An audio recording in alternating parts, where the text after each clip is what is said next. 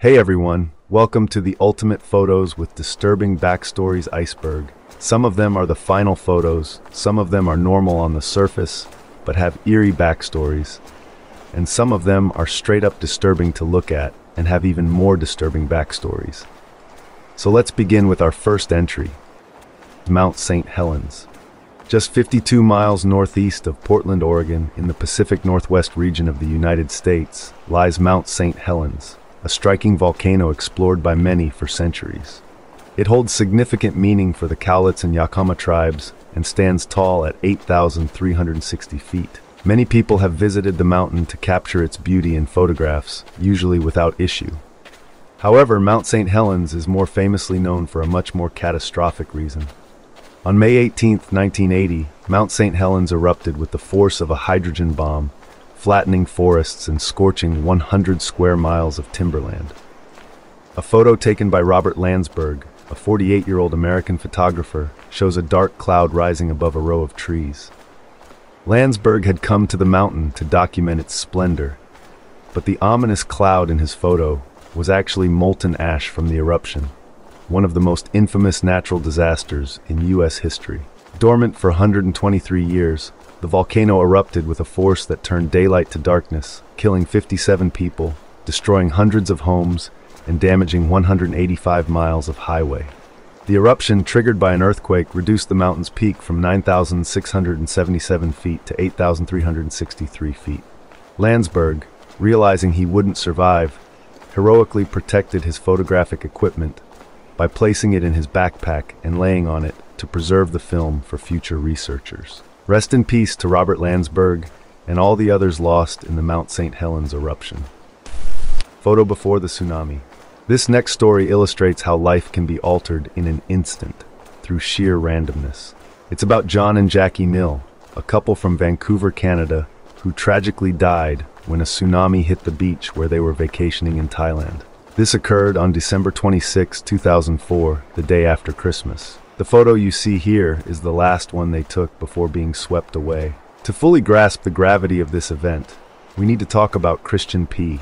Christian and his wife Nicole, missionaries from Washington State, heard about the devastating tsunami and traveled to Thailand with colleagues to offer help. They arrived about a month after the disaster, around January 26.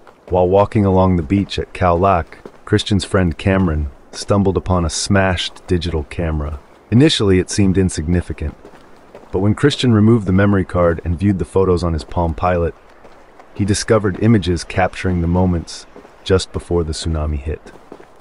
Christian described it as if they had picked up a tape recorder and heard someone's last conversation abruptly ending.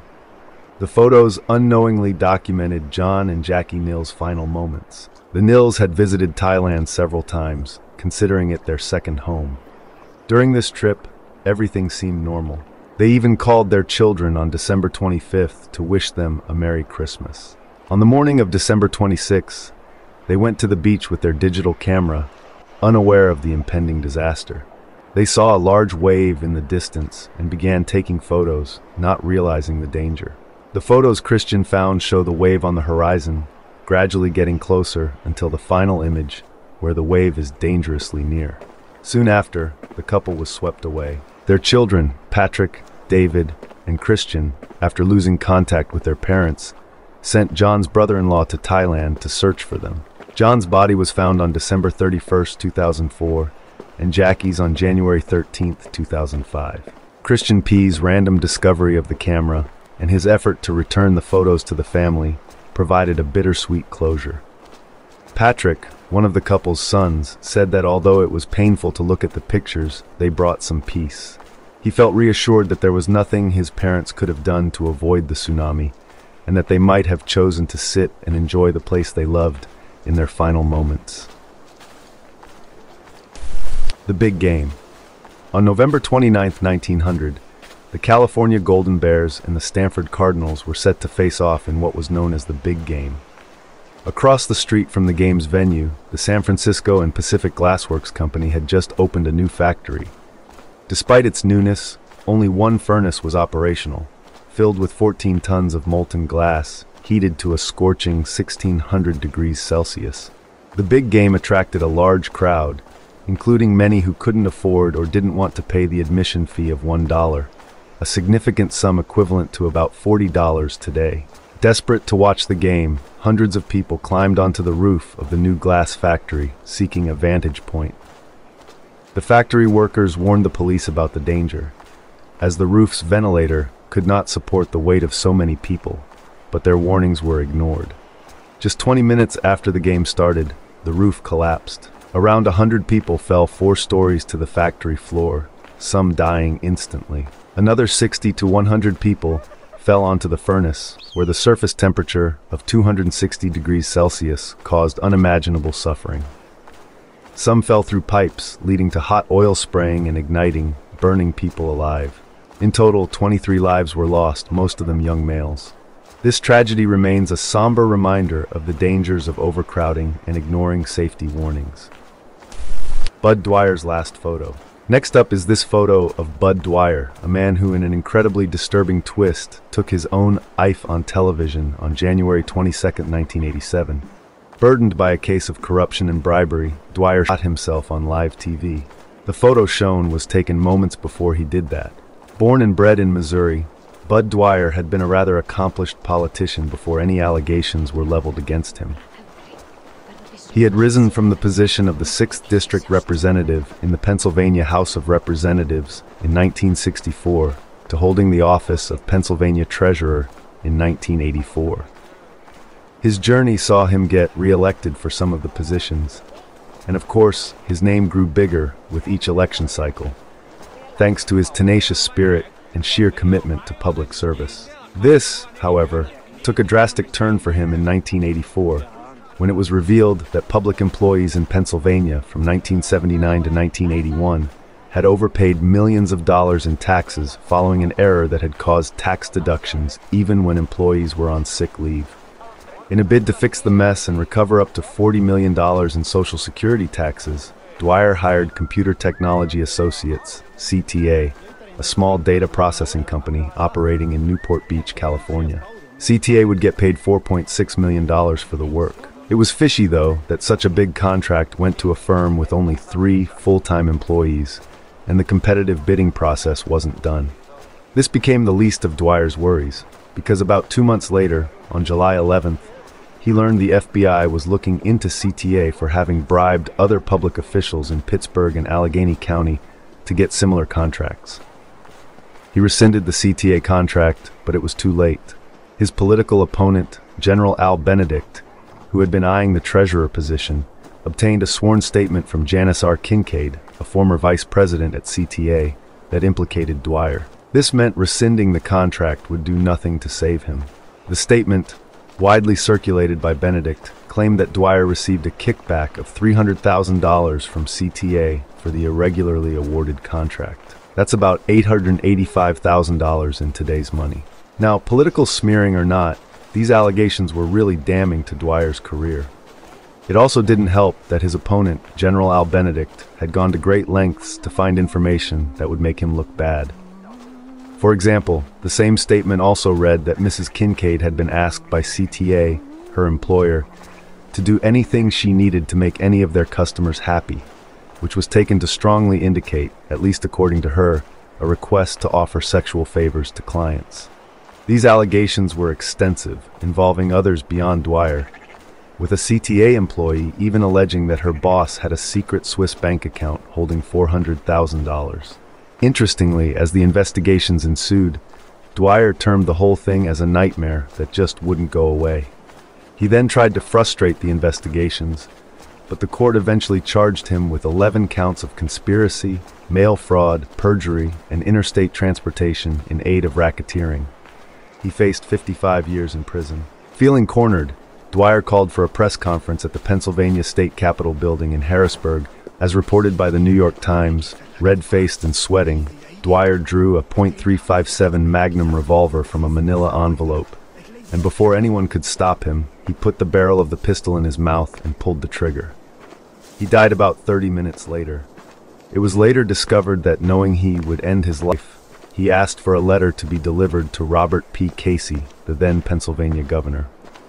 The letter detailed his dissatisfaction with the justice system, saying it did not function properly, and also requested that his wife, Joan Dwyer, be appointed as the interim treasurer. Steelo King. For those who follow rap, the name capital Steez, also known as Steelo King, might ring a bell. Steez began rapping in 2008 at the age of 15 as part of a group called The Third Kind. A few years later, he co-founded the rap group Pro Era with record producer Powers Pleasant, which included several talented rappers, notably Joey Badass, who was a close friend of Steez. The duo created the song Survival Tactics, which has amassed 25 million views on YouTube. That same year, Steez released American Corruption, an acclaimed album that further elevated his profile. As his career soared, everything seemed promising for Steez. However, on December 23, 2012, he tweeted, "The end," before tragically jumping off the cinematic music group headquarters, ending his life. This final tweet was a chilling indication of his state of mind, but it was not the only unsettling post he had made. During high school, Steez delved into spiritual and metaphysical theories, embracing beliefs in Egyptian mysticism, numerology, astral projection, and the Indian chakra system. He considered himself an indigo child, believing he possessed supernatural abilities and existed on a higher dimensional plane. These beliefs and his tweets led some on Reddit to speculate that he might have had schizophrenia. One commenter noted the way Steez linked the number 47 with doomsday, and how he discussed these ideas with friends who didn't grasp the depth of his thoughts until it was too late. The signs of his distress were evident only in hindsight. Some believe Steez's actions stemmed from a mental imbalance or illness, drawing parallels to other experiences with schizophrenia. Others even suggest that his death might not have been self-inflicted. Regardless of the exact circumstances, the loss of Capital Steez was a profound tragedy. His talent and creativity brought joy to many, and his absence is deeply felt. May he rest in peace. Pat Tillman's last photo. The tragic story of Pat Tillman, a former NFL player turned soldier, reveals a complex web of alleged deceit and cover-ups by the U.S. government and media. Let's start with the photo. This image of Pat was taken shortly before April 22, 2004, in southeastern Afghanistan's Khost province. Pat, serving in the 75th Ranger Regiment, was on patrol with his unit. This picture became his last, as on April 22nd, he was killed by 3 close-range bullets to the head. Pat Tillman was a promising NFL player who left behind a $3.6 million contract with the Arizona Cardinals to enlist after the 9/11 attacks. His decision to join the military in 2002 was driven by a desire to fight against Al-Qaeda and seek justice for Osama bin Laden.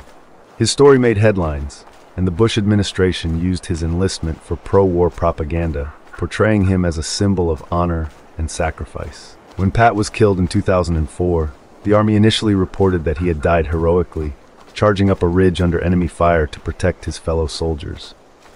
His death was widely publicized, with helicopters flying over a stadium in his honor, his memorial broadcasted on live TV, and posthumous awards like the Silver Star and Purple Heart.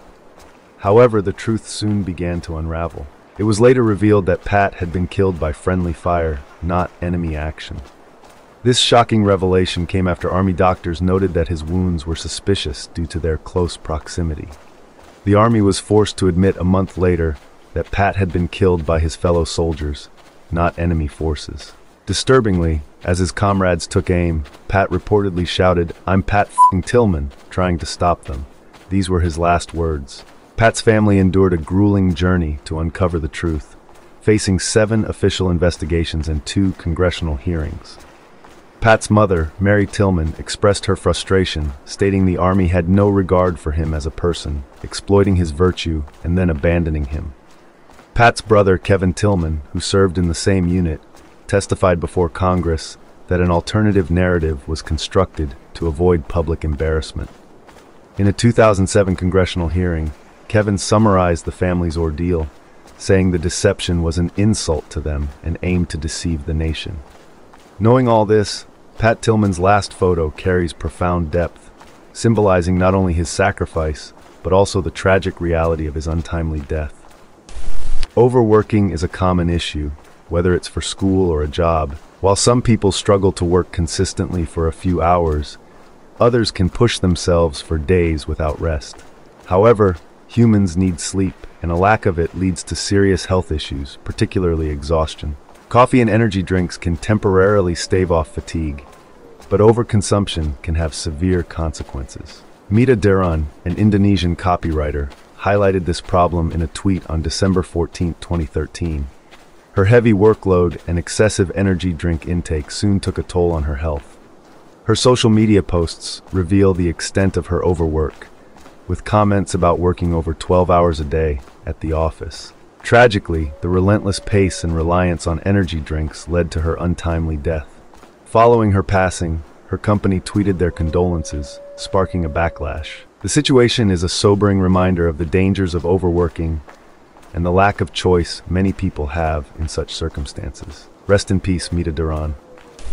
Stairway to Heaven. The Stairway to Heaven is an illegal hike in Oahu, Hawaii, consisting of 3,922 steps and typically taking 2 to 5 hours to complete. Its illegal status stems from funding and cost disputes, but this hasn't deterred many from sneaking in to experience the challenging yet rewarding trail. However, for Dalan Pua, this hike turned into a nightmare. On February 27, 2015, Dalan took a bus to hike the infamous trail, capturing photos and texting friends and family along the way. Initially, everything seemed fine, despite the risk of being charged with criminal trespassing, but by evening, Dalan was nowhere to be found. His family launched a search involving firefighters, which continued until March 3rd, when the efforts were officially called off. Undeterred, his family continued searching, analyzing his texts for clues. They discovered his final photo, which at first appeared normal. Upon closer inspection, however, they noticed a mysterious man crouching in the bushes behind Dalan. This led many, including his family, to suspect foul play. The man has never come forward, and Dalan remains missing to this day, 8 years later. Despite the eerie photo, not everyone believes foul play was involved. Reddit user DC Landry recounted hearing cries for help while hiking the same trail, prompting multiple 911 calls, but no one was found. Another Reddit user claimed the man in the photo was their friend who contacted the police and was simply passing by. It's also noted that a severe storm weeks before Dalan's hike had made the stairs even more dangerous. Regardless of the circumstances, Dalan Pua did not deserve to vanish this way. If he is alive, we can only hope he returns home. In the more likely event of his passing, may he rest in peace. Ayrton Senna's last photo. Ayrton Senna is one of the most revered figures in Formula One, his legacy enduring from the 90s to today. This image, taken just moments before his fatal crash, holds a profound significance. Research reveals that despite the accolades of modern heavyweights like Lewis Hamilton and Michael Schumacher, many F1 fans still consider Senna the greatest driver ever due to his unmatched skills and daring maneuvers. Senna's reputation for ruthless and risky maneuvers on the Grand Prix circuit made him stand out even among the fastest drivers. His talent saw him quickly ascend the ranks, earning 41 Grand Prix titles and 3 World Championships in 1988, 1990, and 1991. Hailing from São Paulo, Brazil, Senna set multiple records, including being one of only 3 Brazilian drivers to win the World Championship.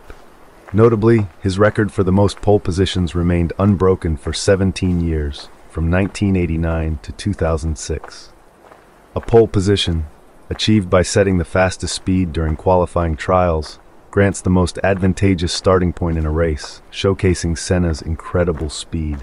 However, Senna's exceptional speed ultimately contributed to his tragic demise. On May 1, 1994, during the San Marino Grand Prix at the Autodromo Enzo Edino Ferrari in Italy, Senna crashed into a concrete barrier while leading the race. The crash occurred on the 7th lap at the Tamburello corner, where his car veered off the racing line and struck the unprotected barrier. Data from the wreckage showed Senna was traveling at 190 miles per hour before the corner. He braked hard, shifting down twice, but still hit the wall at 130 miles per hour. The impact tore off the right front wheel and the nose cone. Tragically, the wheel struck his helmet, causing fatal head trauma as part of the suspension assembly penetrated his helmet. Despite immediate medical attention, including efforts by Sid Watkins, head of the on-track medical team, Senna succumbed to his injuries. Watkins recalled, "We lifted him from the cockpit and laid him on the ground. As we did, he sighed, and although I'm not religious, I felt his spirit depart at that moment." Investigations later attributed the accident to a hastily adapted steering column. Senna's tragic death led to significant safety reforms in Formula One, including changes to speed regulations, track layouts, runoff areas, and crash tests. Understanding this context makes Senna's last photo even more poignant. It serves as a reminder of his incredible talent, the risks of the sport, and the lasting impact of his untimely death on driver safety standards. Andrew McAuley. The Tasman Sea, a vast 2,000-kilometer expanse of water between Australia and New Zealand, has seen many travelers cross its treacherous waters, but none had attempted the journey by kayak until Andrew McAuley. In January 2007, Andrew, an experienced sea kayaker with numerous expeditions under his belt, set off on his second attempt to conquer the Tasman Sea by kayak. His previous try had been abandoned, but his determination remained unwavering. Over the next month, he braved the challenging conditions of the sea, capturing photos to document his journey. One of these photos, featuring him covered in sunscreen, may seem eerie, but it likely captured him in good spirits, despite the daunting task ahead. Throughout his voyage, Andrew faced severe weather conditions that often capsized his kayak, forcing him to right it repeatedly. His resilience and skill kept him going as he inched closer to his destination.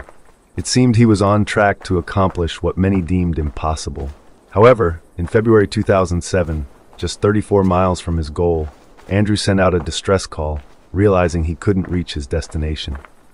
A search operation was launched, but after days of searching, only his partially flooded kayak was found.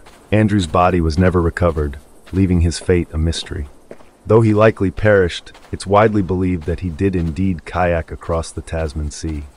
May he rest in peace. Garrett Miller. Garrett Miller's final moments were captured in two photos that now hold a heartbreaking significance. His father, Dave Mills, expressed his grief to the press, saying he felt an immense sense of loss, as if something precious had been taken from him. Garrett, just 15 years old, died on May 12, 2017, at King Street Park in Napanee, Ontario, Canada, after a tragic and preventable accident. Earlier that day, Garrett had left school and was spending time at the park with his girlfriend and best friend. In the photos taken just 10 minutes before the accident, Garrett is smiling, his mood captured in the images. In one picture, a faint dandelion can be seen tucked behind his ear, and in another, he's flexing his muscles for the camera. According to his girlfriend, Garrett had even described it as the best day of his life. The trio was passing time at the park before Garrett's first official date with his girlfriend, a movie night they were all looking forward to. But tragically, Garrett's life was cut short when a soccer goalpost fell on him, killing him instantly. While trying to impress his girlfriend, Garrett had begun doing chin-ups on the goalpost's crossbar.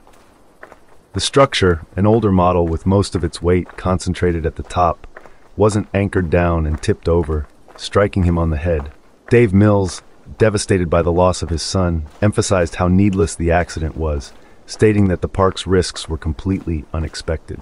The goalpost, weighing between 180 and 200 pounds, was immediately replaced with one that was properly anchored. However, this didn't stop Garrett's father from seeking justice.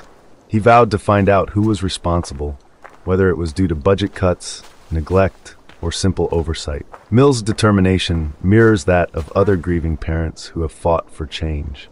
In 2003, after a similar incident in which a 184-pound goalpost fell and killed 6-year-old Zachary Tran, Zach's parents successfully pushed for Zach's Law in Illinois. This law mandates that all goalposts in the state be securely anchored or designed to prevent tipping. Knowing that Garrett's life ended just 10 minutes after those joyful photos were taken adds an unsettling weight to the story. DC-10 crash. In the United States, there are around 45,000 domestic flights every day. Despite this vast number, airplane crashes and catastrophic accidents are exceedingly rare. In 2021, there were only 176 air traffic fatalities worldwide, making it uncommon to perish in a plane accident, especially on a commercial flight. However, uncommon doesn't mean impossible. A United Airlines DC-10 carrying 293 people crashed while attempting an emergency landing in Sioux City, Iowa. Astonishingly, 184 people survived. The incident left many asking why the plane crashed in the first place. During a routine flight from Denver to Chicago, the DC-10 made a shallow right turn, something it had done thousands of times. However, this time was different due to a microscopic flaw in the titanium alloy fan disc, which had developed into a significant crack over the years. During the turn, the fan disc disintegrated, causing extensive damage to the aircraft, including the No. 2 hydraulic system and supply hoses, making the plane nearly impossible to control. Despite this, the crew, including Alfred Haynes, Bill Records, Dudley Vorak, and Dennis Fitch, didn't give up. After experimenting, they discovered they could somewhat control the plane by idling the left wing mounted engine and applying maximum power to the right one, allowing them to level the aircraft. The plane entered phugoid cycles, a phenomenon where it would repeatedly climb and descend, losing about 1,500 feet of altitude with each cycle. Dennis Fitch managed to use the throttles to mitigate this cycle. As they approached Sioux Gateway Airport, they were traveling at around 250 miles per hour, much faster than the speed required for a safe landing. The aircraft began to roll to the right, and the engines couldn't respond quickly enough to Fitch's commands to stop the roll. The plane hit the ground, flipped, and rolled over, finally coming to rest in a nearby cornfield.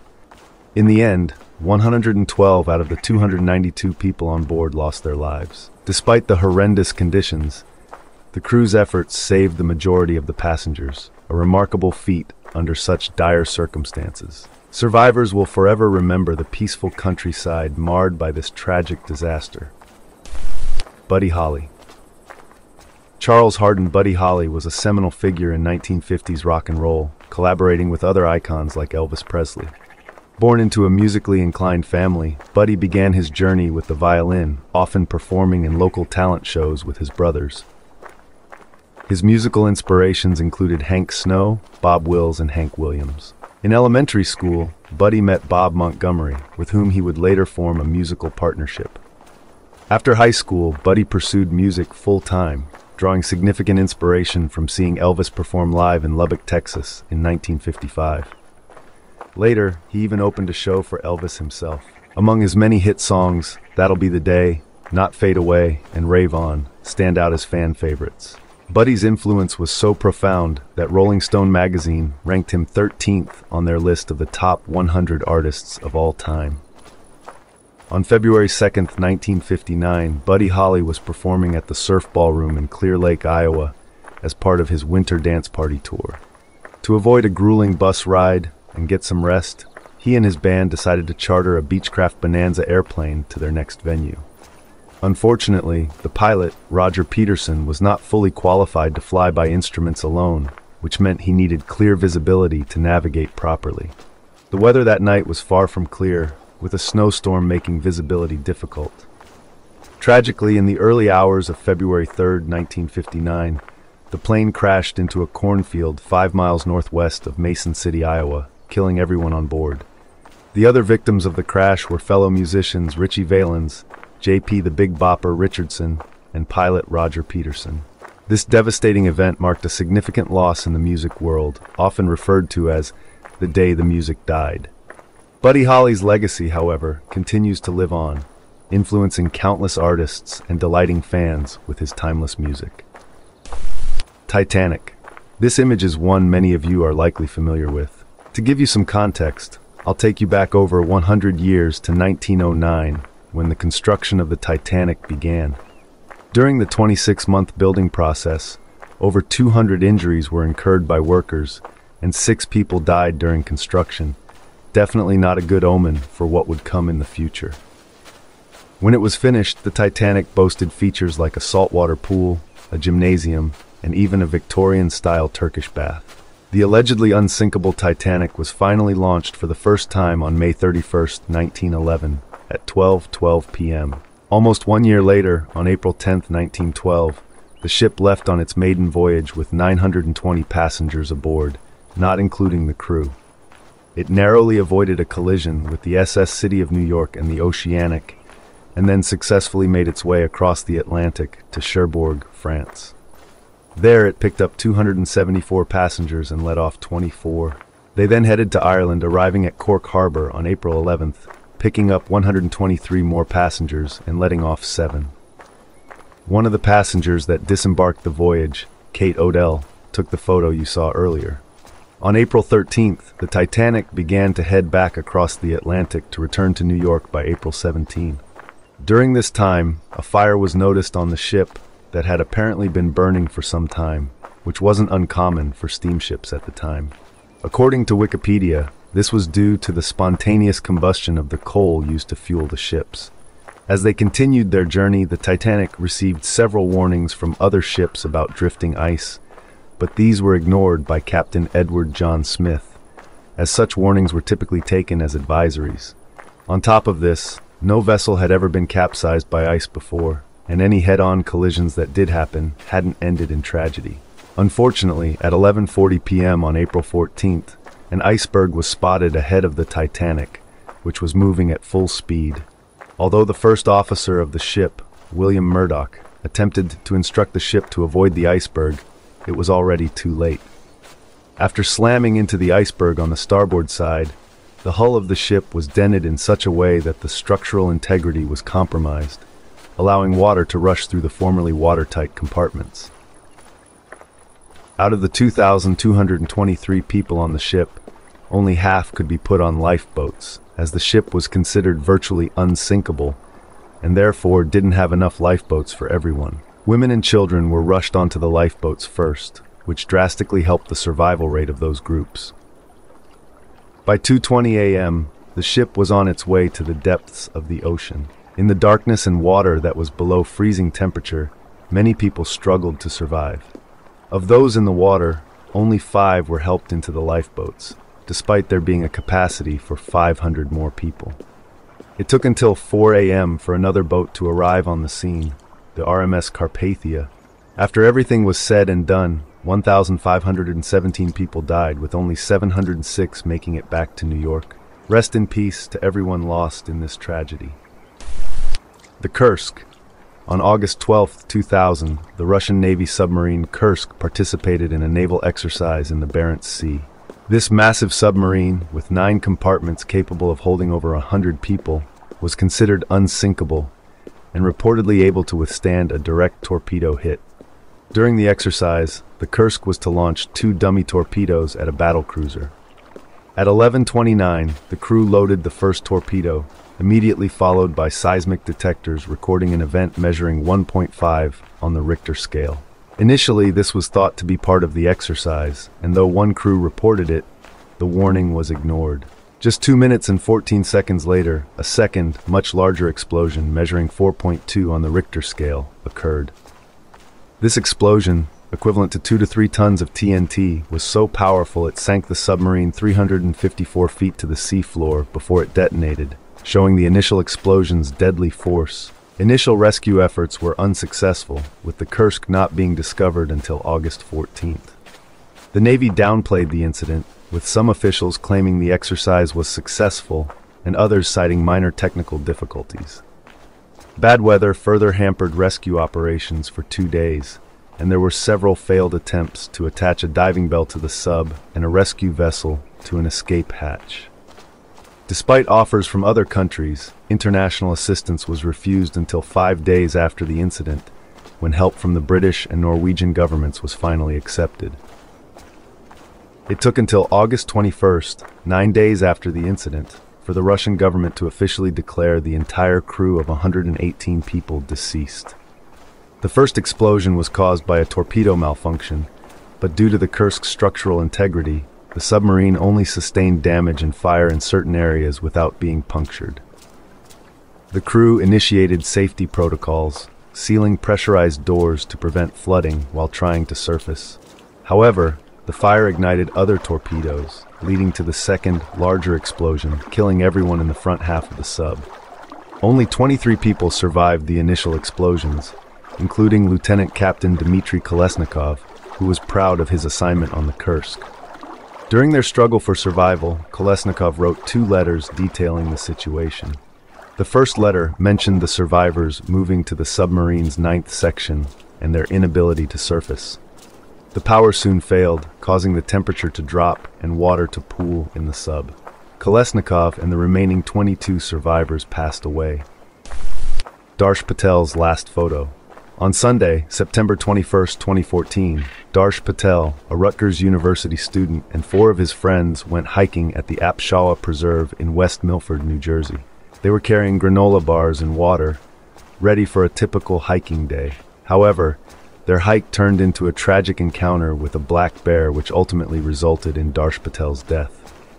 The 22-year-old was attacked and killed by the bear, making this event highly unusual, according to authorities. Just moments before the fatal attack, Patel managed to snap several photos of the 300-pound black bear from about 100 feet. The bear appeared to be getting closer in each of the 5 photos he took. Shortly after the last picture, the bear began to chase the group. They ran in different directions, but unfortunately the bear focused on Patel. According to a police statement from Timothy Storbeck, the town's chief of police, the group tried to flee when they realized the bear was following them. They got separated in the chaos, and when they regrouped, they discovered Patel was missing. They immediately called the police.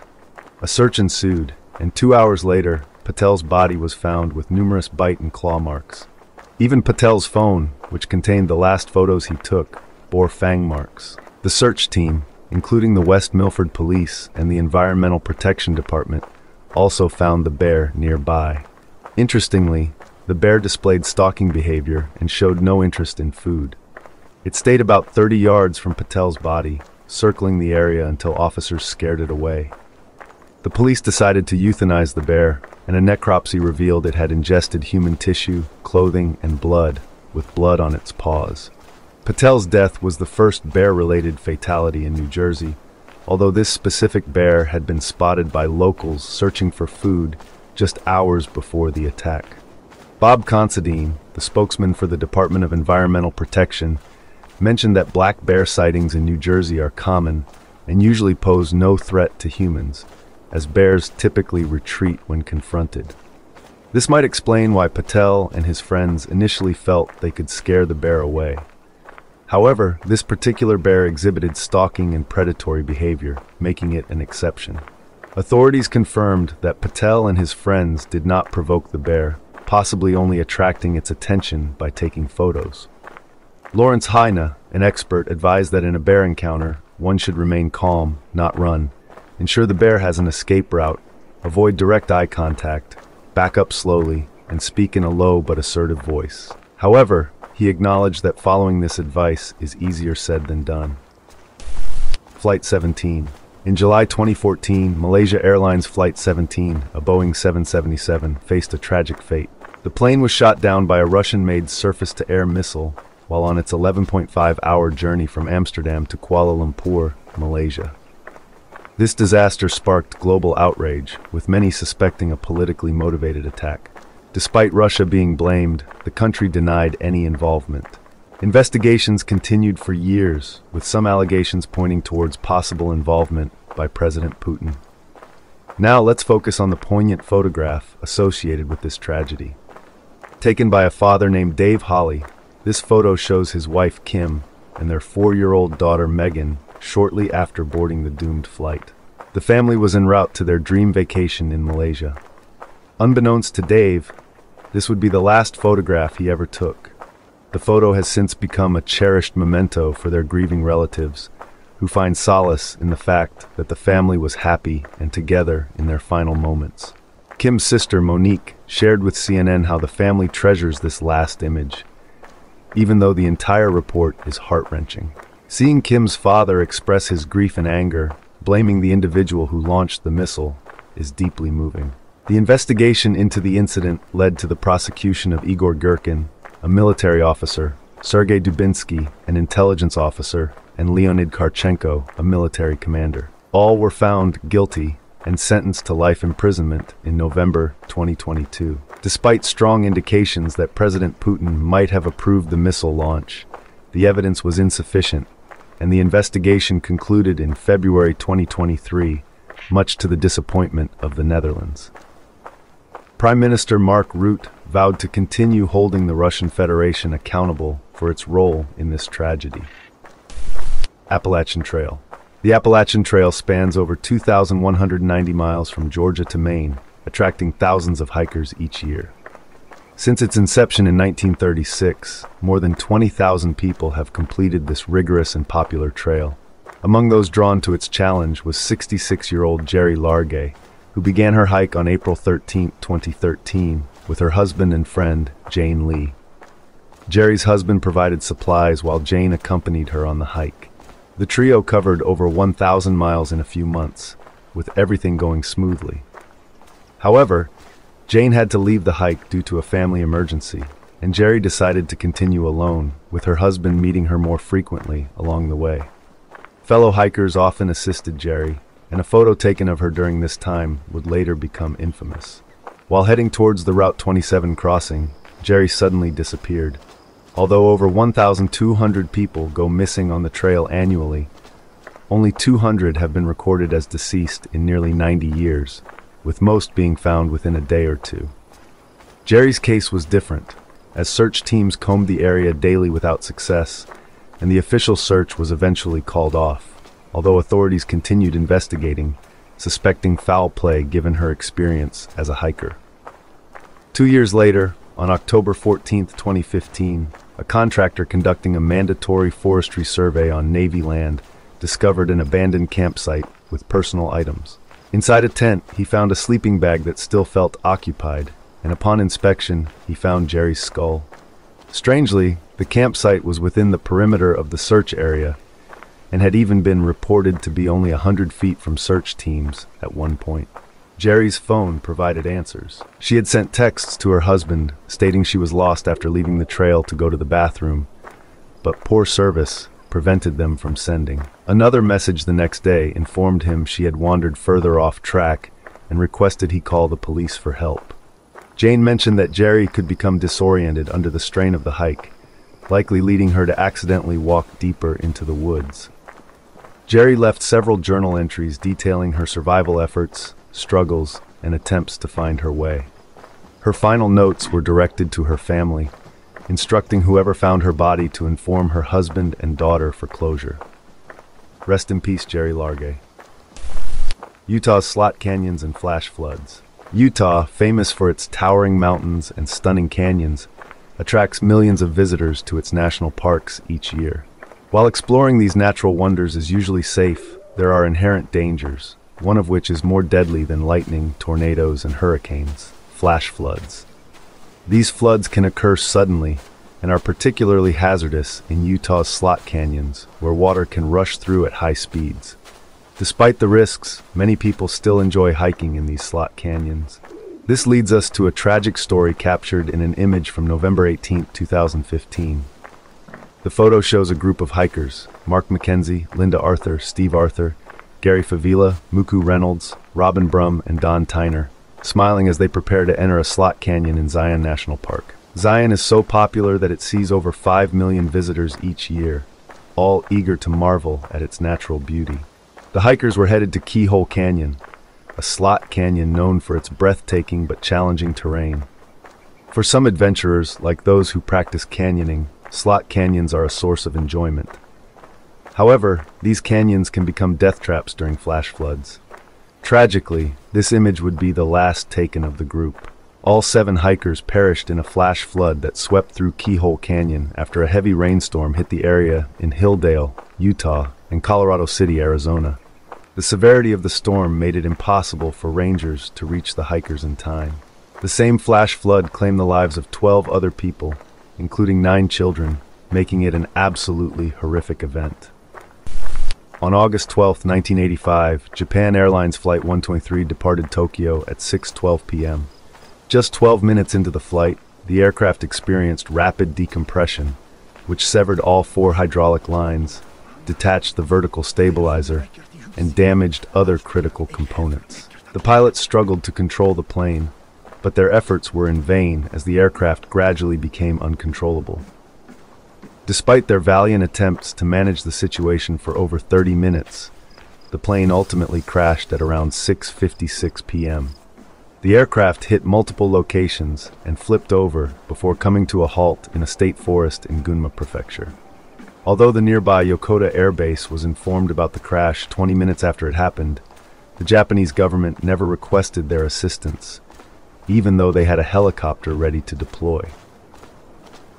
It wasn't until after nightfall that another helicopter spotted the wreckage, and rescue teams only arrived the following morning. Out of the 524 people on board, only 4 survived. One of the survivors, Yumi Ochiai, recalled hearing other survivors making noise, but these sounds faded as the night went on. It is believed that more lives could have been saved if rescue efforts had not been delayed. During the investigation of the wreckage, a haunting image was found, showing passengers presumably putting on their oxygen masks as the plane decompressed. Rest in peace to all those who lost their lives. On December 26, 2004, a chilling photo captured a wave engulfing the land, towering over palm trees. This wasn't just any wave, it was part of one of the most catastrophic natural disasters in modern history. A powerful 9.1 magnitude seaquake struck off the coast of Sumatra Island, creating a 900-mile fault line where the Indian and Australian tectonic plates meet. The seafloor was thrust upward by as much as 40 meters, 131 feet, triggering a colossal tsunami. The massive waves soon slammed into Indonesia, devastating the island of Aceh and claiming the lives of 100,000 people. The tsunami's destruction didn't stop there. It continued to ravage Thailand, India, Sri Lanka, and even reached as far as South Africa. By the time the waves receded, 230,000 lives had been lost. This haunting photo leaves us wondering about the fate of those captured in the moment, likely caught off guard and unable to escape. Most of them probably didn't survive, given the staggering death toll. They were likely going about their daily lives, unaware of the impending catastrophe that would plunge them into unimaginable peril. Rest in peace to all those who perished, and heartfelt condolences to those affected by this tragic event. Vicki Weaver's last photo. Vicki died from a gunshot in August 1992 at her family's cabin in Ruby Ridge, Idaho. This happened when an FBI sniper, Lon Horiuchi, during a standoff with Vicki's husband Randy Weaver, fired a shot aimed at Kevin Harris, Randy's friend, only for it to end up hitting and killing Vicki. As argued in court by Jerry Spence, the Weaver's attorney, the sniper didn't need to fire the shots because, first, firing at an armed adult without warning them to surrender is unconstitutional. Second, the shots were fired while Randy and Kevin, the primary targets, were in retreat. And third, the sniper placed Vicki and her children at risk by firing at the cabin door without knowing who was behind it. As a matter of fact, the court upheld these charges, leading to the U.S. government incurring hefty fines. Randy and his 3 daughters were awarded $3.1 million despite the tragic loss of Sammy, their teenage son, and Vicki. Just an insert here. Sammy, aged 14, had actually been shot after allegedly firing at FBI agents who had killed the family's dog that had charged at them. It would later be highly contested as to who actually fired first. Anyway, moving on. Kevin was also awarded compensation, receiving $380,000. Though this was in part to encourage him to drop the $10 million lawsuit he had mounted against the government. What's really unhinged about this whole case is that it all started with a refusal by Randy to show up for a court hearing where he had been accused by ATF agents of making and keeping illegal weapons. Apparently, he had missed a court hearing in February 1991 and also in March of that same year. So the entire incident was set in motion due to not showing up to court, escalating to a disturbing shootout that led to multiple deaths. It also didn't help that Randy had been a self-proclaimed white separatist and religious fundamentalist who didn't trust the government at all. In fact, the entire reason he was living in a cabin with no electricity or running water was to seclude himself from what he saw as corrupt civilization. His religious beliefs also made him believe that the world was coming to an end. The standoff might have continued if it weren't for civilian negotiator Bo Gritz, who who convinced Randy to let Vicky's body be taken out of the cabin, for the critically injured Kevin to get medical help. Ebola outbreak in 1976. Many of us are all too familiar with the uncertainty and fear that comes with a disease outbreak. One particularly infamous virus is Ebola, remembered by most for the outbreak in West Africa from 2013 to 2016. However, to understand the origins of this deadly virus, we need to go back to 1976, when the first outbreak occurred in what is now the Democratic Republic of the Congo. The outbreak began in Yambuku, a village in northern Congo. Patient 0 was Mabalo Lokela, a school headmaster who had returned to the village after a tour with the Yambuku mission in August, which included a trip along the Ebola River. Initially, Lokela's illness was thought to be malaria, and he was treated with quinine, a common malaria medication. He was first admitted to the Yambuku Mission Hospital on September 1st with a high fever, but was sent home to rest. By September 5th, his condition had deteriorated significantly, presenting symptoms such as profuse bleeding, vomiting, acute diarrhea, chest pains, headache, fever, agitation, and confusion. Sadly, Lokela passed away on September 8th. After Lokela's death, more people who had been at the mission hospital began to fall ill. The World Health Organization noted that nearly all subsequent infections were among those who had received injections at the hospital or had close contact with another case. Tragically, of the friends and relatives who prepared Lokela's body for burial, 21 fell ill, and 18 of them died. The remote mission hospital lacked the necessary equipment to diagnose this new disease, and as the number of cases increased, the Minister of Health sent out an international commission to investigate. The first doctor to arrive reported that none of the treatments being used on the patients were effective. This marked the first official description of the disease. The International Commission team, in an effort to understand how the disease was spreading, asked the nurses to survey the patients and gather basic information. They created a control group to compare against other Ebola patients, desperate to find a solution as the virus continued to spread. To limit the spread, authorities began to quarantine the most affected areas, despite some resistance from the local population. It was later discovered that the virus had spread through the hospital because nurses were giving pregnant women vitamin injections without properly sterilizing the needles, washing them in warm water between uses, and boiling them only at the end of the day. In the end, 318 cases were identified with 280 fatalities and 88% mortality rate. Another unrelated outbreak resulted in 284 cases and 151 deaths, a 53% mortality rate. The majority of the original mission hospital staff died, and several visiting nurses also succumbed to the virus. One such nurse was Mainga Nseka, who contracted the virus while treating a nun named Sister Farina. Nseka died while trying to return to Belgium for a formal diagnosis. This image shows two nurses standing beside Mainga as she is treated for the virus. She was only 22 years old and had planned to study advanced nursing in America on a scholarship. Rest in peace to Mainga and all those who lost their lives in this outbreak. The tragic crash of Pacific Southwest Airlines Flight 182. On September 25, 1978, Flight 182 departed Sacramento for San Diego, with a stop in Los Angeles. According to Wikipedia, the crew consisted of Captain James E. Jim McFerrin, First Officer Robert E. Bob Fox, Flight Engineer Martin J. Wayne, and 4 flight attendants, each with over 10,000 hours of flying experience. At 8:34 a.m., the flight left Los Angeles with First Officer Fox piloting. The plane carried 128 people, including 29 employees of Pacific Southwest Airlines.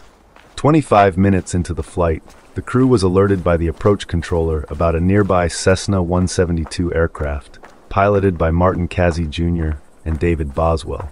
Casey held multiple flight ratings and a commercial certificate, while Boswell was training under Casey to obtain his instrument rating. The PSA pilots initially reported seeing the Cessna, but soon lost sight of it. Less than a minute later, Flight 182 received permission to land. The pilots mistakenly believed the Cessna was behind them, but it was actually directly in front of them, too low to be visible and blending with the houses below. At 9 a.m., Flight 182 collided with the Cessna at 2,600 feet. Witnesses on the ground heard a loud metallic crunch, followed by an explosion, and saw the PSA plane descending.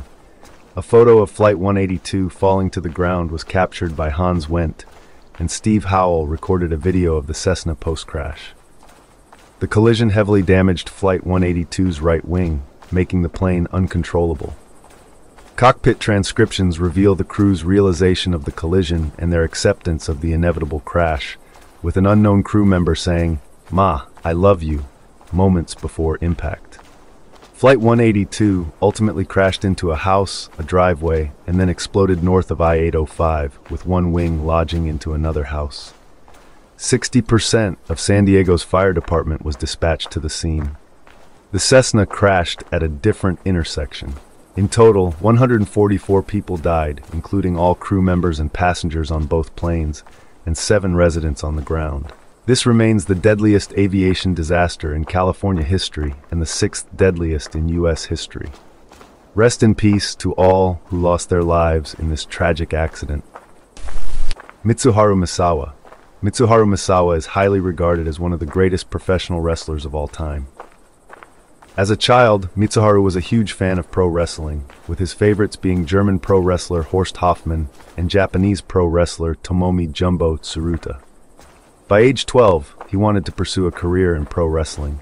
Initially, he wanted to go pro after completing junior high, but his mother and teacher convinced him to focus on his studies so he could attend a school with a good wrestling program. In his second year of high school, Mitsuharu again wanted to drop out to pursue wrestling. One of his idols, Jumbo Tsuruta, advised him to complete all of high school and focus on amateur wrestling if he really wanted to go pro. Following this advice, Mitsuharu wrestled in school and won the National High School Championship in 1980. He also placed 5th at the Freestyle World Championships that same year. Despite his success in amateur wrestling, Mitsuharu actually disliked it. He made his professional debut a year later and led an illustrious pro wrestling career. He was an 8-time world champion, an 8-time world tag team champion, and held the All Japan Pro Wrestling Triple Crown Heavyweight Championship for the longest period in that title's history.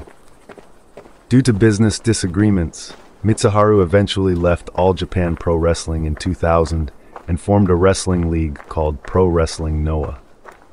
This league was successful for the first 5 years, but as their top star, Kenta Kobashi, had to leave for cancer treatment in 2006, Mitsuharu realized he would have to work a full-time wrestling schedule to maintain attention, despite his many injuries. On June 13, 2009, Mitsuharu participated in the GHC Tag Team Championships with Go Shiozaki against Akitoshi Saito and Bison Smith. 27 minutes into the match, Mitsuharu took a belly-to-back suplex from Saito. After the suplex, Mitsuharu lay motionless. A doctor in attendance rushed in and attempted CPR to no avail. Paramedics then attempted to use a defibrillator, also to no avail. Mitsuharu was later pronounced dead at age 46, with the cause of death being atlantoaxial dislocation. Japanese sports publications covered this event heavily. However, mainstream news barely reported on the matter. His private funeral had 100 people in attendance, many of them wrestlers. Rest in peace, Mitsuharu Misawa. Sophie Lionnet. This image shows Sophie Lionnet, who looks emaciated and distraught. Over a year before this, she had moved from a rural area northeast of Paris to London to work as a nanny for a couple named Sabrina Cuider and Wissem Medouni. This move turned out to be a horrific mistake, as the couple, especially Sabrina, were extremely abusive. Sabrina had a history of obsessive and volatile behavior, including harassing ex-partners and physical assault. One of her exes was Mark Walton, a founding member of the Irish boy band Boyzone and a successful figure in the music industry. Sabrina was particularly obsessed with Mark and felt that he had stolen her chance at a luxurious life. After he left her and moved to Los Angeles, Sabrina became consumed by delusions and paranoia. When Sophie Lionnet responded to Sabrina's ad for a nanny position, she unknowingly walked into a nightmare. Sabrina, convinced that Sophie was involved with Mark and was spying on her, subjected Sophie to relentless abuse. Sabrina recorded numerous videos in which she, along with Wissem, tried to force Sophie to confess to these baseless accusations. They threatened her with imprisonment and even dragged her to the police, But for some reason, authorities failed to recognize Sophie's desperate situation. Unable to escape and without the means to return to France, Sophie reached out to her mother, expressing her unhappiness. Her mother promptly booked a flight for her to return to Paris, but Sophie never made it. Despite her deteriorating condition, she was denied medical treatment. On September 20th, 2017, neighbors reported a foul smell coming from a bonfire in Sabrina and Wissam's backyard. When firefighters arrived, they found Wissam grilling chicken, but the smell persisted. Upon extinguishing the bonfire, they discovered charred human remains, including fingers and a nose. Wissam tried to claim the remains were from a lamb carcass, but this was quickly disproven. The couple was arrested, and an investigation revealed the extent of Sophie's suffering. Her personal belongings, including the plane ticket her mother bought, were confiscated. She endured physical abuse, starvation, confinement in a dark room, and relentless interrogations until she made a false confession. Tragically, her life was taken in the couple's bathtub. Sabrina Kuiter and Wissam Madouni were sentenced to life in prison with a minimum of 30 years.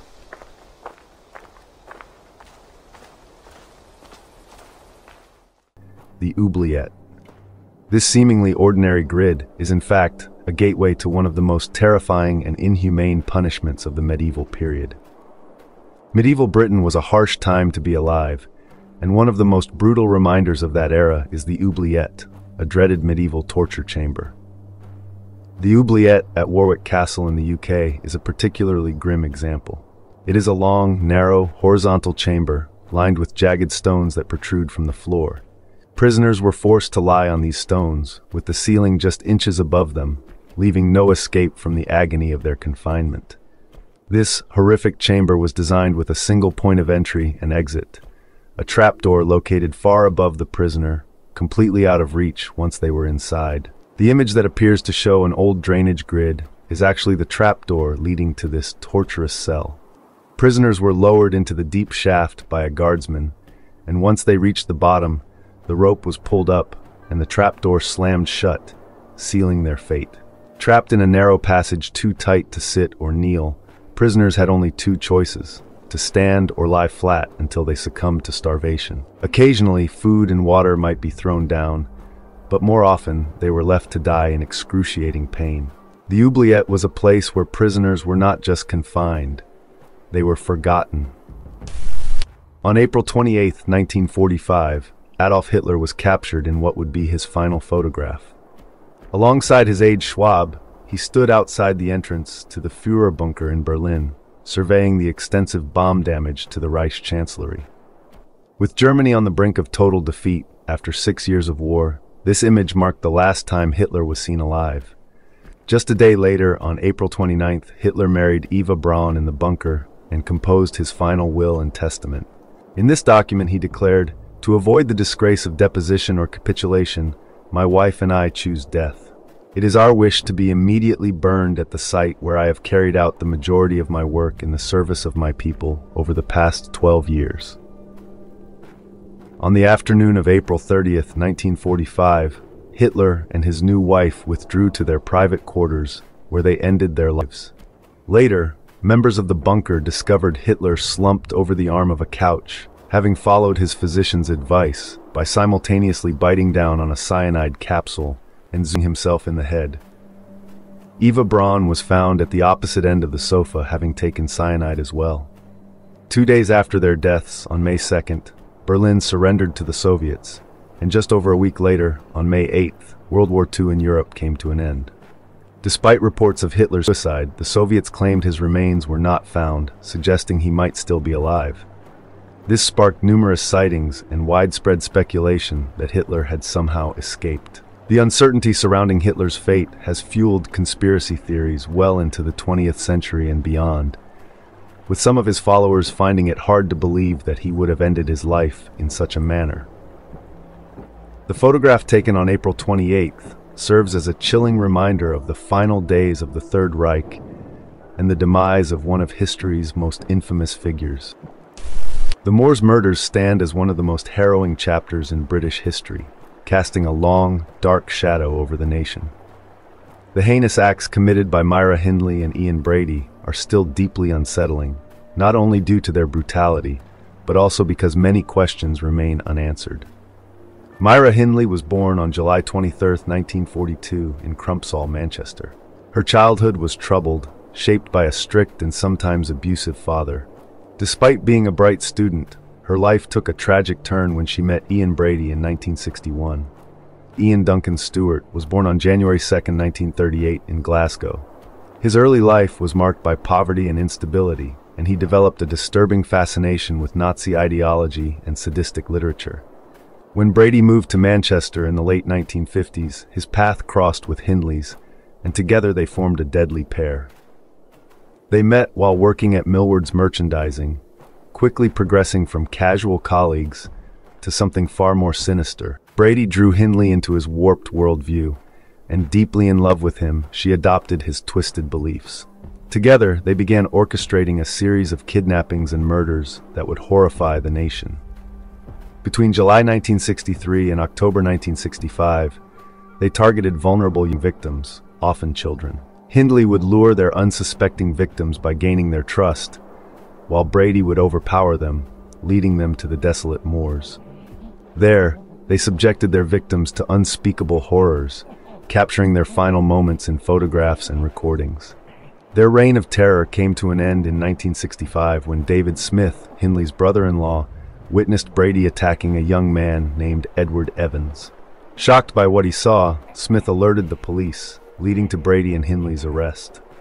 During the investigation, a photograph surfaced showing Hindley crouching on the moors, holding her pet dog. At first glance, the photo seemed innocent, perhaps taken during a walk or to mark a spot of interest. However, when the police compared the image with the landscape, they realized it marked the burial sites of their victims. Hindley is seen crouching over the exact spot where one of their victims was buried. The discovery of these graves was both a breakthrough and a heartbreak. On October 10, 1965, the police unearthed the body of 12-year-old John Kilbride from a shallow grave, right where Hindley had been photographed. The search continued, and in July 1987, more than 2 decades after her murder, the remains of 16-year-old Pauline Reed were discovered, identified with the help of Hindley's photographs. Their trial began on April 19, 1966, lasting 14 days. By that time, the death penalty had been abolished, so Brady and Hindley were sentenced to life in prison. Brady received 3 concurrent life sentences, while Hindley was given 2. In 1989, Brady admitted to 2 additional murders, but he was never tried for them. He died in 2017 at the age of 79, while Hindley, who became infamous as Britain's most evil woman, died in prison in 2002 at the age of 60. One of the most tragic aspects of the Moors murders is the unresolved case of Keith Bennett, one of their victims, whose body was never found. Despite the passage of time, Brady and Hindley never revealed the location of his remains. As John Ainley, the solicitor for Keith's mother Winnie Johnson, pointed out, searching for his body on Saddleworth Moor without precise information is like trying to find a needle in a haystack. Although the remains of Pauline Reed, John Kilbride, Leslie Ann Downey, and Edward Evans were eventually recovered, Keith Bennett's body remains lost. Winnie Johnson passed away in August 2012, never knowing where her son was buried, a devastating lack of closure that haunts the case to this day. In August of 2011, Steve Jobs stepped down as CEO of Apple, a position that had been central to his career and his impact on the tech industry.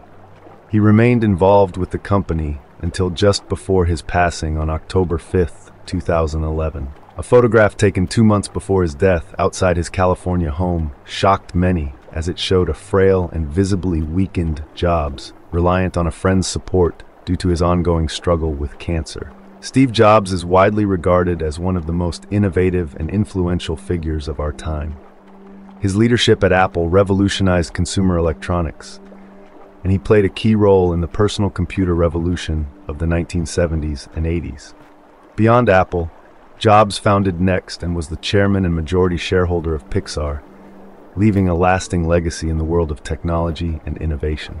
Jobs' health took a serious turn in 2003 when a CT scan, initially done for kidney stones, revealed a shadow on his pancreas. This led to the diagnosis of a rare, less aggressive form of pancreatic cancer. Despite the optimistic outlook if treated early, Jobs initially avoided conventional medical treatment. Instead, he tried alternative methods like acupuncture, dietary supplements, and juice fasting. He even consulted a psychic and was influenced by a doctor promoting untested therapies. It wasn't until 9 months later that he finally agreed to surgery, but by then, the cancer had spread. The delay in seeking traditional treatment had grave consequences. Although the surgery in July 2004 successfully removed the tumor, Jobs chose not to follow up with chemotherapy or radiation therapy. By August 2006, during Apple's annual Worldwide Developers Conference, his emaciated appearance and his decision to delegate much of the presentation raised concerns about his health, indicating the return of his cancer. Realizing the ineffectiveness of alternative treatments, Jobs eventually turned to cutting-edge experimental therapies, including a 2009 treatment in Switzerland that used a radioactive isotope to target problematic hormone-producing cells. He also underwent a liver transplant, but these measures only temporarily slowed the progression of his illness. In his final days, Jobs expressed regret for delaying conventional treatment. Born on April 9, 1935, in Amstetten, Austria, Josef Fritzl grew up in a modest environment, eventually pursuing engineering and landing a stable job. He married Rosemary, and together they had 7 children, presenting the image of a perfect family in their large, well-maintained home. But beneath this seemingly ideal life, Fritzl concealed a horrifying nature, one that would only come to light in the most shocking way imaginable. The first signs of his true character emerged in 1967, long before the world knew his name. At 32, Fritzl broke into the home of a 24-year-old nurse in Linz, assaulting her while her husband was away, threatening her with a knife. This wasn't an isolated incident. That same year, Fritzl was implicated in another attempted assault and had a history of indecent exposure. Despite these serious offenses, he only served 12 months in prison. Fritzl's criminal activities didn't end there. His name has been linked to several unsolved deaths. In 1986, a 17-year-old girl named Martina Claudia Pasch vanished on her way to catch a bus. Her body was discovered days later on the shore of Lake Mondsee, wrapped in tarpaulins. She had been strangled shortly after her disappearance. Fritzl and his wife operated a guest house near where her body was found, and Martina bore an eerie resemblance to Fritzl's daughter, Elizabeth. Although Fritzl was investigated, there was insufficient evidence to charge him. There were other unsettling cases too. In 1966, another 17-year-old, Anna Nair, was killed with a captive bolt pistol near Fritzl's workplace. In 2007, a 42-year-old prostitute named Gabriela Supakova was found dead near the Austrian-Czech border around the time Fritzl was vacationing there. Despite these connections, Fritzl was never charged, leaving behind a trail of suspicion and unanswered questions. However, these crimes pale in comparison to what Fritzl did next. On August 28, 1984, he set into motion a plan he had been preparing for years. His daughter Elizabeth had just turned 18, an age when most young adults begin to explore their independence. But Fritzl had other plans. For years, he had been converting the basement of their family home into a hidden prison. On that day, Fritzl asked Elizabeth to help him carry a door down to the basement. She had no reason to suspect anything sinister. This was her father, after all. But as soon as she held the door in place, Fritzl attacked her, pressing an ether-soaked towel to her face. Moments later, she was unconscious. When Elizabeth awoke, she found herself in a small, dark chamber, deep underground, with no way out. Her sudden disappearance did not go unnoticed. Her mother, Rosemary, reported her missing, desperate for answers. A month later, Fritzl handed a letter to the police. A letter he had forced Elizabeth to write. In it, she claimed to have run away and didn't want to be found. Fritzl even suggested to the police that she might have joined a cult, and shockingly, they believed him, closing the case. What Fritzl did to Elizabeth is almost beyond comprehension. After luring her into that basement, he didn't just imprison her, he turned her life into a nightmare that lasted nearly a quarter of a century. For 24 years, Elizabeth was trapped in a small dark space, no bigger than most living rooms.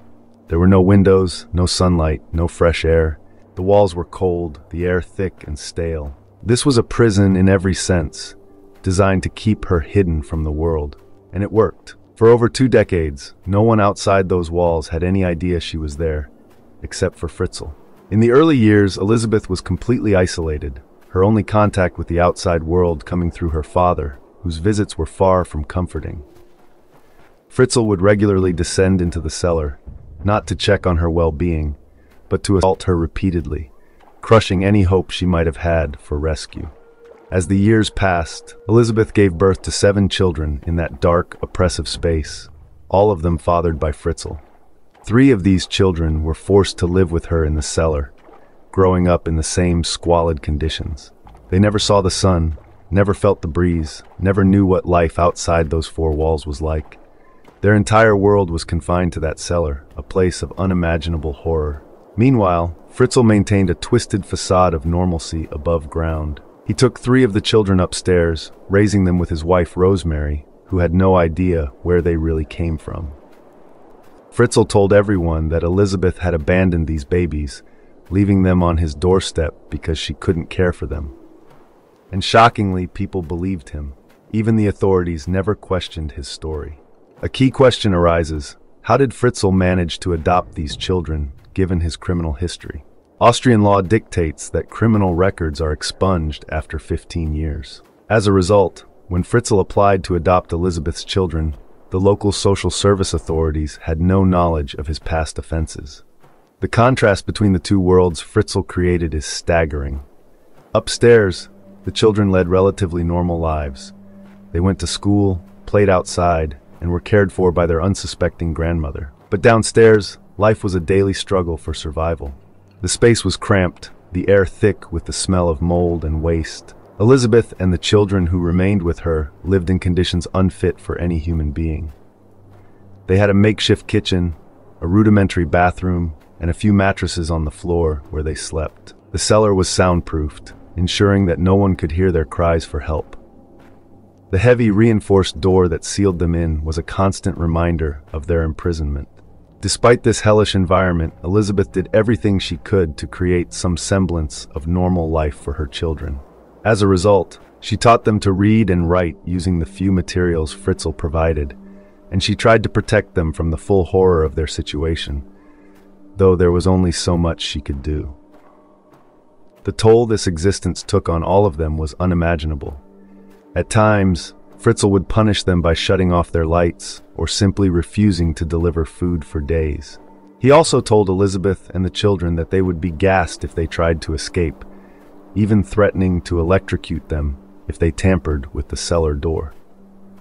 While Elizabeth and her children endured this nightmare, Fritzl continued to live his life as if nothing was wrong. He was calm, composed, and utterly ruthless in maintaining his double life. He controlled everything: what they ate, how they lived, every moment of their lives. He held all the power and never let them forget it. Perhaps the most chilling aspect of this story is how Fritzl divided his life.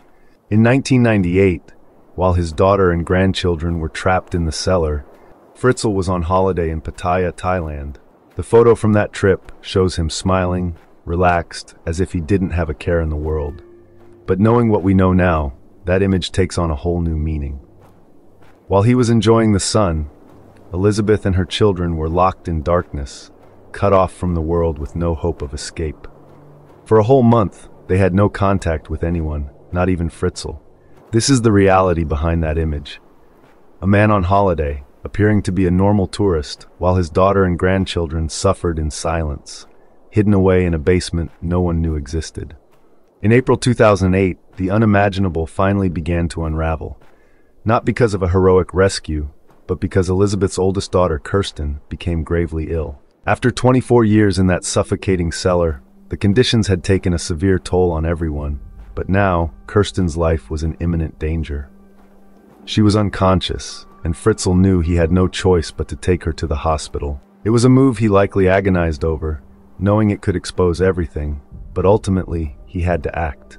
When Fritzl walked into the hospital with Kirsten, the doctors immediately sensed something was wrong. This wasn't just a sick teenager. There was something off about her appearance and condition. She was severely undernourished, and her skin was almost translucent from years without sunlight.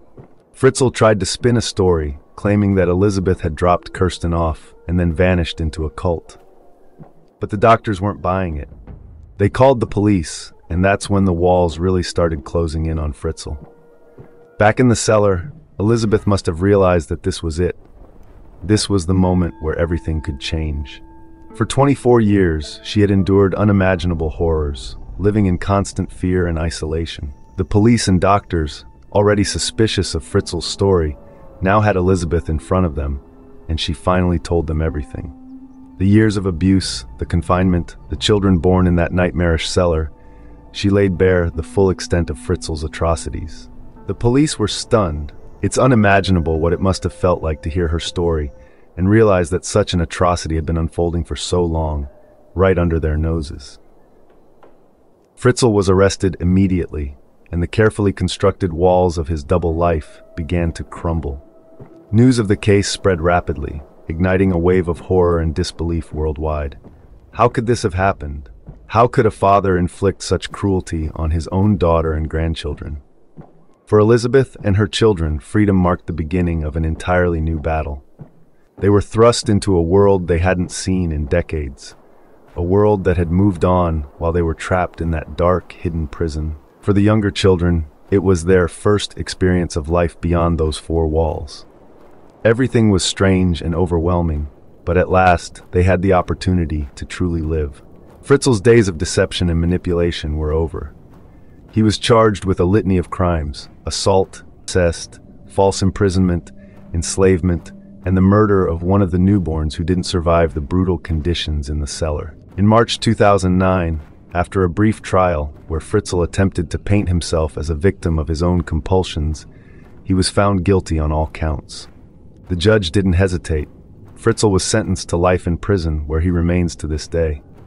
It's difficult to reconcile this grim reality with the image of Fritzl smiling on a boat in Pattaya, Thailand, taken in 1998. The sun is shining, the water is calm, and it looks like a typical vacation snapshot, the kind you'd find in any family album. But knowing what we do now, Elizabeth and her children were locked in that cellar, completely cut off from the world. They didn't even know if he would ever return. For an entire month, they were left to survive on their own in that hellish space, while Fritzl played the part of a carefree tourist. With Fritzl now behind bars and Elizabeth and her children finally free, the world is left to grapple with the chilling reality of what happened in that house in Amstetten. The story stands as a stark reminder that evil can hide in plain sight, cloaked in the guise of ordinary life.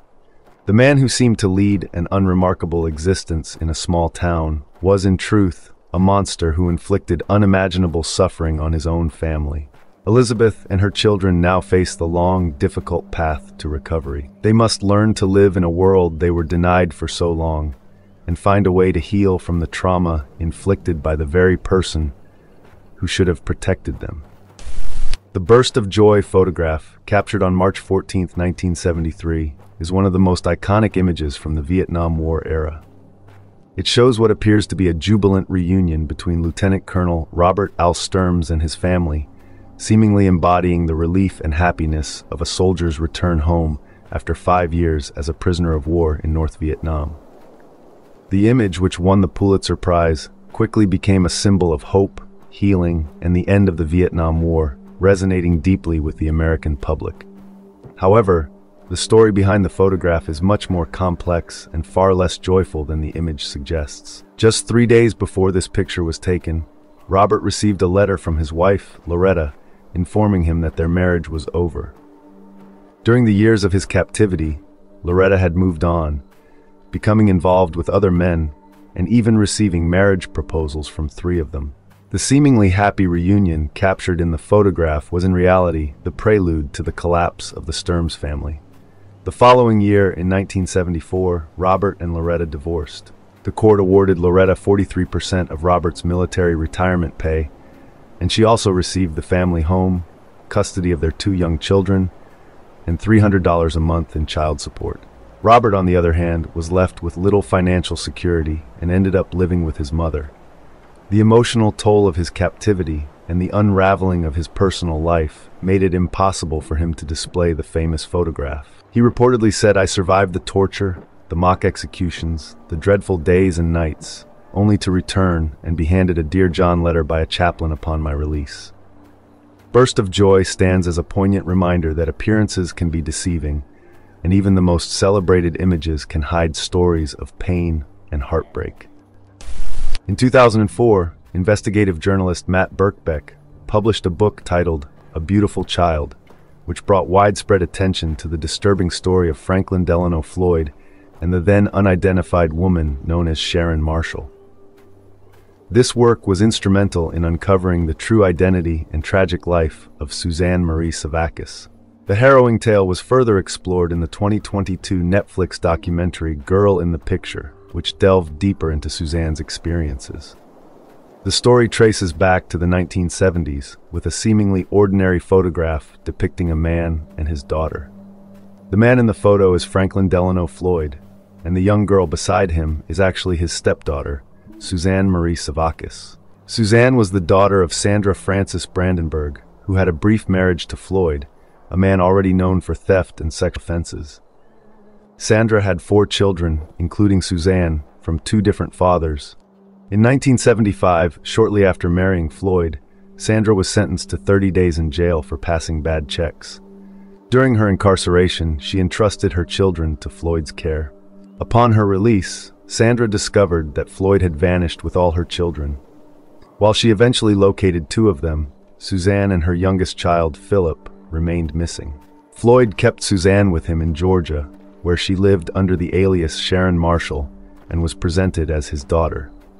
In 1988, Suzanne gave birth to a son, whom she placed for adoption. She and Floyd later moved to Tampa, Florida, where Suzanne worked as an exotic dancer. That same year, she gave birth to another son, Anthony Michael Hughes. In 1989, Floyd and Suzanne married in New Orleans using the names Clarence Marcus Hughes and Tanya Dawn Tadlock, officially changing Suzanne's name to match her new identity. By April 1990, Suzanne had plans to escape Floyd's control and start anew with Kevin Brown, a college student with whom she had been secretly involved. She intended to take her son Michael with her. Tragically, in the same month, Suzanne was found severely injured on the side of a highway, approximately 100 miles from Oklahoma City, in what appeared to be a hit-and-run incident. She succumbed to her injuries shortly after. When Floyd arrived at the hospital the next day, he claimed that he had fallen asleep at a Motel 6 while Suzanne had gone out to buy groceries. At the time of Suzanne's death, both she and Floyd were suspects in the 1989 disappearance of Cheryl Ann Camesso, an 18-year-old fellow exotic dancer who had vanished following a heated argument with Floyd. After Suzanne's passing, Floyd placed Michael into foster care and left the state. It was later confirmed that Floyd was not Michael's biological father. In 1994, Floyd brazenly abducted Michael from his school in Oklahoma, holding the principal at gunpoint during the kidnapping. Michael was never seen again. 2 months later, authorities arrested Floyd in Louisville, Kentucky. He eventually confessed to murdering Michael on the day of the abduction by shooting him twice in the back of the head, though Michael's body was never recovered. The mystery of Cheryl Camesso's disappearance was solved in 1995 when her skeletal remains were discovered near Interstate 275 in Pinellas County, Florida.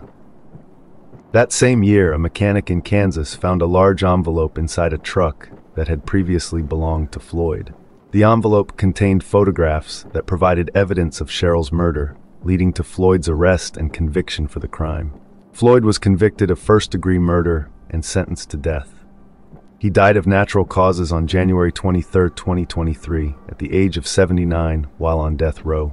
The heartbreaking story of Suzanne Marie Savakis came to light through dedicated investigative work, revealing the extent of the abuse and horror she endured under Franklin Delano Floyd's control.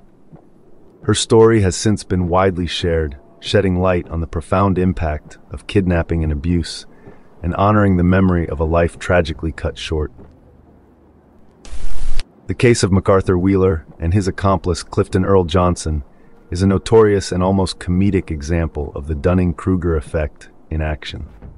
This psychological phenomenon occurs when individuals with limited knowledge or skills in a particular area greatly overestimate their own abilities. Wheeler's story is particularly memorable for the sheer absurdity of the plan he concocted. On April 15, 1995, Wheeler and Johnson set out to rob two banks in Pittsburgh, Pennsylvania. Remarkably, they did so in broad daylight and without any attempt to disguise themselves, at least not in any conventional sense. Instead, Wheeler had come up with a unique and utterly flawed idea. He believed that applying lemon juice to his face would render him invisible to security cameras. This strange belief was rooted in the fact that lemon juice can be used as invisible ink. Wheeler, having apparently misunderstood this concept, thought that if lemon juice could hide writing, it could also hide his face. To test his theory, Wheeler reportedly covered his face in lemon juice and took a Polaroid photo of himself. When his face didn't appear in the photograph, he became convinced that his lemon juice mask was effective. It's likely that the camera malfunctioned, the film was bad, or he simply failed to point the camera correctly. Nonetheless, Wheeler, brimming with confidence, moved forward with his plan. During the robberies, CCTV cameras clearly captured images of Wheeler as he walked up to bank tellers with a gun in hand, his face fully visible. Despite this, Wheeler was certain that he was invisible. Johnson was quickly apprehended, but Wheeler managed to evade capture for a brief period. His delusion was shattered when the surveillance footage was broadcast on Crime Stoppers, leading to his arrest within an hour. This bizarre incident not only led to their capture but also attracted the attention of psychologists David Dunning and Justin Kruger. Their subsequent research into this phenomenon led to the formal identification of the Dunning-Kruger effect, which illustrates how people with low ability in a certain area often lack the self-awareness to accurately assess their own competence. Wheeler's misguided belief in the power of lemon juice perfectly exemplifies how a lack of understanding can lead to grossly overestimating one's abilities, sometimes with laughable and criminal consequences. Two young women are seen posing cheerfully inside what seems to be the remains of an old crane machine. What they likely don't realize is that they are sitting in one of the most radioactive objects within the Chernobyl exclusion zone, the site of the infamous 1986 nuclear disaster in Pripyat, Ukraine. This object, known as the Death Claw, still emits dangerously high levels of radiation despite the many years that have passed. In 2019, archaeologist Rob Maxwell used a Geiger counter to measure the radiation levels of the claw and found them to be more than 100 times higher than the highest standard levels of background radiation. Touching or being inside it is extremely hazardous. Spending just a few hours near such radioactive material significantly increases the risk of developing cancer, and spending an entire day with it could lead to symptoms of radiation sickness, requiring immediate medical attention. Another serious risk is the radioactive dust that can stick to clothing, potentially causing long-term health issues if carried around. This photograph appeared in 2024, though the exact date it was taken remains unclear. We can only hope that these two girls did not suffer any harmful effects from their encounter with the claw, but only time will reveal the consequences. In February 2013, the Bronx neighborhood of Morrisania was horrified by the discovery of dismembered human remains scattered in garbage bags and suitcases. The victim was identified as 45-year-old Tanya Bird, a mother living with her son, Basid McLean. Initially, Basid claimed he hadn't been able to contact his mother for days and appeared to be in distress. However, this emotional display quickly unraveled as investigators delved deeper into the case. Surveillance footage from the area revealed a shocking twist. Basid and an associate, William Morris, were seen purchasing a Black & Decker power saw at a hardware store shortly after the murder. The police arrested both men, each of whom blamed the other for the killing. William claimed Basid had confessed to murdering his mother while they were on the subway, and then asked for his help in disposing of the body. Basid, on the other hand, accused William of committing the murder during a visit to their apartment and said he only helped remember his mother out of fear. As investigators searched Basid's phone, they uncovered something even more disturbing than they had anticipated: a selfie of Basid posing with his mother's severed head, taken shortly after the murder. The image, which eventually went viral, suggested that Basid had taken the photo as a twisted trophy or as a way to intimidate others. This gruesome evidence, along with the discovery of the power saw and other tools in the apartment, left no doubt about Basid's involvement. He eventually confessed to the murder, chillingly stating in a video, "If you can kill somebody, you should be able to cut them up too. If you can't do that, if you don't have the stomach to cut them up, then you're a coward." Authorities believe that Basid's motive stemmed from his mother's pressure on him to grow up, move out, and become independent. Basid's defense team tried to argue that he was hearing voices at the time of the murder and was not fully responsible for his actions. However, this defense was rejected, and Basid was sentenced to 25 years to life in prison. Tragically, the violence in this family did not end with Basid's crime. His ex-wife, Zara Coombs, later killed their 4-year-old son, Zamer, after he accidentally dropped an egg on the floor. Zara knocked him unconscious with a broom, and then placed him, still alive, in a plastic container filled with water. For this crime, she was sentenced to 17 years in prison. The series of events surrounding Tanya Bird's murder and its aftermath left a haunting legacy of violence and tragedy in the family. At 6:30 a.m., Filippo Berri, a 28-year-old from Malo, Italy, shared a cheerful selfie with his brother, accompanied by the words, "Look where I am." Berri, an avid mountain hiker, was ascending the Marmolada, the largest glacier in the northern Italian Dolomites, located on the border between the Trentino and Veneto regions of Italy. Tragically, just 20 minutes after sending that message, a large portion of the glacier broke off, causing an avalanche of ice, snow, and rock to cascade down the mountain. Filippo Berri, a father of one, was among the 11 people who lost their lives in the disaster, with 8 others injured. He was one of the first victims to be identified, just an hour after the photo was taken. Dennis Rader, known as BTK, which stands for Bind, Torture, Kill, was a notorious American serial killer responsible for the deaths of at least 10 people between 1974 and 1991 in Wichita and Park City, Kansas. Despite the horrifying nature of his crimes, his wife Paula Dietz, whom he married on May 22, 1971, and their 2 children, Carrie and Brian, had no idea they were living with a psychopath. To them, he was a devoted father and husband, a respected community member, a Cub Scout leader, and even the president of the church council at Christ Lutheran Church in Wichita. Rader's killing spree began in January 1974 with the brutal murder of 4 members of the Otero family in Wichita. He had a pattern of taking souvenirs from his victims, and in this case, he took a watch. Just 4 months later, he murdered 21-year-old Catherine Bright after breaking into her home. That same year, Rader left a note in a book at the Wichita Public Library describing the Otero murders and introducing himself as BTK, stating, "The code words for me will be bind them, torture them, kill them." Over the next 2 decades, Rader claimed the lives of at least 5 more women. Frustrated by the lack of media attention, he sent a letter to a local TV station asking, "How many people do I have to kill before I get a name in the paper or some national attention?" After an 8-year break, Rader resurfaced, murdering Maureen Hedge and later another victim, before the case went cold again. In 2004, on the 30th anniversary of Rader's first murders, a local newspaper speculated that the killer had either died or been imprisoned. To prove them wrong, Rader sent a reporter items belonging to his 9th victim, Maureen Hedge, including her driver's license and photos of her body. Over the next year, he continued to taunt the media, sending packages with clues and souvenirs from his crimes, often using cereal boxes to label himself a serial killer. In January 2005, the police made a crucial breakthrough. Rader sent a note asking if a floppy disk could be traced, and the authorities, through a classified ad, assured him it would be safe. When Rader sent the disk, it led the police back to his church, where they matched his DNA to evidence from his first crime scene.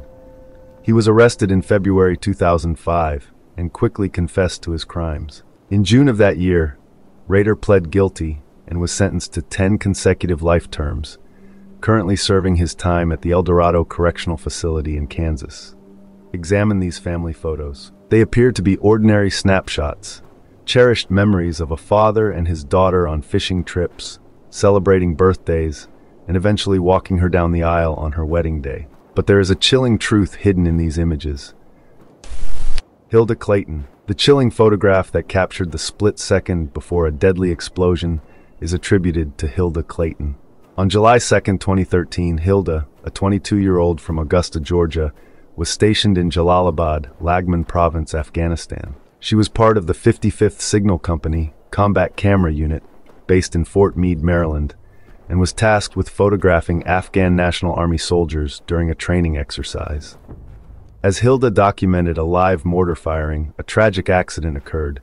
The mortar shell detonated within the launch tube. The explosion claimed the lives of both Hilda and an Afghan National Army soldier, a photojournalist she had been training. In a tragic twist, the photograph that recorded the blast was taken at the very instant the explosion enveloped her. This striking image underscores the significant dangers faced by soldiers, not only in battle, but also during training. Although there were other photos of the incident, this particular image, taken by Hilda in her final moments, stands as a powerful testament to the ultimate sacrifices made by military personnel, even in preparation for war. Hilda was just 22 years old when she tragically lost her life while pursuing her passion, documenting the realities of combat. On July 19, 1991, a massive search was launched in the San Bernardino National Forest after 12-year-old Jared Michael Negrete vanished during his first overnight backpacking trip with the Boy Scouts. The group, which included 6 scouts and a scoutmaster, had been hiking toward the 3,500-meter summit of Mount San Gorgonio, also known as Old Grayback, the tallest peak in Southern California. As they neared the summit around 6 p.m., the scoutmaster realized with alarm that Jared was no longer with the group. Earlier in the hike, another group of hikers reported seeing Jared heading down the mountain alone, taking shortcuts through the vegetation instead of sticking to the winding trail. The scoutmaster, an experienced hiker, immediately led the remaining scouts down the mountain, assuming they would find Jared along the way. However, when they reached the designated meeting point at the base, Jared was nowhere to be found. After hiking 5 miles back to their base camp in the dark, the scoutmaster called for help. A large-scale search effort ensued, involving multiple law enforcement agencies, search and rescue teams, and thousands of volunteers. They combed through a 50-square-mile area, dedicating 45,000 hours to the search. After 3 days, searchers found a few clues: a footprint that matched one of Jared's high-top tennis shoes, along with beef jerky and candy wrappers. The most significant discovery was Jared's camera, which contained 12 photos. The last photo on the roll was a close-up of Jared's eyes and nose, taken in the dark with the camera's flash. It is believed that this photo was taken the night he disappeared. Despite decades of searching, no trace of Jared's remains has ever been found, leaving his disappearance an enduring mystery. Many have questioned the scoutmaster's decision to allow Jared, a first-time camper, to hike alone while the rest of the group continued their ascent. Usually in such hikes, the slowest members are positioned in the middle to ensure no one gets left behind. Regarding what might have happened to Jared that night, 3 main theories have emerged. The first theory suggests that Jared got lost during his descent. As night fell, he may have used his camera's flash to navigate, similar to the tragic case of Chris Kremers and Lassane Froon, 2 Dutch hikers who got lost in Panama and used their phone cameras to find their way in the dark. Jared might have slipped and fallen over one of the steep drop-offs on San Gorgonio, with his remains possibly hidden in dense brush or carried away by a river. The second theory is that Jared was attacked by one of the black bears known to inhabit the mountain. However, this is considered unlikely since no one reported hearing any cries for help. The third, and most unsettling theory, is that Jared was picked up by someone, either as he descended the mountain alone or when he reached the roadside at the bottom. Given that every inch of the mountain has been thoroughly searched over the past 32 years, some believe this could be the only explanation for why no trace of his body has ever been found. Yet there is no evidence to support foul play or any other scenario. To this day, the fate of Jared Negrete remains a mystery, with the final image on his camera serving as the only clue left behind. This photograph of Douglas Hegdahl, taken after his release, shows a man who looks frail and worn, a stark contrast to the sailor who once served aboard the USS Canberra. Yet his story is one of remarkable cleverness and survival. On April 6, 1967, during the Vietnam War, Petty Officer Second Class Douglas Hegdahl was aboard the USS Canberra in the Gulf of Tonkin when a blast from a 5-inch gun mount knocked him overboard. After hours of swimming, he was rescued by Vietnamese fishermen who handed him over to local militiamen. Suspecting him to be a high-ranking officer or spy, the militiamen beat him severely before imprisoning him in the infamous Hoa Lo prison. Understanding the peril he faced, Douglas quickly devised a plan to make himself seem insignificant to his captors. He pretended to be unintelligent, earning the nickname the Incredibly Stupid One from the Vietnamese. He claimed he couldn't read or write and fumbled through their attempts to teach him. His performance was so convincing that his captors eventually gave him more freedom within the prison. In reality, Douglas was anything but stupid. Using his newfound freedom, he gathered crucial intelligence.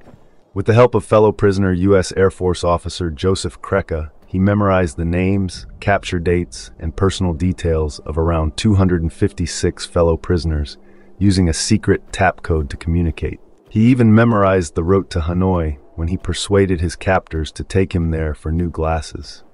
Believing Douglas to be worthless as a prisoner, the North Vietnamese released him on August 5, 1969, along with 2 other prisoners, as part of a propaganda effort. Once back in the United States, Douglas provided critical information about military and intelligence personnel, many of whom were thought to be dead. In 1970, during the Paris peace talks, Douglas shocked the Vietnamese by revealing the extensive knowledge he had gained about their prison camps. His testimony about the brutal conditions and torture inflicted on prisoners led to changes in how American POWs were treated, saving many lives. Douglas Hegdahl's story is a powerful example of how appearances can be deceiving. What seemed to be the tale of a simple, unintelligent man was actually the story of a brilliant mind who outwitted his captors, gathered vital information, and played a key role in the eventual release of many American prisoners of war.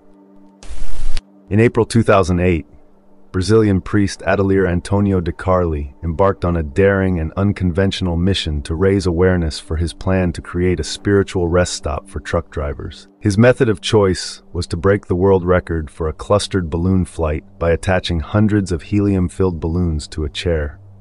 The journey began in the southern port city of Paranaguá, where a photograph captured Father de Carli waving just before takeoff, a moment filled with hope and determination. As he ascended into the sky, he initially reached an altitude of 20,000 feet before descending to 8,200 feet, aiming to travel toward Dourados, a destination 462 miles northwest of his starting point.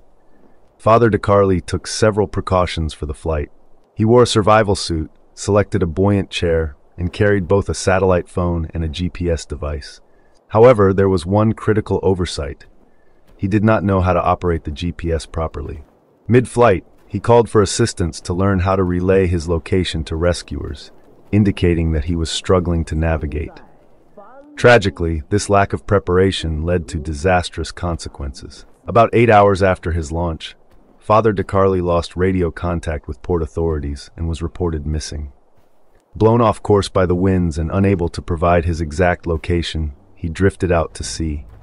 Despite extensive search efforts, rescuers were unable to locate him, and his body was not found until more than 2 months later.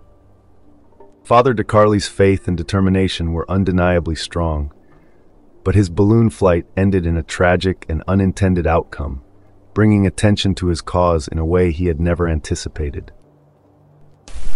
On July 20th, 2011, Amy Winehouse attended a performance at the Roundhouse in Camden, London, to support her goddaughter, Dionne Bromfield.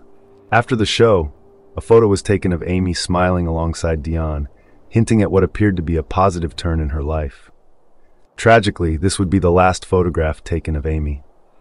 Just 3 days later, on July 23, 2011, Amy was discovered dead at her home in Camden Town at the age of 27. Her bodyguard, who had tried to wake her around 10 a.m. but thought she was just sleeping, returned at 3 p.m. to find her still in bed and unresponsive. Emergency services were called, but Amy was pronounced dead at the scene. Her sudden death prompted comparisons to other musicians who had passed away at the same age, a group often referred to as the 27 Club.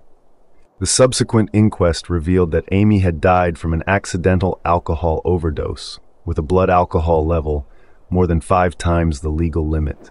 The coroner concluded that the amount of alcohol she consumed had unintentionally led to her sudden death.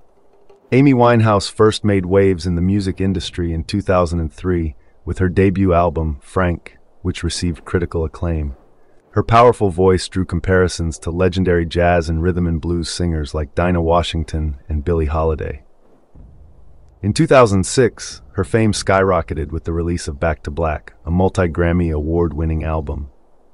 However, as her musical career flourished, Amy's personal life became increasingly troubled, marred by substance abuse issues. Following the success of Back to Black in both the UK and the US, Amy's appearance began to change noticeably.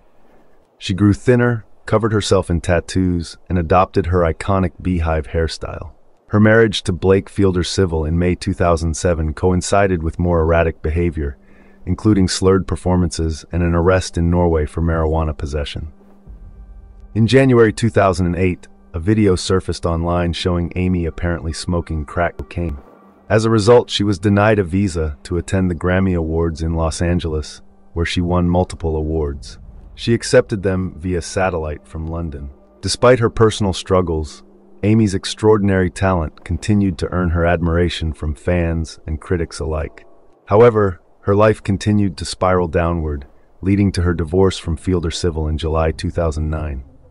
2 years later, an attempted comeback tour was cut short after she appeared intoxicated during the opening concert.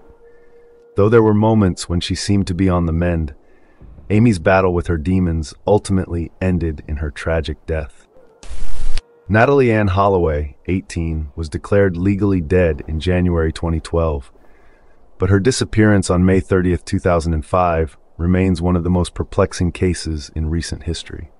During a high school graduation trip to Aruba, Natalie was last seen socializing with friends, a moment captured in a photograph believed to be the last image of her alive. Shortly after this picture was taken, Natalie allegedly joined Dutch honors student Joran van der Sloot and his Surinamese friends, the Kalpu brothers, Deepak and Satish, for a party in a back room. At approximately 1:30 a.m., she got into a car with the 3 men, and from that moment on, she was never seen again. Despite their claims of innocence, stating that they had dropped Natalie off at her hotel, Joran, Deepak, and Satish were questioned and even arrested multiple times. However, with insufficient evidence to prove their involvement, no charges were ever filed. On December 18, 2007, the Aruban prosecutors decided to close the case, but it was reopened on February 1, 2008, after a disturbing undercover video surfaced. In the video, Joran was seen confessing to killing Natalie and enlisting a friend to help dispose of her body. Although he later retracted this statement, and even claimed in another interview that he had sold her to human traffickers, a claim he also recanted. Many believe that Joran's father, a high-ranking judge in Aruba, might have used his influence to protect his son. The case took another turn in 2010, when Joran was indicted by an American court for attempting to extort $250,000 from Natalie's mother. He promised that in exchange for the money, he would reveal the location of Natalie's body. Although her mother sent a down payment, the information Joran provided was false. Then, on May 30, 2010, exactly 5 years after Natalie's disappearance, Joran was involved in another murder. He was convicted in January 2012 for killing 21-year-old Stephanie Flores Ramirez in Lima, Peru. According to his confession, Stephanie had discovered evidence on his computer linking him to Natalie's disappearance and confronted him, leading to her death. Joran was sentenced to 28 years in prison for the crime. In June of this year, Joran was extradited to the United States to face charges of extortion and wire fraud related to the Holloway case. He is expected to receive a severe sentence, but he has yet to be tried for Natalie's presumed murder. Even after 18 years, Natalie's whereabouts remain a mystery. though the leading theory is that her body was disposed of at sea. A recently discovered email from Joran to a contact read, "My dad got a boat 2 days later. We went for a ride and took care of things. That's all I'm going to say." Irma Gress, often referred to as the Beast of Belsen, became one of the most notorious figures during the Holocaust. This photograph of her as a 17-year-old, blonde, blue-eyed girl might appear innocent, but it belies her true nature. By the age of 20, Gress had risen to become the second highest-ranking female SS overseer at Auschwitz, and later served as the warden of the women's section at Bergen-Belsen. Despite her angelic appearance, which Dr. Gela Perl, a female inmate doctor at Auschwitz, described as one of the most beautiful women I have ever seen, Grace was a sadistic and cruel individual. Dr. Perl noted that Gress's body was perfect in every line, her face clear and angelic, and her blue eyes, the most innocent eyes one could imagine. However, this outward beauty concealed a vicious and perverted nature that terrified the prisoners under her control. Gracie's cruelty was boundless. She patrolled the women's camps at Ravensbrück, Auschwitz, and Bergen-Belsen, constantly seeking out female victims to torment. Known for her heavy boots, whip, and pistol, she inflicted brutal punishments on the prisoners. Survivors recall her forcing prisoners to kneel for extended periods or to hold heavy rocks above their heads during long roll calls. In the freezing conditions of snow, ice, and rain, she would mercilessly beat those who faltered with a rubber truncheon until they lost consciousness. At Bergen-Belsen, Grace's brutality reached new heights. She significantly increased the death toll by ordering selection parades, much like she had done at Auschwitz.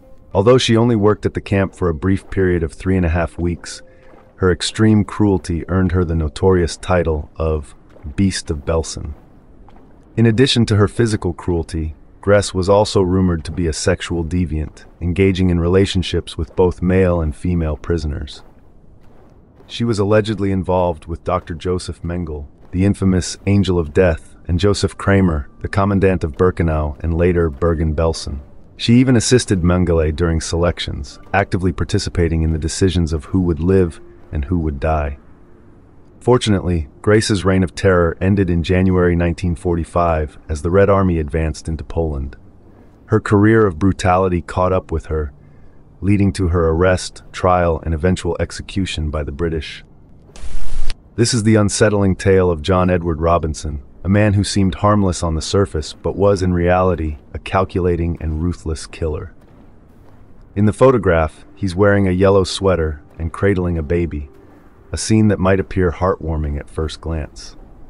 But beneath this seemingly innocent image lies a horrifying truth. The baby in the photo is Heather, who was raised by a loving family that had no clue about the dark history behind her adoption.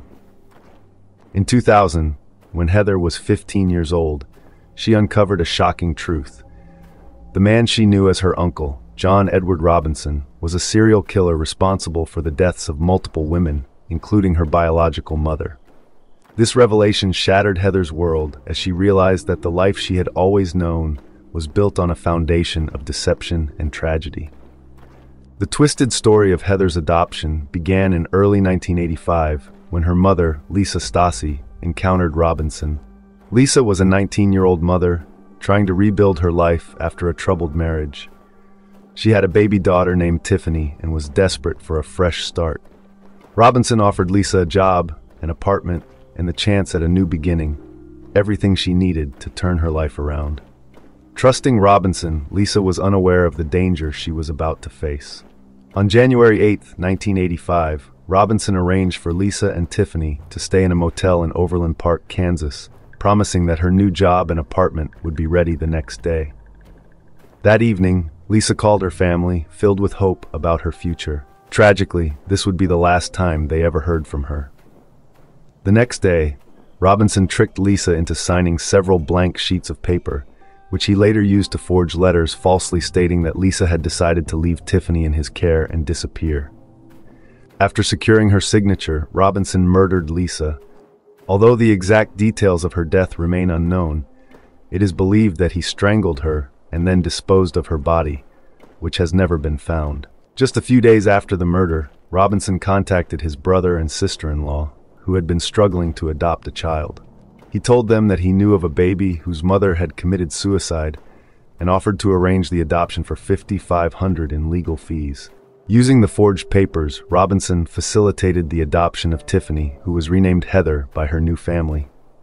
They had no idea about the horrific events that had led to her becoming part of their lives. The photo of Robinson holding Tiffany, surrounded by smiling relatives, was taken just days after he had brutally murdered Lisa Stasi. It's chilling to see him smiling in that image, knowing the gruesome acts he had committed only days before. Robinson's crimes extended far beyond this one heinous act. His criminal activities began in the 1980s with various scams, including embezzlement and forgery. Posing as a successful businessman, he used his charm to manipulate those around him while hiding his sinister intentions.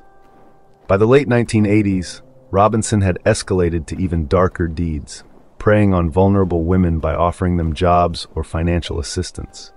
Once he gained their trust, he would exploit and ultimately kill them, meticulously covering up their disappearances.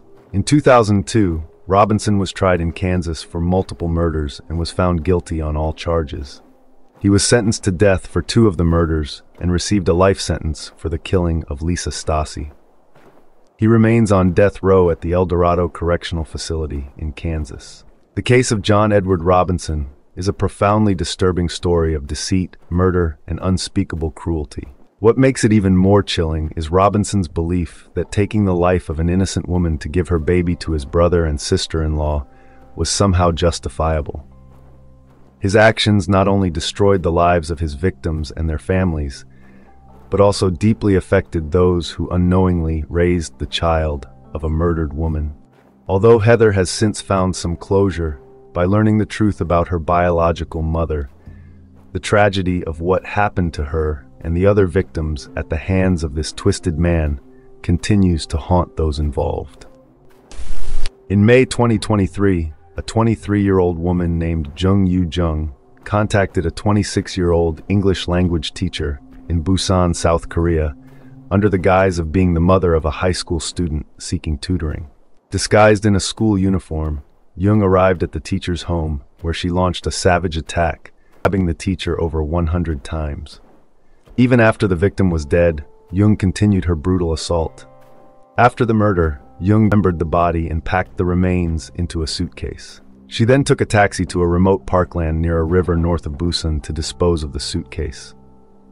However, her plan quickly began to unravel when the suspicious taxi driver alerted the police about the blood-stained suitcase abandoned in the woods.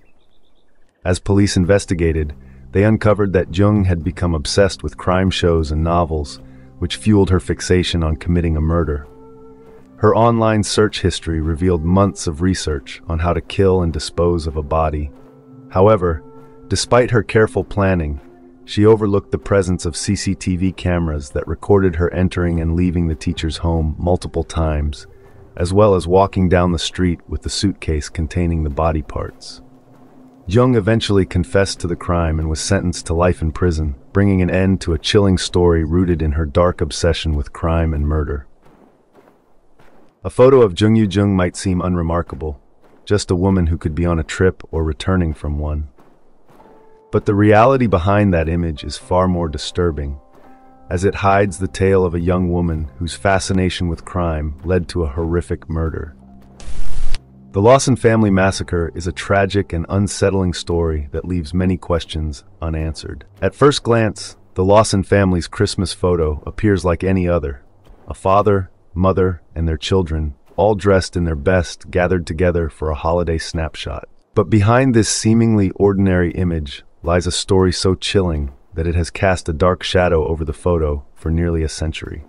In December 1929, just days before Christmas, the Lawson family, a typical farming family from Germantown, North Carolina, was preparing for the holiday season. They were known as a hard-working and close-knit family. One day, Charlie Lawson, the father, did something unusual. He took his family into town for a professional photograph. For a family like the Lawsons, this was a rare and expensive luxury, but Charlie insisted. The resulting photo shows them all dressed up, trying to look their best. Charlie, 43, stands unsmiling beside his wife Fanny, 37, surrounded by their 7 children. Arthur 19, Marie 17, Carrie 12, Mabel 7, James 4, Raymond 2, and baby Mary Lou, held by Fanny. At the time, this gesture seemed like a fatherly act in anticipation of Christmas, but it would become the last photo ever taken of them all together. On December 25, 1929, what began as a normal Christmas day took a horrific turn. The eldest son, Arthur, was out hunting rabbits, a simple activity that ultimately saved his life. While he was away, Charlie carried out a gruesome plan. He first went to the tobacco barn, where his daughters Carrie and Mabel were heading to visit their aunt and uncle. Waiting for them with a shotgun, Charlie shot them both and then bludgeoned them to ensure their deaths before hiding their bodies in the barn. Charlie then returned home, where his wife Fanny was on the porch, unaware of the horror that had just taken place. He shot her as well. The sound of the gunshot startled their daughter Marie, who screamed from inside the house. Her younger brothers, James and Raymond, tried to hide, but there was no escape. Charlie entered the house, found Marie, and shot her before killing James and Raymond. Finally, he turned to his youngest child, 4-month-old Mary Lou, and bludgeoned her to death. After committing these brutal murders, Charlie walked into the nearby woods, pacing around a tree for hours. What went through his mind during that time remains a mystery, but eventually he used his shotgun to end his life. The sound of his final gunshot was heard by a crowd that had already gathered at the Lawson property, drawn by the earlier news of the tragedy. When authorities arrived, they found the bodies of the Lawson family inside the home, arranged in a way that suggested Charlie had attempted to offer them some twisted sense of peace after the violence. Arthur, the only surviving member of his immediate family, returned home to this nightmare at just 19 years old, left to deal with the overwhelming grief and the responsibility of burying his loved ones. News of the Lawson family massacre spread rapidly across the country, shocking and horrifying the public. People were appalled that a father could commit such an atrocity against his own family, and the mystery of why Charlie did it intrigued them. The Lawson home even became a grim tourist attraction, with visitors taking pieces of the property as macabre souvenirs. Over the years, many theories have emerged about what might have driven Charlie Lawson to commit such a horrific act. Some suggest that his mental health had deteriorated in the months leading up to the massacre, possibly due to a head injury or a mental breakdown. Others believe that financial pressures during the tough economic times of the late 1920s may have pushed him to the edge. The darkest theory hints at a terrible secret within the family: rumors of an incestuous relationship between Charlie and his eldest daughter, Marie, who was allegedly pregnant with his child. While these theories offer possible explanations, none fully account for the brutality of Charlie's actions. The unanswered questions: why Charlie insisted on taking the family photo, why he carefully arranged the bodies, and what he wrote in the letters he left behind, leave the truth buried. The Lawson family massacre remains a story that continues to captivate and horrify, as much for what we don't know as for what we do. Rui Pedro Teixeira Mendonça was only 11 years old when he mysteriously vanished on March 4, 1998, from his hometown of Lousada in northern Portugal. That afternoon, around 2 p.m., Rui left home to ride his bike nearby, but he never returned. Before leaving, he had asked his mother if he could spend the day with Afonso Dias, a 22-year-old lorry driver and family friend. Although Rui's mother trusted Afonso, her husband didn't approve of their son spending time with an older man. She reluctantly allowed Rui to ride his bike in a nearby vacant field, but it's believed that Rui disobeyed her and went to meet Afonso instead. As suspicion grew around Afonso's involvement, authorities questioned him. Afonso became emotional during the interrogation, denying any knowledge of Rui's fate, but cryptically urging investigators to close the borders. Later, Rui's cousin João revealed that Afonso had taken Rui to visit an escort named Alcina Dias on the day he disappeared. Alcina confirmed that Afonso and Rui had visited her that afternoon, and that Rui seemed frightened and upset, as if he was forced to be there. After leaving her place in Afonso's car, Rui was never seen again. A month after Rui's disappearance, political commentator Nuno Rogero noticed something strange in one of his vacation photos taken at Disneyland Paris. In the background of a ride, he saw a boy who looked identical to Rui, sitting beside an unidentified man in a red jacket whose face was obscured. The photo was confiscated by investigators, but due to poor investigative work, it led to no new developments. Although the boy in the photo was never confirmed to be Rui, many, including his mother, believe it was him. Meanwhile, a local media campaign to find Rui was launched but was plagued by hoax calls, including disturbing ones placed directly to Rui's mother. She would answer the phone to hear a child's voice crying and calling her mama, which she was certain was her son's voice. However, the authorities never attempted to trace these calls, leading to widespread criticism of their handling of the case. Many in Portugal felt that the police had put little effort into finding Rui. On September 1st, 1998, authorities conducted a raid on members of the Wonderland Club, an international child exploitation ring. Among the 750,000 images and videos seized during the operation, 1,263 young persons were identified, including Rui. Despite this, no further leads emerged about his whereabouts. In 2012, Afonso Diaz was acquitted of any wrongdoing in connection to Rui's disappearance due to insufficient evidence. However, in 2014, he was sentenced to 3 years in prison for corruption of an innocent. He was never formally charged or convicted for his involvement in Rui's disappearance. Afonso was released after serving 2/3 of his sentence. Despite exhaustive search efforts, Rui Pedro Teixeira Mendonça has never been found. In 2019, he was declared legally dead, though the tragic mystery of his fate remains unsolved. This black and white family photograph from the 1940s shows Mary Westlake holding baby Geraldine, alongside her half-brother, Timothy Evans, and his wife, Beryl. At the time, Timothy, Beryl, and their baby were living in rented rooms at 10 Rillington Place in Notting Hill, London, sharing the house with John Christie and his wife, Ethel. While the image appears ordinary, the events that followed were anything but. Shortly after this photo was taken, Timothy Evans went to the police, claiming his wife was dead. An initial search of the building failed to find her, but a subsequent investigation uncovered the bodies of Beryl, baby Geraldine, and a 16-week-old male fetus in an outdoor washhouse. Beryl had been wrapped in a blanket and a tablecloth, and both she and her daughter had been strangled. The post-mortem also revealed that Beryl had been physically assaulted before her death. Evans initially accused John Christie of killing his wife during a botched abortion, but under police pressure, he confessed to the murders. However, he later retracted this confession and again accused Christie of both killings. Despite his retraction, Evans was put on trial for the murder of his daughter, with the prosecution choosing not to pursue a charge for Beryl's murder. Christie testified against Evans, detailing the couple's quarrels, which likely influenced the jury's decision.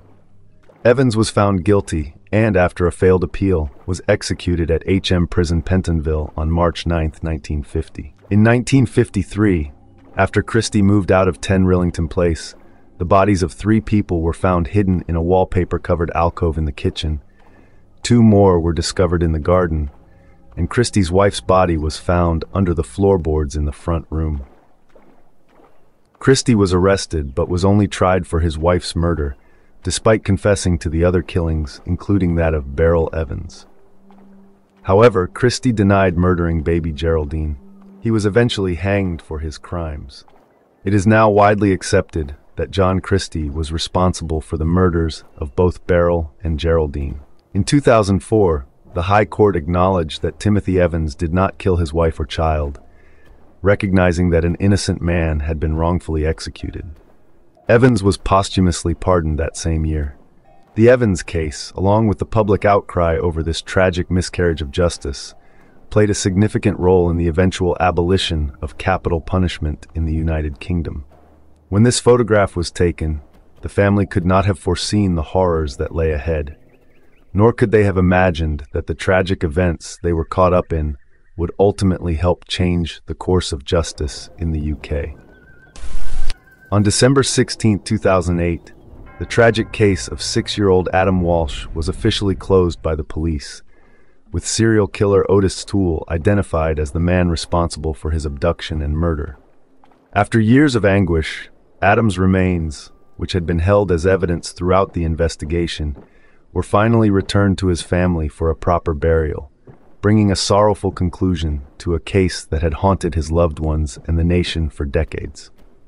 The nightmare began on July 27, 1981, when Adam Walsh went shopping with his mother, Reve Walsh, at a mall in Hollywood, Florida. While Reve briefly stepped away to check on an item at Sears, she left Adam playing at a kiosk with an Atari 2600 video game console. When she returned around 12:15 p.m., Adam and the other children were gone. A store manager later revealed that a security guard had asked the boys to leave after they argued over the game. Mistakenly thinking Adam was with the older boys, the guard let him leave the store with them. After searching the store and paging Adam without any success, Reve called the Hollywood police at 1:55 p.m. The investigation eventually pointed to Otis Toole as the prime suspect. Toole had reportedly lured Adam into his 1971 Cadillac by promising him toys and candy, then drove north on Interstate 95 toward Jacksonville, Florida. As Adam realized he was in danger, he began to panic. Toole knocked him unconscious, drove to a deserted service road in St. Lucie County, and suffocated him. He then decapitated Adam with a machete and disposed of his body. 2 weeks later, on August 10, 1981, a severed head was found in a drainage canal near Vero Beach, roughly 130 miles from where Adam had been abducted.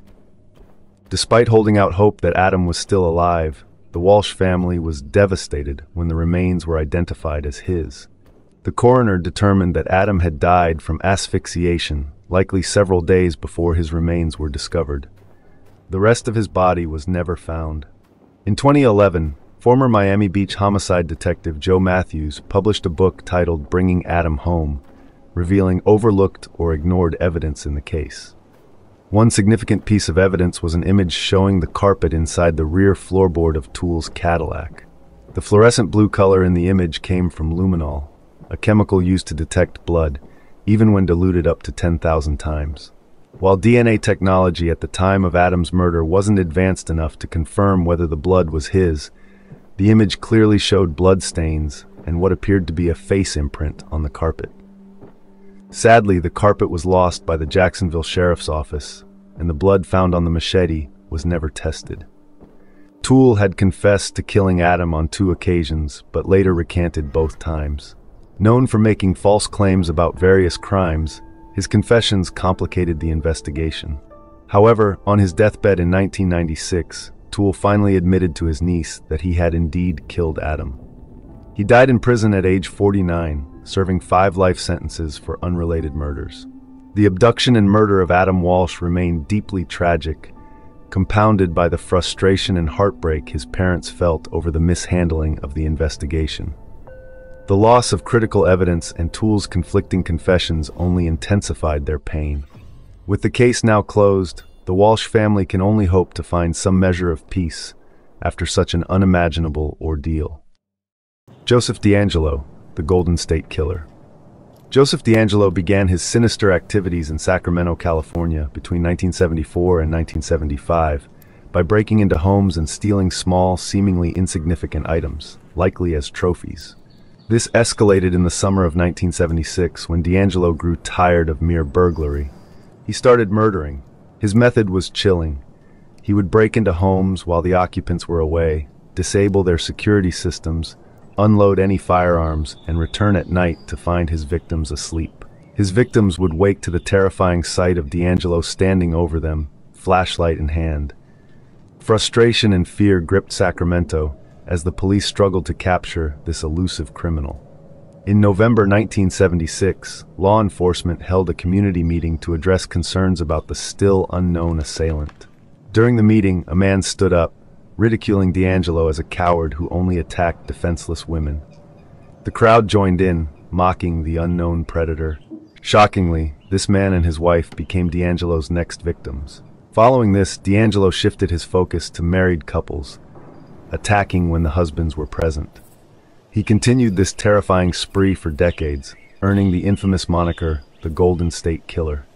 It wasn't until 2016 that advances in DNA technology, unavailable in the 1970s, led to DeAngelo's identification. He ultimately confessed to multiple murders and was sentenced to several life terms. It was later discovered that D'Angelo had been present at that fateful 1976 meeting, listening as the community taunted him. The grisly crimes of Robert Ben Rhoades, the truck stop killer. Although Rhoades is serving time for 3 murders, investigators believe that his true tally of victims may be much higher, possibly around 50, all killed during his long stretches on the road. On April 1, 1990, an Arizona Highway Patrol trooper noticed a tractor-trailer parked on the side of the highway. Approaching the vehicle to check on the driver, the trooper stumbled upon a horrifying scene. Inside the truck, a young woman was discovered naked, gagged, and chained, her eyes wide with terror. Rhoades, the driver, attempted to pass off the situation as a consensual act. Between 1975 and 1990, this man, who had become known as the truck stop killer, is believed to have committed upwards of 50 murders. The trooper, unconvinced by Rhoades' explanation, arrested him. As backup arrived, they found a .25 caliber automatic pistol in Rhoades' possession. At first, he was only charged with kidnapping and assault, but soon authorities began to realize that Rhoades was among the most dangerous sexual predators and serial killers in U.S. history. Born on November 22, 1945, in Council Bluffs, Iowa, Rhoades had been in trouble with the law from a young age. During high school, he was arrested for tampering with a vehicle and brawling in public. His life took another dark turn after he joined the Marines. In 1964, Rhoades' father was arrested for murdering a 12-year-old girl and took his own life before standing trial. A few years later, Rhoades himself was in legal trouble, leading to a dishonorable discharge from the Marines after a robbery. By the 1970s, Rhoades had found employment as a truck driver. However, it wasn't until much later that law enforcement realized what horrors he had been committing on the road. Rhoades is believed to have tortured, raped, and murdered up to 50 women, often photographing his victims before ending their lives. While it is suspected that Rhoades began killing much earlier, his first confirmed murders occurred in January 1990. After his arrest in Arizona in April of that year, Rhoades confessed to murdering newlyweds Patricia Walsh and Douglas Ziskowski. The couple had set out from Seattle in November 1989, hitchhiking across the country to preach the Christian gospel. The truck stop killer picked them up in Texas. Ziskowski was killed almost immediately, but Walsh was kept alive for over a week. During this time, Rhoades repeatedly tortured and raped her before finally shooting her. Ziskowski's body was found near Interstate 10, east of Ozona, Texas in January, though it wasn't identified until 1992. It took nearly 13 years for Walsh's remains to be identified after deer hunters discovered her body near a canyon in Millard County, Utah, identifiable only through dental records. Following the newlyweds' murder, Rhoades' crime that ultimately resulted in a life sentence was the rape and murder of 14-year-old Regina Kay Walters. Walters, from Pasadena, Texas, was hitchhiking with her boyfriend Ricky Jones when Rhoades picked them up in February 1990. Rhoades killed Jones shortly after, with his remains later found in Mississippi, but kept Walters alive for several weeks in his traveling torture chamber. Rhoades took multiple photos of Walters during her captivity, with varying hair lengths and visible bruises, indicating she had been held for an extended period. During this time, Rhoades made calls to Walters' father from payphones, including one where he chillingly told him that he had cut his daughter's hair. After weeks of torture, including the use of fishing hooks and other brutal instruments, Rhoades took his final set of photos of Walters before strangling her with a baling wire garrote. Her body was found in a barn off Interstate 70 in Illinois in September, by which time Rhoades had been in custody for 5 months. In 1994, Rhoades was convicted of Walters' murder and sentenced to life in prison in Illinois. It wasn't until 2012, over 2 decades later, that he was held accountable for the murders of Walsh and Ziskowski, receiving another life sentence after pleading guilty as part of a deal to avoid the death penalty. Steve Smith, the district attorney, recalled, "I've been a prosecutor since 1979, and it was one of the rare occasions where the defendant entered the courtroom, and you could feel the evil. The hairs on my arm stand up just talking about it." Others who worked on the case shared similar sentiments, describing Rhoades as the embodiment of evil. Though never confirmed, many law enforcement officials believe that Rhoades was responsible for the deaths of dozens of women. Investigators cross-referenced his trucking logs with records of missing women during the 15 years he was believed to be active, suggesting that he may have murdered as many as 50 women, perhaps 1 to 3 per month at his peak. Rhoades' truck was outfitted for his gruesome activities, including a dungeon-like compartment between the seats and handcuffs mounted on the ceiling to restrain his victims. Authorities also found a murder kit containing chains, cords, whips, leashes, clips, pins, and fishhooks which he used to torment his victims. However, without additional confessions or solid evidence, we may never know the full extent of Rhoades' crimes. While the authorities suspect that numerous unsolved murders could be linked to Robert Ben Rhoades, one story from his past surfaced that had a relatively positive outcome. In 2015, law enforcement shared a photo on Facebook of a young woman taken by Rhoades inside his truck in 1985. The photo was on the same roll of film as the images of Regina Kay Walters. They suspected the woman might have been another of Rhoades' victims and sought to identify her. To their surprise, a woman from Saskatchewan, Pamela Milliken, recognized the young woman as herself. Milliken recounted hitchhiking to Winnipeg to find her brother when she accepted a ride in Rhoades' truck. After he took her photo, she asked why, and he claimed it was for protection in case a passenger ever robbed him. Rhoades told her he was heading to Florida and invited her along. At one point, Milliken noticed a sign on the dashboard reading, "Cash, grass, or no one rides for free." Knowing she had no money and didn't smoke pot, she realized what would be expected of her. Milliken described the encounter as consensual and said Rhoades eventually dropped her off at a bus depot in Winnipeg. Milliken was one of the lucky few who survived an encounter with Rhoades. The full extent of his deadly activities may never be known, but Robert Ben Rhoades, now 74, is serving 2 life sentences without the possibility of parole at the Menard Correctional Center in Chester, Illinois. There may yet be more confessions to come, potentially offering some measure of closure and justice to the families of his many victims. Tyler's party photo. 15-year-old Tyler Hadley was displaying rebellious behavior that troubled his parents. Concerned by his actions, such as skipping school and associating with the wrong crowd, they took steps to discipline him, including confiscating his phone and car after he came home drunk. Tyler confided in his friend Michael, expressing anger at his parents' disciplinary measures and even mentioning he wanted to kill his mother. Michael dismissed this as an idle threat born of frustration. Not long after, Tyler planned a party, assuring his friends that his parents wouldn't be around. During the party, Tyler confided in Michael that he had actually killed his parents. Initially, Michael didn't believe him, assuming it was a sick joke.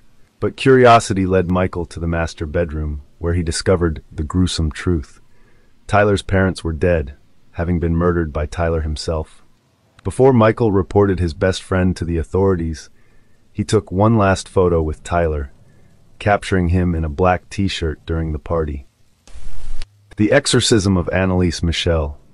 In the late 1960s, Anneliese Michel, a devout Catholic teenager living with her parents in Germany, led what appeared to be an ordinary life. However, her world dramatically changed when she began experiencing blackouts at school, followed by increasingly bizarre behavior, such as frequent convulsions, terrifying hallucinations, consuming spiders, and even drinking her own urine. Convinced that she was possessed by the devil, Michelle's parents eventually reached the same terrifying conclusion. They subjected her to a staggering 67 exorcisms, but none of these rituals alleviated her suffering. Tragically, she succumbed to malnutrition at the age of 23 in 1976, her body weighing only 68 pounds at the time of her death. Her harrowing ordeal later served as the inspiration for the 2005 horror film The Exorcism of Emily Rose. Michel's upbringing in Bavaria, West Germany, during the 1960s was steeped in devout Catholicism, attending Mass twice weekly.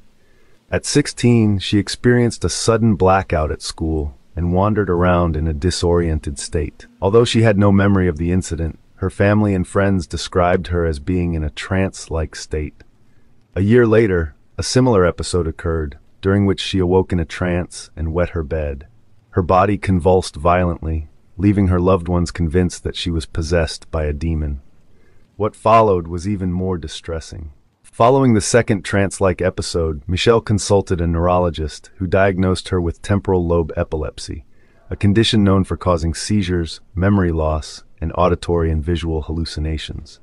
This disorder can also manifest as Geschwind syndrome, characterized by an intense religiosity. Despite being prescribed medication, Michel's condition deteriorated. She became convinced that she was possessed by a demon and that medical intervention was futile. As her delusions intensified, Michel began to see the devil's face everywhere and claimed to hear demons whispering ominous messages in her ears. The demonic voices assured her that she was damned and destined to rot in hell. These experiences convinced her that she was indeed possessed. Desperate for help, Michel and her family sought the aid of priests. However, the clergy initially dismissed her requests, advising her to seek medical treatment and reminding her that they needed a bishop's approval to proceed with an exorcism.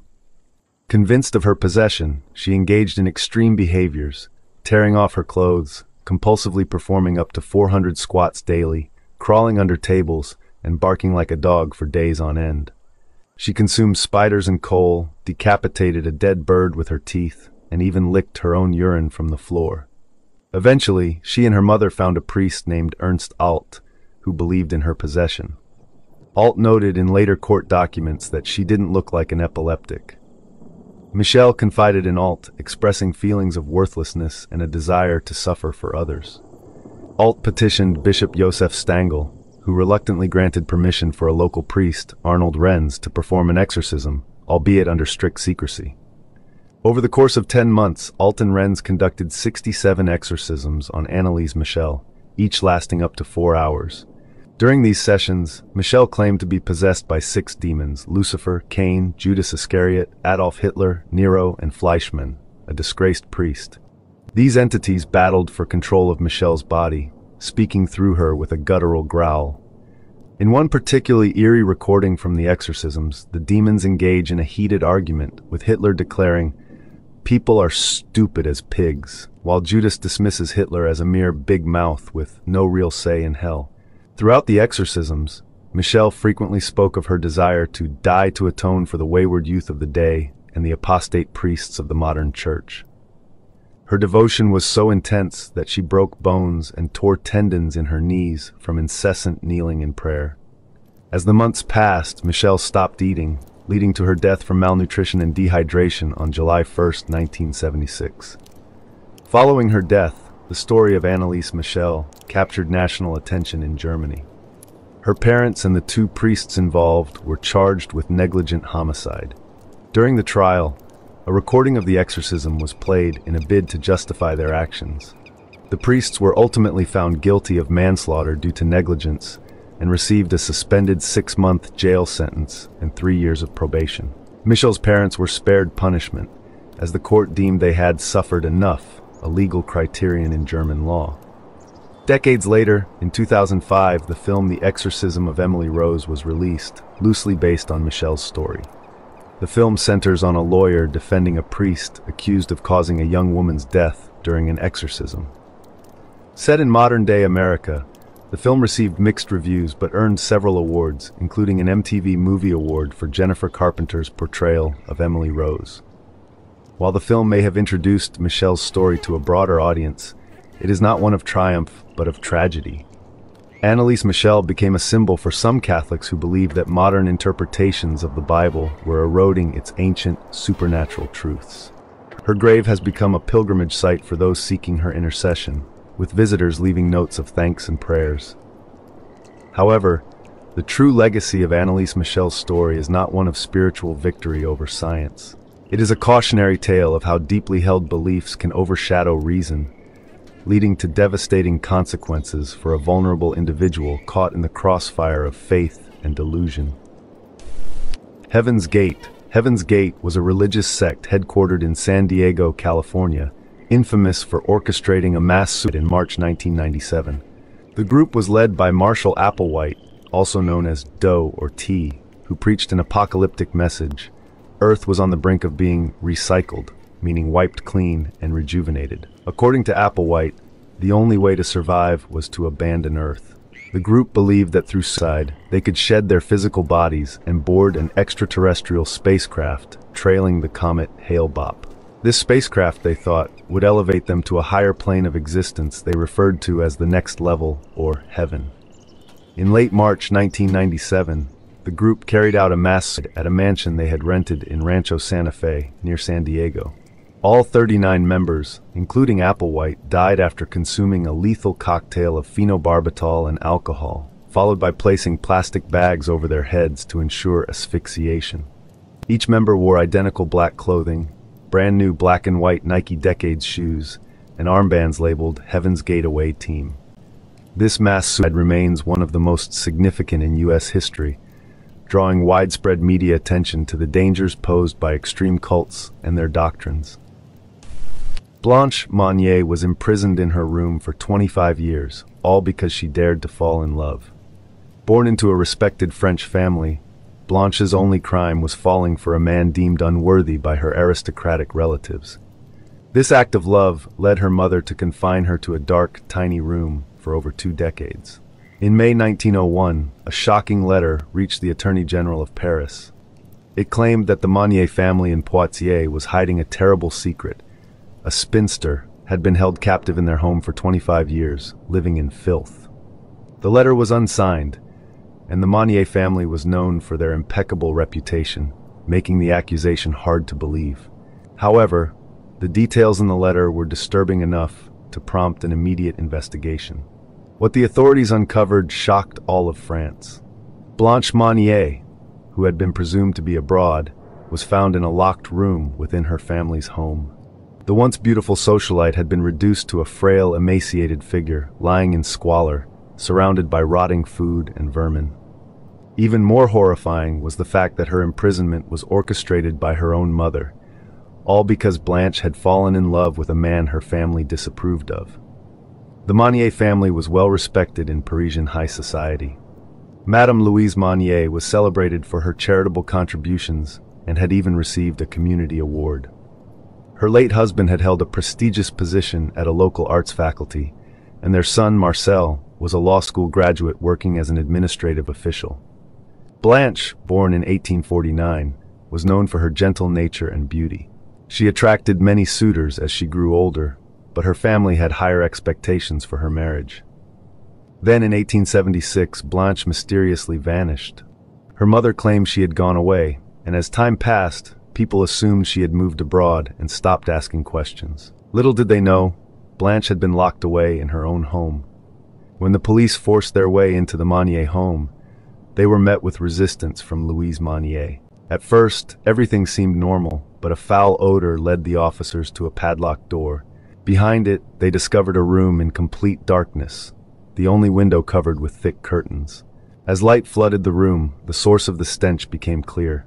Rotting food and filth surrounded a decrepit bed where Blanche lay, barely alive. It was the first time Blanche had seen sunlight in over 2 decades. Her family had imprisoned her in darkness since she disappeared in 1876. Severely malnourished, Blanche weighed just 55 pounds and was too weak to move. She was forced to lie in her own waste, with bugs and rotten food as her only companions. One of the officers later described the horrific scene. The unfortunate woman was lying completely naked on a rotten straw mattress. All around her was a sort of crust made from excrement, fragments of meat, vegetables, fish, and rotten bread. We also saw oyster shells and bugs running across Mademoiselle Monnier's bed. The abuse Blanche endured was unimaginable, and it was a miracle she was still alive. The stench and filth in the room were so overwhelming that the investigators could only stay for a few minutes. Blanche was rushed to the hospital, while her mother and brother were arrested. Despite her dire condition, Blanche was remarkably lucid and expressed joy at being able to breathe fresh air again. Louise Monnier confessed that her daughter had fallen in love with a man years ago, much to the family's disappointment. He was an older, impoverished lawyer, not the wealthy aristocrat they had hoped for. When Blanche refused to abandon him, her mother locked her in the room, intending to break her will. But Blanche never gave in, even after her lover died in 1885. Her brother, Marcel, did nothing to help, and he was later accused of conspiring with their mother. The identity of the letter's author remains a mystery, though some speculate that a servant confided in her boyfriend, who then informed the authorities. The public was outraged by Blanche's story, and a mob soon gathered outside the Monnier house. The stress of the public backlash caused Madame Monnier to suffer severe heart problems, and she died just 15 days after Blanche was freed. Only Marcel was left to face justice. During his trial, he argued that Blanche had chosen to stay in the room and claimed she was violent. He was sentenced to 15 months in prison, but was eventually acquitted, partly because there was no law requiring him to rescue his sister. Blanche, too traumatized to testify, was unable to properly tell her story in court. Blanche Monnier never fully recovered from her ordeal. Though she showed some improvement over time, the psychological scars were too deep. She spent the rest of her life in a sanitarium, passing away in 1913 at the age of 64. Jordi Arias and Travis Alexander. In September 2006, Jordi Arias, 26, crossed paths with Travis Alexander, 29, at a business convention in Las Vegas. Despite living in different states, Jordi in California and Travis in Arizona, their long-distance relationship flourished. They met up frequently and appeared to be the perfect couple. However, Travis's friends began noticing Jordi's obsessive tendencies. She became increasingly possessive, unable to tolerate Travis interacting with other women. Her behavior escalated to stalking him, showing up uninvited, and even sneaking into his house through the dog door. Alarmed, Travis's friends urged him to end the relationship, which he did. Shortly after, Jordi relocated to Arizona, while Travis started dating someone new, a woman named Lisa. Jordi's obsessive behavior transferred to Lisa, leading to stalking and harassment. Eventually, Jordi moved back to California. 2 months after her departure, Travis failed to attend a crucial meeting. His concerned friends found him dead in his bathroom, having been brutally stabbed. A camera recovered at the scene contained photos, one of which showed Travis just before his death, believed to be taken by Jordi moments before she murdered him. In 1959, a Soviet scientist named Vladimir Demikhov achieved the unimaginable. He created a two-headed dog. After 23 failed attempts that resulted in the swift demise of his canine subjects, Demikhov finally succeeded in a partial triumph. He surgically attached the head of one dog onto the body of another, intricately connecting their circulatory systems and fastening their vertebrae with plastic strings. Remarkably, after the procedure, both heads retained the ability to hear, see, smell, and even swallow. Unfortunately, despite this success, the technology of the time was primitive, and the dog survived for only 4 days before succumbing. While Demikhov's work marked a groundbreaking venture into the realm of head transplantation, ethical debates surrounding such procedures continue to this day. Before embarking on this experiment, Demikhov was already a trailblazer in the field of transplantology, a term he himself coined. He had previously transplanted various vital organs between dogs, his preferred experimental subjects, and decided to push the boundaries further. He sought to graft the head of one dog onto the fully intact body of another. In this grisly endeavor, Demikhov was assisted by his laboratory technician, Maria Tretikova, as they embarked on an experiment that would shock the world. The surgery involved grafting the head and front legs of a puppy onto the neck of an adult German Shepherd. Beginning in 1954, Demikhov and his team attempted this complex procedure 23 times, each with different outcomes. The 24th attempt in 1959, although not the most successful, gained the most attention, being featured in Life magazine with accompanying photos. For this particular experiment, Demikhov selected a stray German Shepherd named Brodiaga, Russian for tramp, and a smaller dog named Shafka. Brodiaga served as the host, while Shafka provided the secondary head and neck. The operation involved amputating Shafka's body below her forelegs, maintaining her heart and lungs until the last moment, and making an incision in Brodiaga's neck where Shafka's upper body was attached. The rest of the process involved meticulous vascular reconstruction and the unusual use of plastic strings to connect the dog's vertebrae. After the surgery, both heads were capable of hearing, seeing, smelling, and swallowing. Although Shafka's transplanted head could drink, the liquid did not reach Brodiaga's stomach. Instead, it flowed through an external tube onto the floor. This two-headed creature lived for just 4 days. Had a vein in the neck not been inadvertently damaged, it might have survived longer, perhaps even surpassing Demikhov's longest-lived two-headed dog, which survived for 29 days.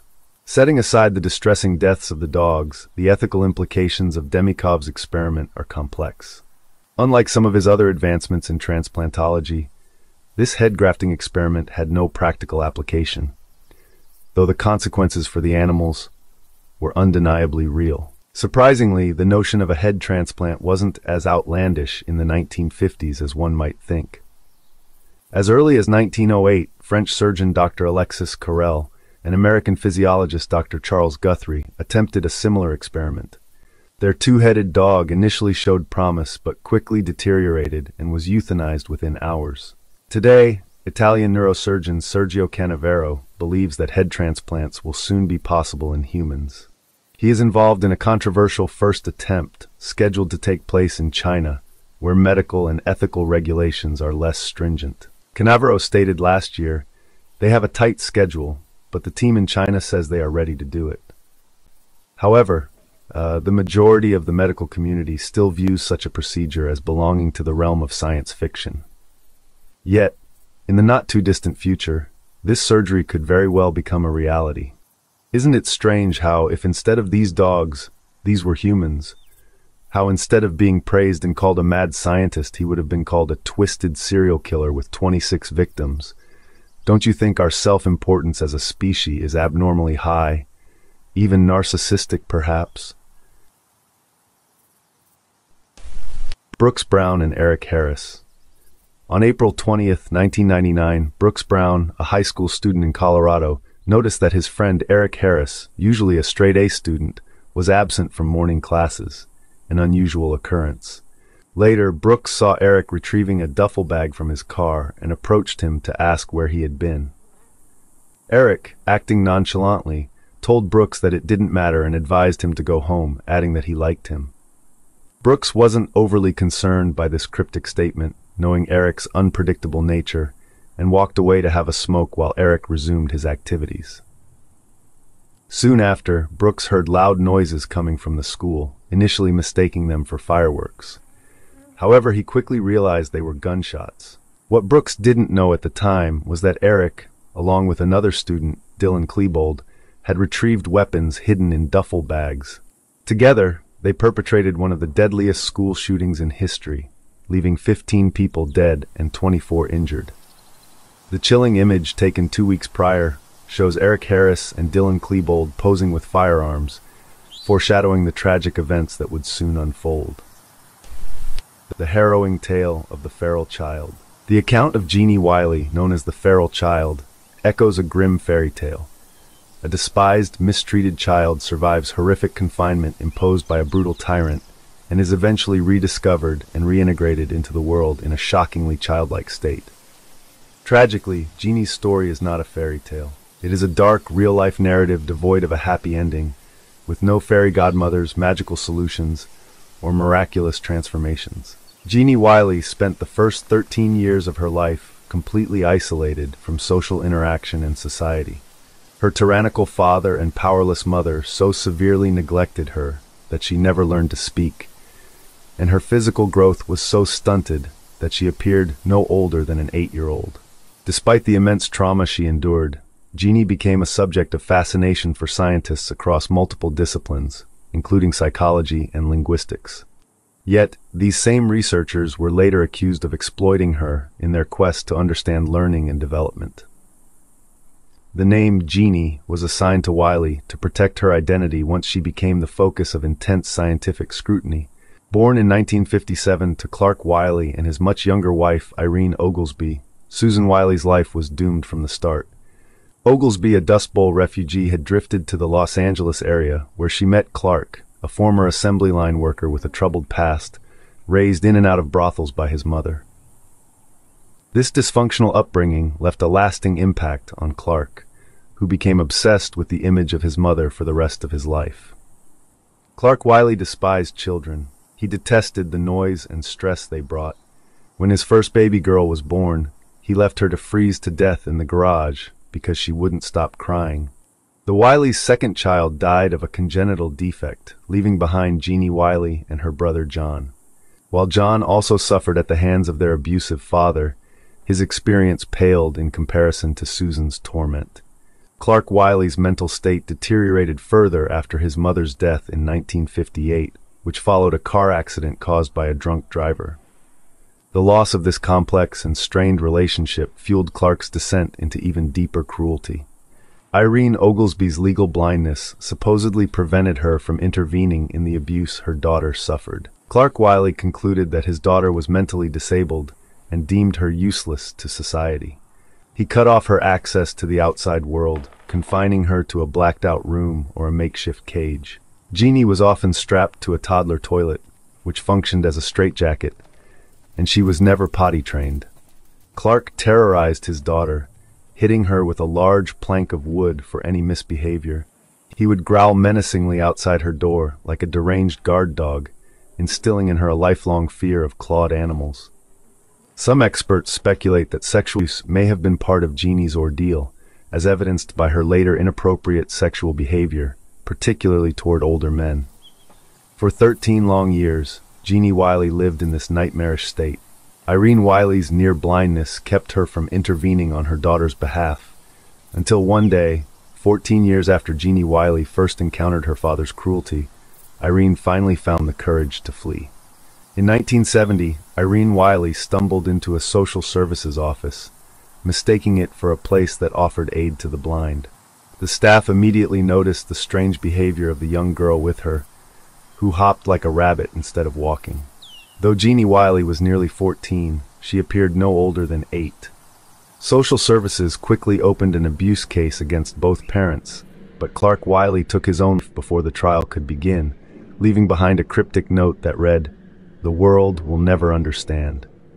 Genie Wiley became a ward of the state. When she arrived at UCLA's Children's Hospital, she knew only a handful of words and was described by medical professionals as the most profoundly damaged child they had ever seen. Wiley's case captivated scientists and physicians who were awarded a grant by the National Institute of Mental Health to study her. From 1971 to 1975, these researchers delved into the developmental consequence of extreme social isolation, with Genie Wiley at the center of their work. For 4 years, Genie Wiley was the focus of these scientists' lives. She wasn't socialized, and her behavior was distasteful, recalled Susie Curtis, a linguist deeply involved in the feral child study, but she just captivated us with her beauty. However, this period also raised ethical questions about the relationship between a research subject and the researchers themselves. Genie Wiley came to live with many of the team members who studied her, creating a significant conflict of interest and potentially leading to another cycle of exploitation. During these 4 years, Genie the feral child was subjected to scientific experiments that some felt crossed ethical boundaries. Genie Wiley's emergence coincided with a growing interest in the scientific study of language. For linguists, she represented a blank slate, a unique opportunity to explore the role of language in human development. Ironically, Genie Wiley, who had once been so profoundly unwanted, was now the object of intense scientific desire. One of the key questions the Genie team sought to answer was whether Wiley's developmental delays were a result of her abuse, or if she had been born with cognitive challenges.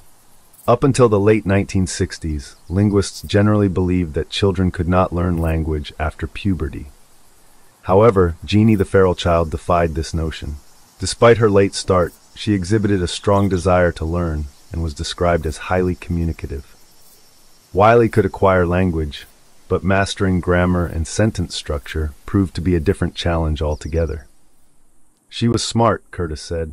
She could hold a set of pictures, so they told a story. She could create all sorts of complex structures from sticks. She had other signs of intelligence. The lights were on. Genie Wiley's case demonstrated that while grammar becomes difficult for children who miss the critical window of language development between ages 5 and 10, communication and language remain attainable. Her story also prompted deeper philosophical questions about the nature of the human experience. It's possible to know very little language and still be fully human, to love, form relationships, and engage with the world. Genie definitely engaged with the world. She could draw in ways that clearly conveyed her thoughts. Wiley could form simple phrases to express her desires and thoughts, such as applesauce by store, but the subtleties of more complex sentence structures eluded her. This distinction highlighted that language and thought are separate entities. Curtis explained, "For many of us, our thoughts are verbally encoded. For Genie Wiley, her thoughts were virtually never verbally encoded, but there are many ways to think." The case of Genie the feral child underscored that there is a critical window during which total language fluency must be achieved if a person is to develop the ability to speak grammatically. Of course, if you already are fluent in another language, the brain is already primed for language acquisition, and you may well succeed in becoming fluent in a second or third language. If you have no experience with grammar, however, Broca's area remains relatively hard to change. You cannot learn grammatical language production later on in life. Despite their contributions to our understanding of human nature, the Genie team was not without its detractors. Members of the team accused one another of exploiting Genie Wiley for personal gain, prestige, and profit. In 1971, language teacher Jean Butler received permission to bring Wiley into her home to aid in socializing her. Butler's time with Wiley provided valuable insights, including Genie's unusual fascination with collecting containers that held liquids, a common trait among children who had experienced extreme isolation. She also noted that Wiley was beginning puberty, a sign of her improving health. The arrangement seemed to work well until Butler claimed she contracted rubella and needed to quarantine both herself and Genie. What began as a temporary situation became more permanent as Butler restricted access to Wiley and applied for foster care of the child. Butler's actions drew criticism from other members of the team, who accused her of using Genie Wiley to advance her own reputation, likening her ambitions to those of Anne Sullivan, the teacher who helped Helen Keller overcome her disabilities. Eventually, Genie Wiley was placed with the family of therapist David Rigler, another member of the Genie team. This arrangement appeared to be a positive turning point for Wiley, offering her a chance to explore the world with people who genuinely cared about her well-being. The arrangement allowed the Genie team significantly more access to her. Curtis reflected on this in her book Genie, a psycholinguistic study of a modern-day wild child, sharing, "A vivid memory from those initial months involves an incredible butcher, a truly kind man. He never inquired about her name, never sought any details. Their connection was unspoken but profound. Every time we visited, and I believe this happened with others as well, he would quietly slide open a small window and pass her something unwrapped, perhaps a bone, some meat or fish. He let her engage with it in her own way, which meant exploring it through touch, pressing it against her lips, almost as though she were blind." Wiley was exceptional in nonverbal communication, able to convey her thoughts without words. Rigler also recalled a moment when a father and his young son, who was carrying a toy fire engine, passed by Wiley. "They walked past," Rigler remembered, but then turned back. Without a word, the boy handed the toy to Genie. She hadn't asked for it, nor did she say anything. This was the kind of effect she had on people. Despite the strides Wiley made while living with the Riglers, the end of the study's funding in 1975 meant she briefly returned to live with her mother.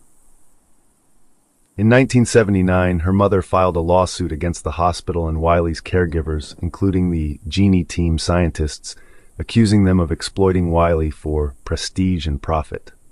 The case was settled in 1984, and Wiley's connection with her researchers was almost completely severed. After the research concluded, Genie Wiley was placed back in foster care. Unfortunately, she regressed significantly in these settings and never regained her ability to speak. She was moved through multiple foster homes, some of which were abusive.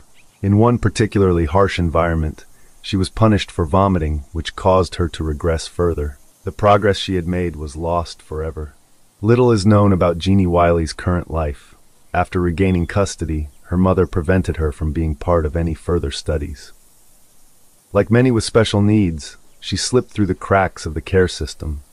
Wiley's mother passed away in 2003, her brother John in 2011, and her niece Pamela in 2012. Journalist Russ Reimer attempted to uncover the reasons behind the dissolution of Wiley's team, but the deep division among the scientists, between those who were exploitative and those who genuinely cared for the feral child, complicated his investigation. The severe divide made my reporting difficult, Reimer admitted. This fracture also contributed to the tragedy of her treatment. He recounted visiting Susan Wiley on her 27th birthday, describing a large, lumbering woman with a look of dull bewilderment, her eyes barely focusing on the cake. Her dark hair had been crudely chopped at the top of her forehead, giving her the appearance of an asylum inmate. Nevertheless, those who cared for Genie Wiley have not forgotten her. I'm fairly certain she's still alive because each time I've inquired, I've been told she's well, Curtis said. However, they've consistently denied me any contact with her. My efforts to visit or write to her have been fruitless. I believe my last interaction with her was in the early 1980s. Curtis also mentioned in a 2008 interview, I've spent the past 20 years searching for her. I can reach the social worker responsible for her case, but I can't get any further. As of 2008, Wiley was residing in an assisted living facility in Los Angeles. Genie Wiley's story is undeniably tragic, as she endured one abusive situation after another, ultimately being failed by society at every turn. Yet, one can still hope that wherever she is, she continues to find some joy in exploring the world, and perhaps still inspires the same wonder and affection she once did in her researchers. The elephant's foot is a chilling moniker for a mass of corium and other materials created during the catastrophic Chernobyl nuclear disaster in April 1986. Corium is a dangerously radioactive substance, born from a nuclear meltdown when the core's fuel rods melt and amalgamate with reactor materials like concrete and metal. This particular mass, with its grotesque, wrinkled appearance resembling an elephant's foot, was discovered lurking in the basement of reactor number 4 at the Chernobyl nuclear power plant. Formed during the meltdown, it consists of nuclear fuel, fission products, graphite moderator, and concrete, among other hazardous elements. Upon its discovery, the elephant's foot was extraordinarily lethal due to its staggering radiation levels. In the immediate aftermath of the disaster, even brief exposure could be fatal. Though the radioactivity has waned over the years, it remains a potent danger. The tragic tale of the radium girls. In the 1920s, hundreds of young women working in American watch factories were unknowingly exposed to dangerous levels of radium, a radioactive substance used in luminous paint. Their exposure was so severe that their bodies emitted a faint glow in the dark by the time they returned home each evening. These women, later known as the Radium Girls, suffered devastating health consequences from their prolonged contact with radium. The paint, which they were told was safe, slowly destroyed their bodies. The radium caused their bones to become brittle and collapse, their jaws to swell and disintegrate, and their organs to fail, leading to slow, painful deaths due to cancer and other ailments. The Radium Girls' story is one of haunting injustice. Drawn to work at a factory in Orange, New Jersey in 1917, many young women felt fortunate to be employed in war-related work. The wages were high, nearly triple the average, and the tasks seemed easy. Their main job was to paint clock faces, dials, and wristwatches with luminous paint for the United States Radium Company. This paint, infused with radium, made the dials glow in the dark, a valuable feature for soldiers in wartime trenches. At the time, radium was considered not just safe but beneficial in small amounts. Despite the Curie's early recognition of its dangers, the general consensus remained that minimal exposure posed no harm. The Radium Girls were told it was safe to handle, and as a result, they took no precautions. Some even licked their paintbrushes for finer work. Meanwhile, male engineers working with larger quantities of radium wore protective gear, highlighting the company's discriminatory safety measures. Ignorance of radium's dangers was widespread. Products like radium-infused tonic water, toothpaste, and cosmetics were popularized for their supposed health benefits. Radium's ability to luminesce after light exposure made it a scientific marvel of the time, used not only in watches but also in consumer goods. However, the element's dark side soon became apparent to the radium girls. Unlike other forms of radiation, the alpha particles emitted by radium-226, with a half-life of 1,600 years, are harmless outside the body, but when ingested, they become deadly. The particles lodge in tissues, emitting radiation that damages and mutates cells over time. The young women unknowingly inhaled and ingested these particles, which then acted like tiny, relentless weapons within their bodies. Male workers were given lead aprons to shield them from radiation, acknowledging the cumulative dangers. Yet the radium girls, reassured of their safety, licked their paintbrushes to ensure precision in their work. They came home covered in radium dust, which caused their skin and clothes to glow. They were so unconcerned that some even used the paint to adorn themselves, painting their nails, sprinkling it in their hair, or dabbing it on their teeth for a glowing smile. For years, the work seemed fun and well compensated, drawing entire families into the factories. By 1920, the workforce numbered around 300 women. Then the suffering began. One of the first to fall victim was Molly Maggia, who in 1922 started experiencing a toothache. Soon, multiple teeth had to be removed, yet her wounds failed to heal, and a painful abscess developed on her jaw. When her dentist examined the bone, it crumbled to dust under his touch, a gruesome sign of the radium's impact on her body. Within months, Molly died in excruciating pain as her body deteriorated from the inside out. Molly's death was not an isolated case. As other women developed severe health issues, including collapsing vertebrae, cancer, and decaying bones, their conditions were initially misdiagnosed or attributed to unrelated causes. The company went as far as to claim that Molly had died of syphilis, hoping to deflect blame as lawsuits and accusations began to mount. By 1924, the United States Radium Company, USRC, was facing serious scrutiny. An independent study confirmed the dangers of the radium paint, but USRC funded its own research to counter these findings. However, the truth could not be suppressed forever. In 1925, Dr. Harrison Martland conducted his own investigation, exhuming bodies and proving beyond doubt that radiation poisoning, not syphilis, had caused the radium girls' deaths. Despite Martland's conclusive findings, the fight for justice was long and bitter. Many of the radium girls did not live to see their day in court, dying in pain and fear. Those who survived often faced years of declining health, with fragile bones, lost teeth, and various cancers. The protracted legal battles resulted in some compensation, but for many, it was too little, too late. However, the radium girls' legacy was not in vain. Their suffering led to stricter safety regulations in handling radioactive materials. Lessons learned from their exposure informed safety protocols for future generations, including workers on the Manhattan Project during World War II. Today, their bravery in fighting for recognition has protected countless others from similar fates. The fatal endeavor of Robert Overacker. Many have attempted to conquer Niagara Falls, but Robert Overacker had a noble motive behind his effort, raising awareness for the plight of the homeless. Tragically, his attempt in October 1995 ended in disaster. Overacker's plan was to navigate the treacherous waters on a jet ski, deploying a parachute as he hurtled over the edge, allowing the vehicle to plunge into the abyss below. However, his parachute malfunctioned, and instead of a daring escape, the 39-year-old Californian plummeted 180 feet to his death. "It's like hitting cement," recalled Niagara Park's police officer Thomas Dittenbeck, describing the moment Overacker met his end. "I don't think people truly grasp the raw force of the falls." The Stanford Prison Experiment, an unsettling insight into human behavior. On August 14, 1971, Stanford University's psychology professor Philip Zimbardo initiated an experiment that would forever change the field of social psychology. By dividing 21 student volunteers into two distinct groups, 11 guards and 10 prisoners, Zimbardo aimed to observe their behavior in a meticulously constructed mock prison environment. His objective was to probe the depths of human nature. How swiftly and severely would these intelligent, educated individuals transform into cruel tormentors or submissive victims when placed in positions of unchecked power or powerlessness?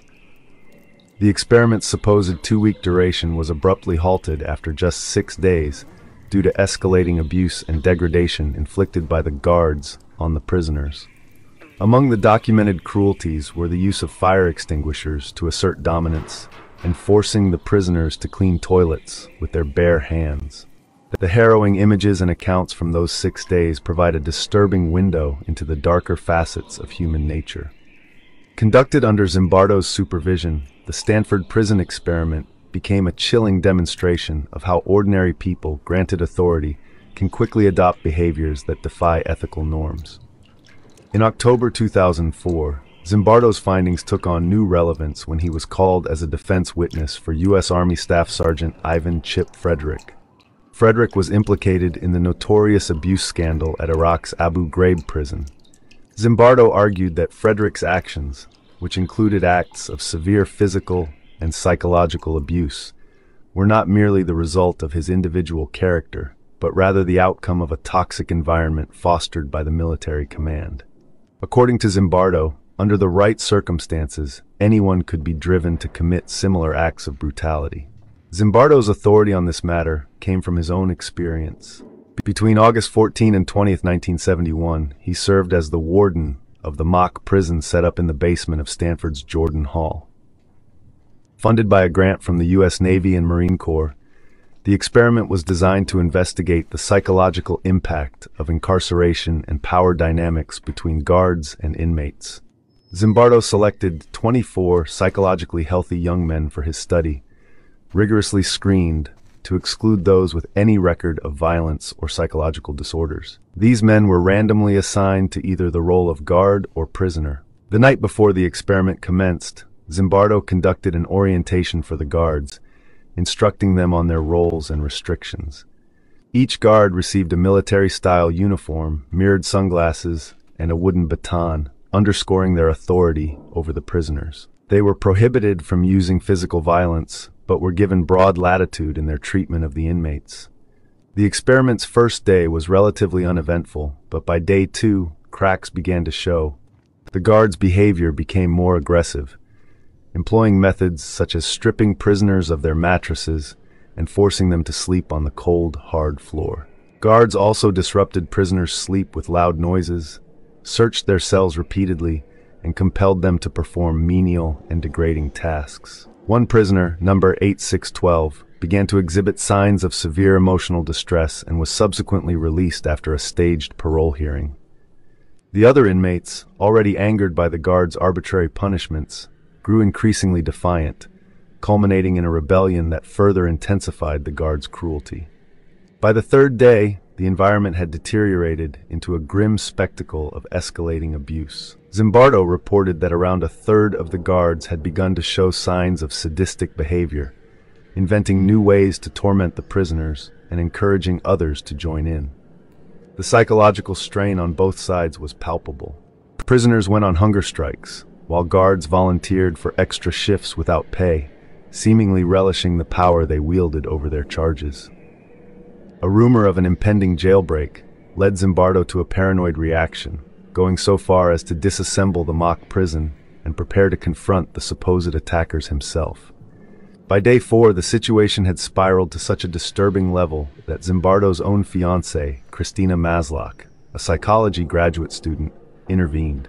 She was horrified by what she witnessed and urged Zimbardo to end the experiment. Her objections marked a turning point. Zimbardo abruptly terminated the study on the 6th day, even as the guards expressed disappointment that their newfound authority was being curtailed. The Stanford prison experiment's abrupt end did not diminish its profound implications.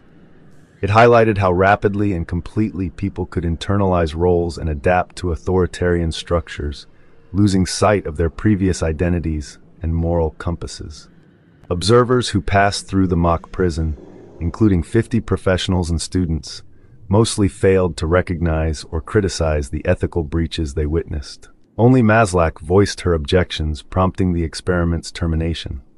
Zimbardo's study was immediately linked to contemporary events, as prison riots broke out at San Quentin and Attica within 2 weeks of its conclusion.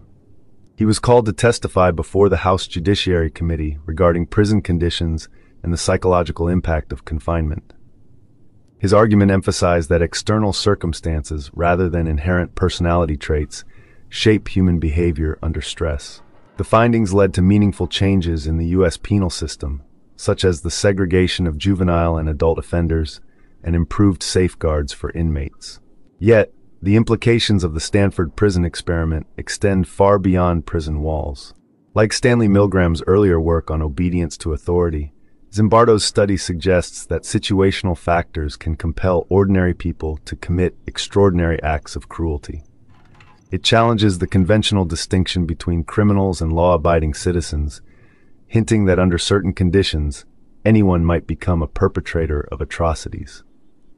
In both Milgram's and Zimbardo's experiments, the actions of ordinary individuals were heavily influenced by the context in which they found themselves, raising unsettling questions about human nature and the potential for evil that lies within us all. These insights force us to reconsider how we judge those who commit crimes, from Nazi executioners who claim to be just following orders, to modern-day soldiers who perpetrate abuse in the name of duty. The eerie image of a mutant piglet from the Chernobyl disaster.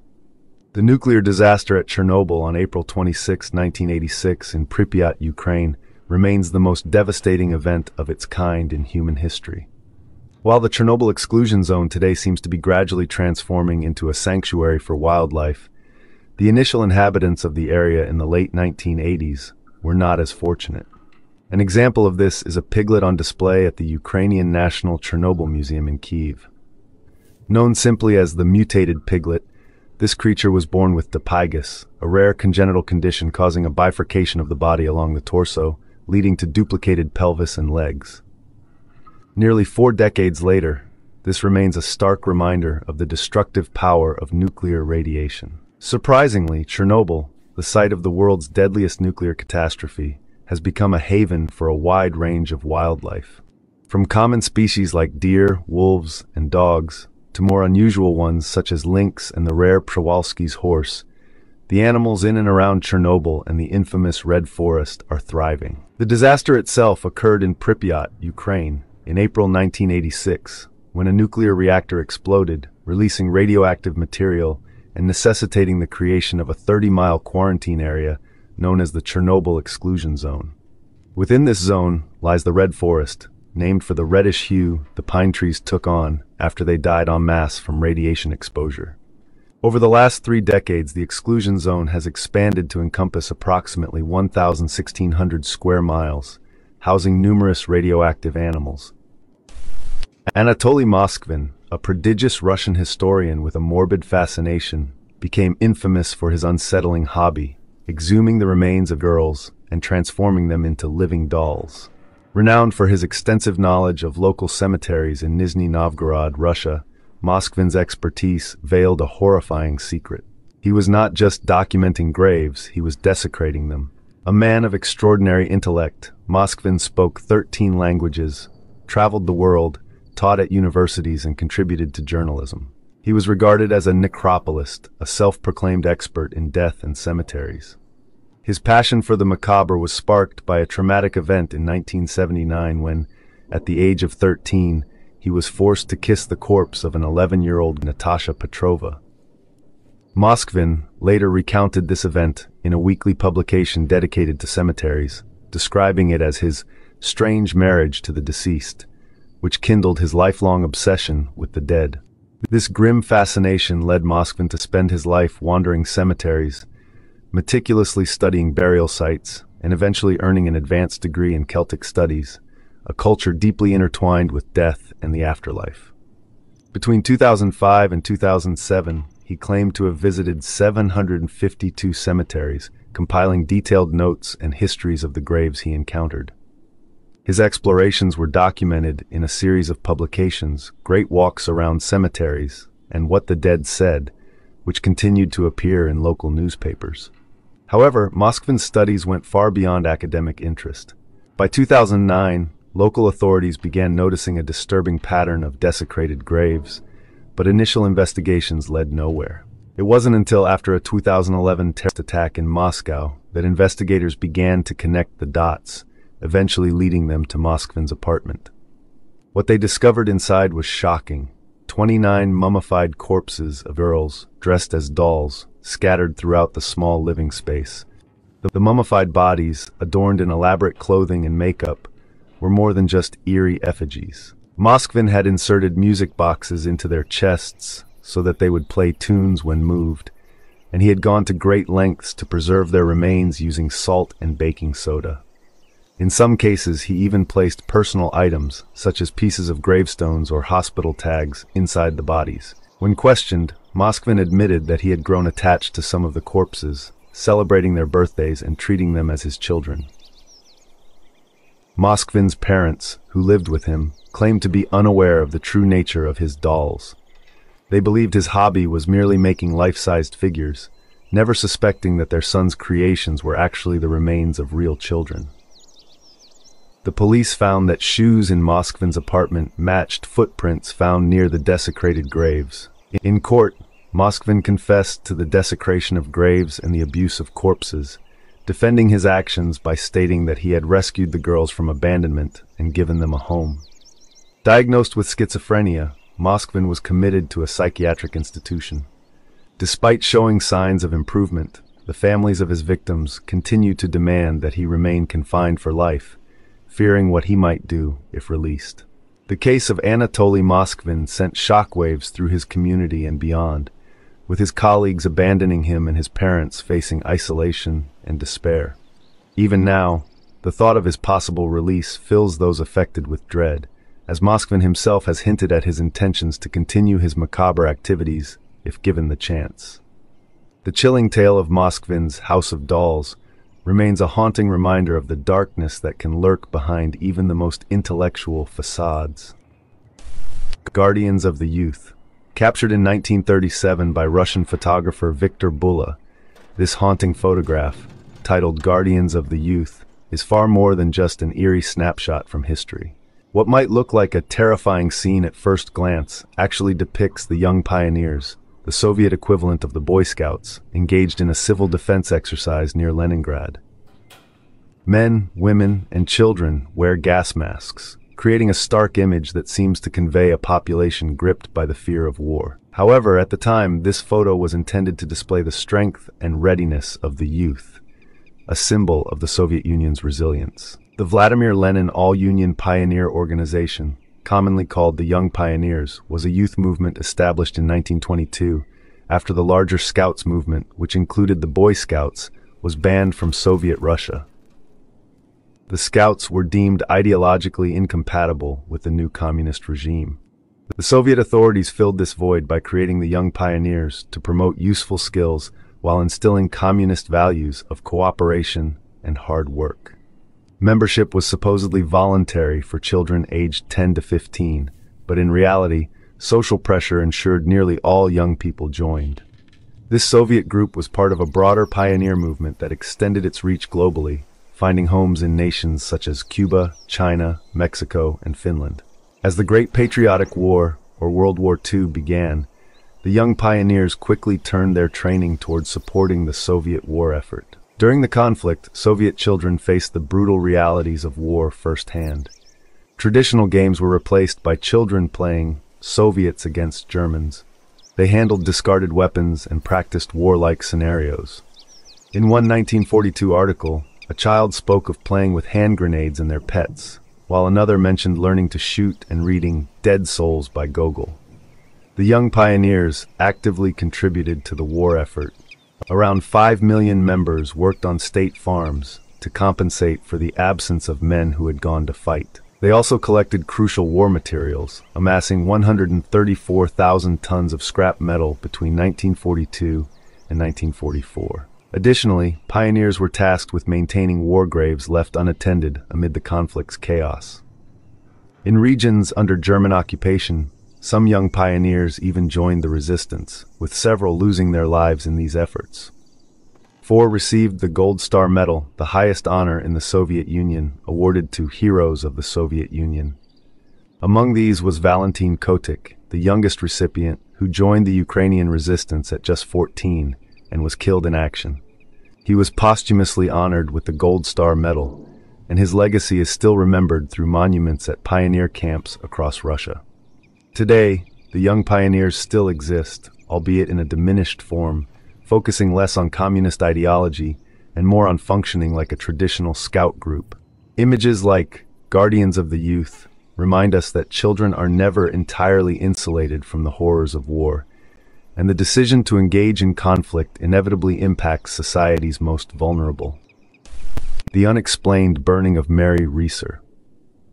On July 2, 1951, in St. Petersburg, Florida, an eerie incident unfolded when Mary Reeser's landlady arrived at her apartment to deliver a telegram.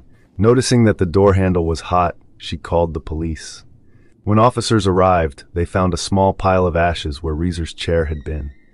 Among the remains were the chair's coil springs, part of Reeser's spine, her left foot in a slipper, and a skull shrunken to an improbable size. Reports described a white-hot blaze that had reduced the 67-year-old woman to ash. Despite the intensity of the fire that destroyed Reeser, much of the apartment remained unscathed. A nearby candle had melted into a puddle of wax, some plastic light switch covers were warped, and soot had settled on the upper half of the room. Yet the bed sheets, just feet away, were still pristine. Only Reeser's body and the immediate area around her chair showed any signs of combustion. Cremation requires several hours at temperatures exceeding 1400 degrees Fahrenheit, leaving investigators puzzled over how Mary Reeser's body was incinerated without more widespread damage. As police investigated, they received peculiar tips, including one account of a fireball entering through an open window and striking Reeser. Another suggested she had been murdered, her body burned elsewhere, and the ashes brought back to her apartment. St. Petersburg Police Chief Reichardt, baffled by the case, sent a letter to the FBI, admitting it was too puzzling for the small-town force to handle. The popular theory at the time was that Reeser had spontaneously combusted, a rare phenomenon where a person ignites without an apparent external heat source. Although accounts of such incidents date back centuries, the scientific community remains divided on their validity. The FBI dismissed the idea of spontaneous human combustion, instead suggesting the wick effect. This theory posits that the body's fat can act like a candle's wax, sustaining a slow, intense burn. According to their report, the body becomes ignited from an external cause. Once it starts burning, there is enough fat to cause extensive destruction. In this scenario, only the area around Reeser's chair was affected, while the rest of the apartment remained intact. Mary Reeser's son, Dr. Richard Reeser Jr., recalled visiting his mother hours before her death. She had planned to change into her nightgown, take sleeping pills, and smoke a cigarette. The FBI speculated that she fell asleep with a lit cigarette, which ignited her flammable gown. The sleeping pills may have left her unaware of the fire, causing her to die from smoke inhalation before her body burned.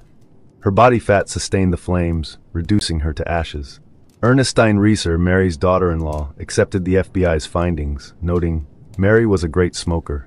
The cigarette dropped to her lap. Her fat was the fuel that kept her burning. The floor was cement, and the chair was by itself. There was nothing around her to burn.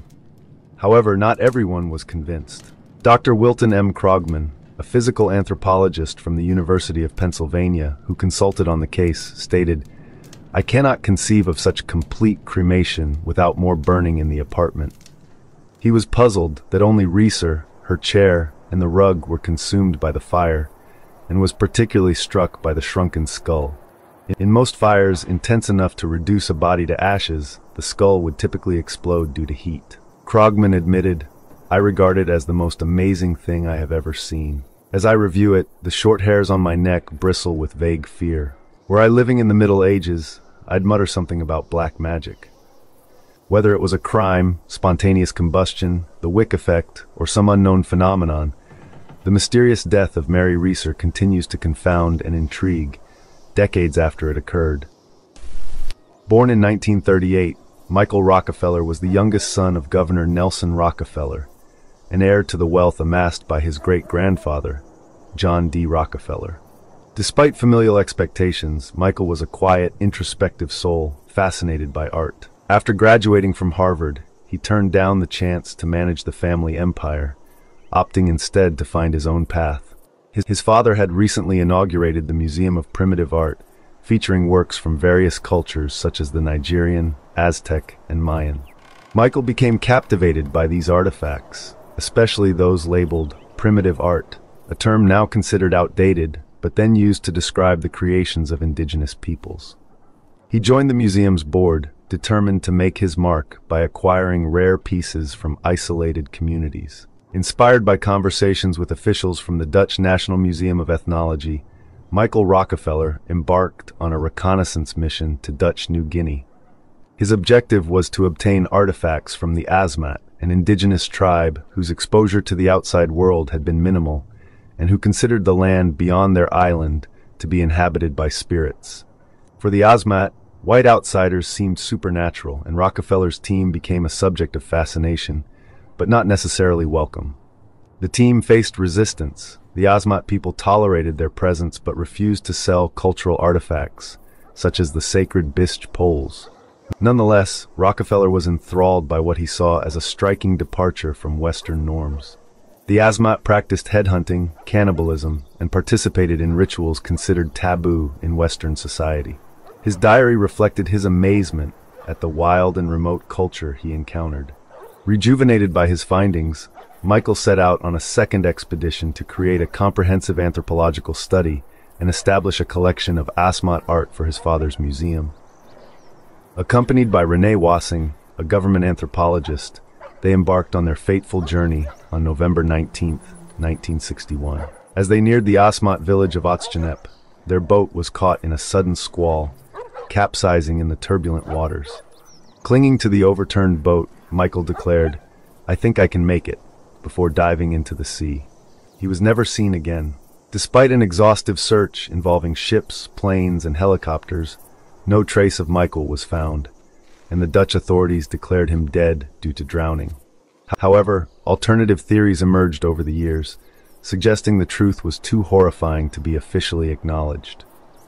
Some believed Michael was killed by the Asmat, with evidence purportedly hidden to avoid international scandal.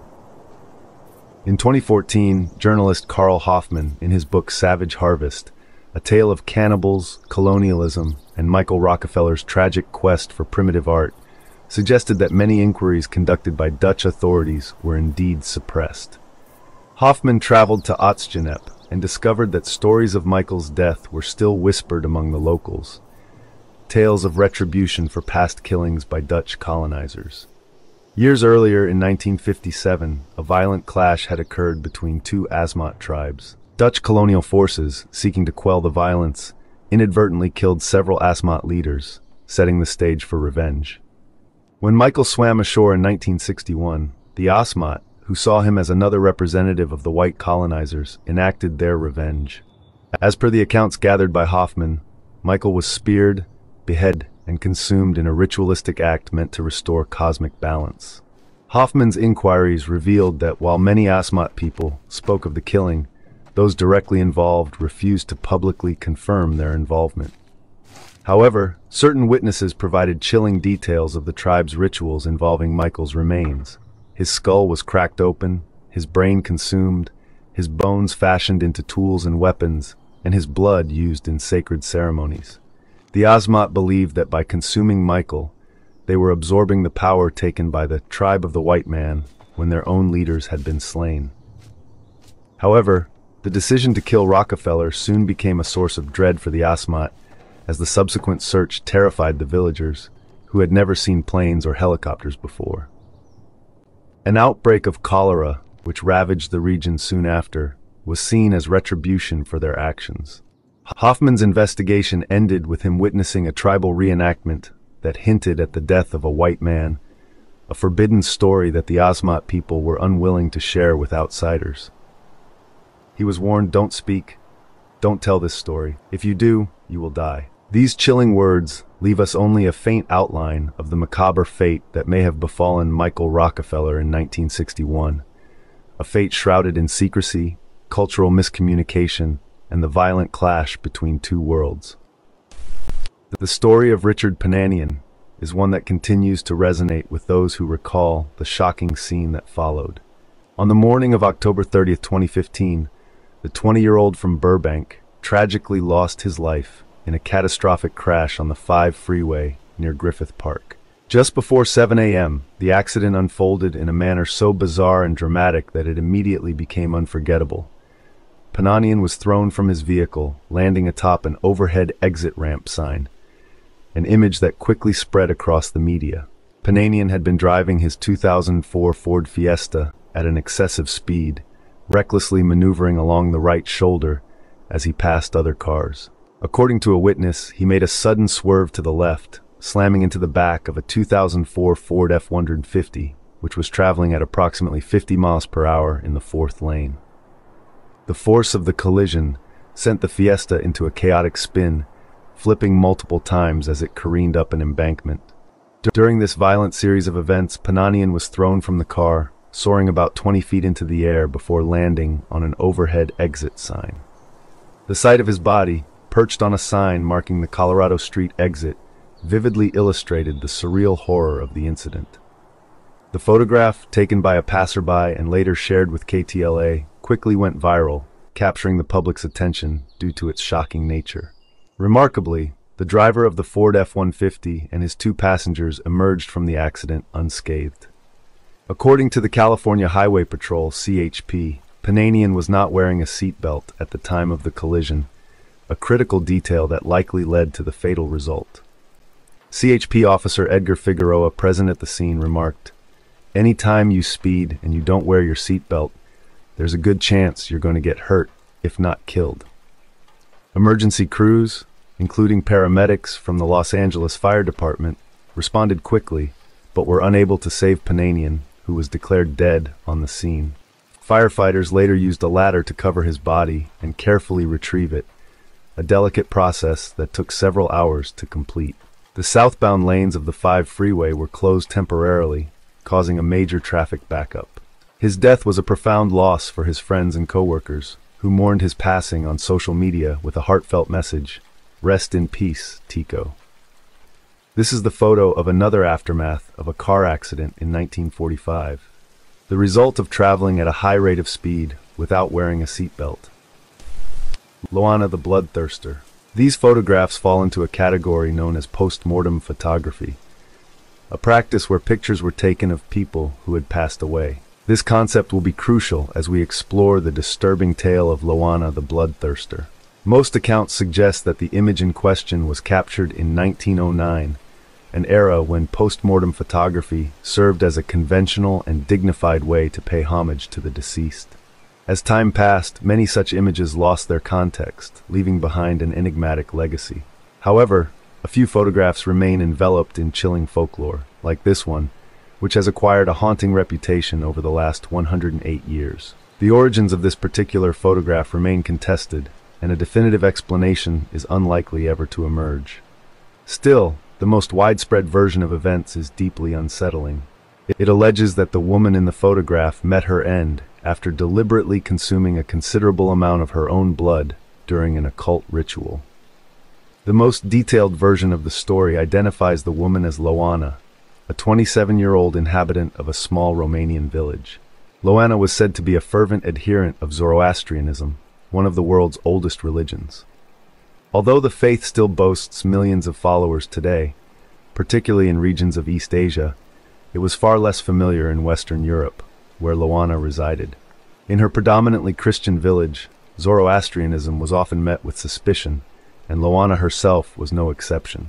She became a target of harassment, especially from 2 local ministers who maliciously accused her of satanic worship and the drinking of children's blood. Tensions escalated until on October 21, 1909, a frenzied crowd dragged Loana from her home and subjected her to a brutal beating. Although she survived, her injuries were severe enough to require hospitalization. Mysteriously, Loana discharged herself from the hospital just 2 days later, only to be found dead at home the following morning.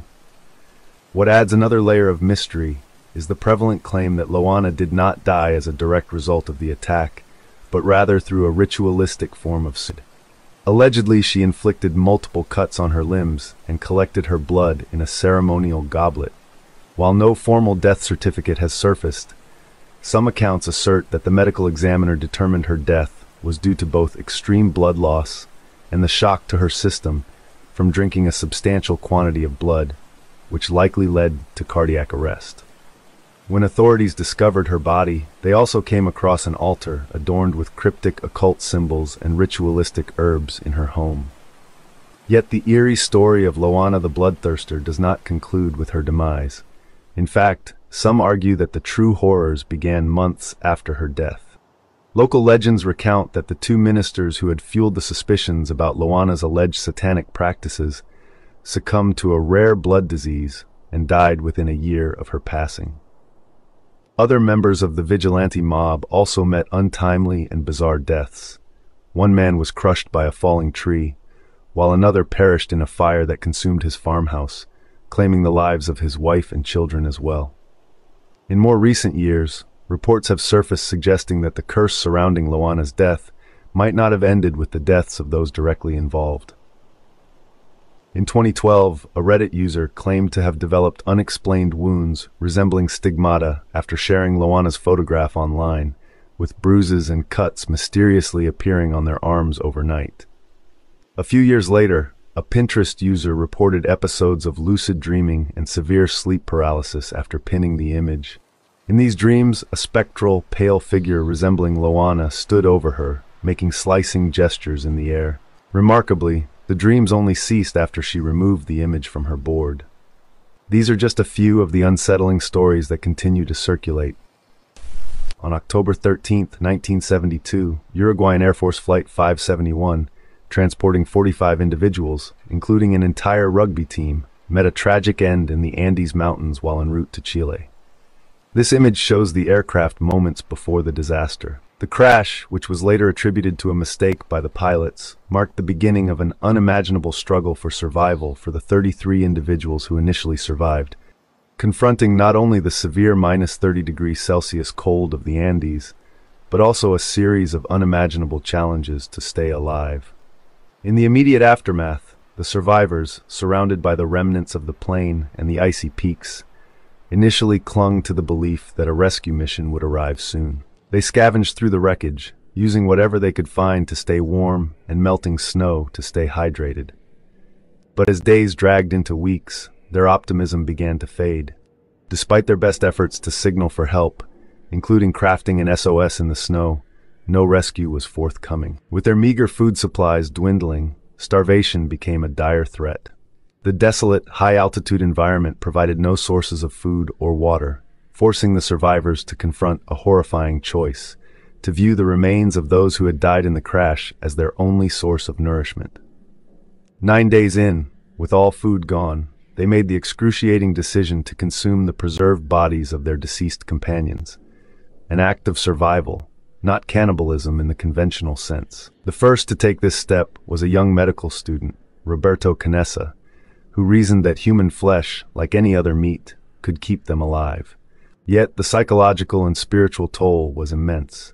The survivors wrestled with the nightmare of consuming their friends, but ultimately, they concluded that the deceased would have wanted them to survive, even if it meant resorting to such a desperate act. The situation grew even more desperate on the 17th day, when an avalanche buried the crash site, killing 8 more survivors and wiping out the bodies they had been relying on for sustenance. This left the remaining group with no choice but to turn to the newly deceased in order to continue surviving. Despite these unbearable circumstances, the survivors were not entirely cut off from the outside world. They managed to use a transistor radio to follow the news about the search efforts. However, on October 23rd, they heard the devastating news that the search had been abandoned, leaving them to survive on their own. Facing this grim reality, Canessa, along with Nando Parado and Antonio Tintin Vizintin, embarked on a perilous journey across the mountains in a desperate bid to find help. After 10 grueling days trekking through the harsh wilderness, Canessa and Parado finally reached civilization and secured the rescue of the remaining survivors. On December 22, 1972, after 70 days of isolation and unimaginable suffering, the 16 remaining survivors were finally rescued. The world's reaction to their story was mixed. While many saw their survival as nothing short of a miracle, others were horrified by the lengths to which they had gone. The survivors faced significant scrutiny, especially from the church, until they explained that they had viewed the act of consuming their friends as a solemn, almost sacramental act. Over time, public perception shifted, and the survivors were eventually cleared of any wrongdoing by the church. In the years that followed, Knessa, who had been instrumental in ensuring the group's survival, made a point to meet the families of those who had died. He delivered letters written by the deceased and shared the brutal details of their ordeal. To his surprise, he was met with understanding and forgiveness, as the families recognized that the drive to survive had pushed the survivors to do what was necessary. Keith Sapsford. February 1970, John Gilpin, a photographer, was in the darkroom developing photos he had recently taken near Sydney Airport. As he reviewed the images, one frame revealed something horrifying: a person plummeting from an ascending aircraft. Unbeknownst to Gilpin at the time, he had inadvertently captured the final tragic moments of a 14-year-old stowaway named Keith Sapsford. Keith Sapsford, a spirited teenager from Sydney, Australia, had just returned from an overseas trip with his family. The experience seemed to have sparked a deep yearning within him to explore the world. His father, Charles, described Keith as a restless soul, always eager to move and see new places. However, his adventurous spirit also brought turmoil to his home life, leading his parents to enroll him in Boys Town, a Roman Catholic institution in South Sydney that specialized in helping troubled youths. They hoped this would provide the guidance Keith needed. But within just 2 weeks, Keith ran away, spending several days on the streets of South Sydney. During this time, he might have recalled a cautionary tale his father once told him about a Spanish boy who died after stowing away in a plane's wheel well. Instead of deterring him, this story seems to have inspired Keith to attempt the same perilous act. On February 22, 1970, Keith made his way to Sydney Kingsford Smith International Airport, sneaking through the fence and onto the tarmac. Security measures were much more lax in those days, allowing the determined teenager to cross the airport grounds undetected. He found a Japan Airlines Douglas DC-8 and climbed into the wheel well, hoping to hitch a ride to a new destination. A few hours later, as the plane took off, Keith tragically fell to his death. The moment was unknowingly captured by John Gilpin's camera. Experts believe that Keith had no idea the wheel well would reopen to retract the landing gear after takeoff. Even if he had managed to stay inside the compartment, he would likely have succumbed to hypothermia and lack of oxygen during the flight, as most stowaways on high-altitude flights do. Clad only in light summer clothing, he was ill-prepared for the sub-zero temperatures found at cruising altitudes. Tragically, from the moment he climbed into that plane, Keith's fate was sealed. Looking at this photograph, one cannot help but feel a deep sense of dread. It's a haunting image of someone's final moments, a young life snuffed out in a reckless pursuit of adventure. It's hard to imagine what Keith must have been thinking or feeling at that precise moment. We all make reckless decisions in our youth, often escaping the consequences. Unfortunately, in Keith's case, this impulsive act led to a fatal end. Let this captured moment serve as a stark warning to others who might consider such a dangerous gamble. Tina Thomas was a 26-year-old bride, excited yet nervous about planning her wedding with her fiancé, Gabe Watson. This was her third serious relationship, having previously been engaged twice. Her first engagement with Scott McCulloch ended due to her mother's disapproval, while her second, with Stan Marks, dissolved after 3 years. Tina met Gabe at a friend's party, and their relationship, though not a whirlwind romance, provided them both with comfort after recent breakups. 2 years later, Gabe proposed, and Tina, having learned from past experiences, sought her parents' blessing before proceeding. In 2003, Gabe planned to ask for Tina's hand on Valentine's Day, but had to delay it by a day when her father was unavailable. During the dinner, when asked if he loved Tina, Gabe hesitated, as did Tina when asked the same question. Despite these awkward moments, Tina's father gave his blessing. Gabe seemed more interested in planning their honeymoon than the wedding itself, fixating on a diving trip to the Great Barrier Reef in Australia. Tina, who wasn't enthusiastic about diving, felt pressured by Gabe to learn. He even took out a loan to buy her equipment and pay for her lessons. However, Tina struggled with the lessons, and her instructors doubted her ability to dive in open water. Despite these warnings, Gabe insisted on continuing with their plan. On October 11, 2003, the couple married and soon after flew to Australia.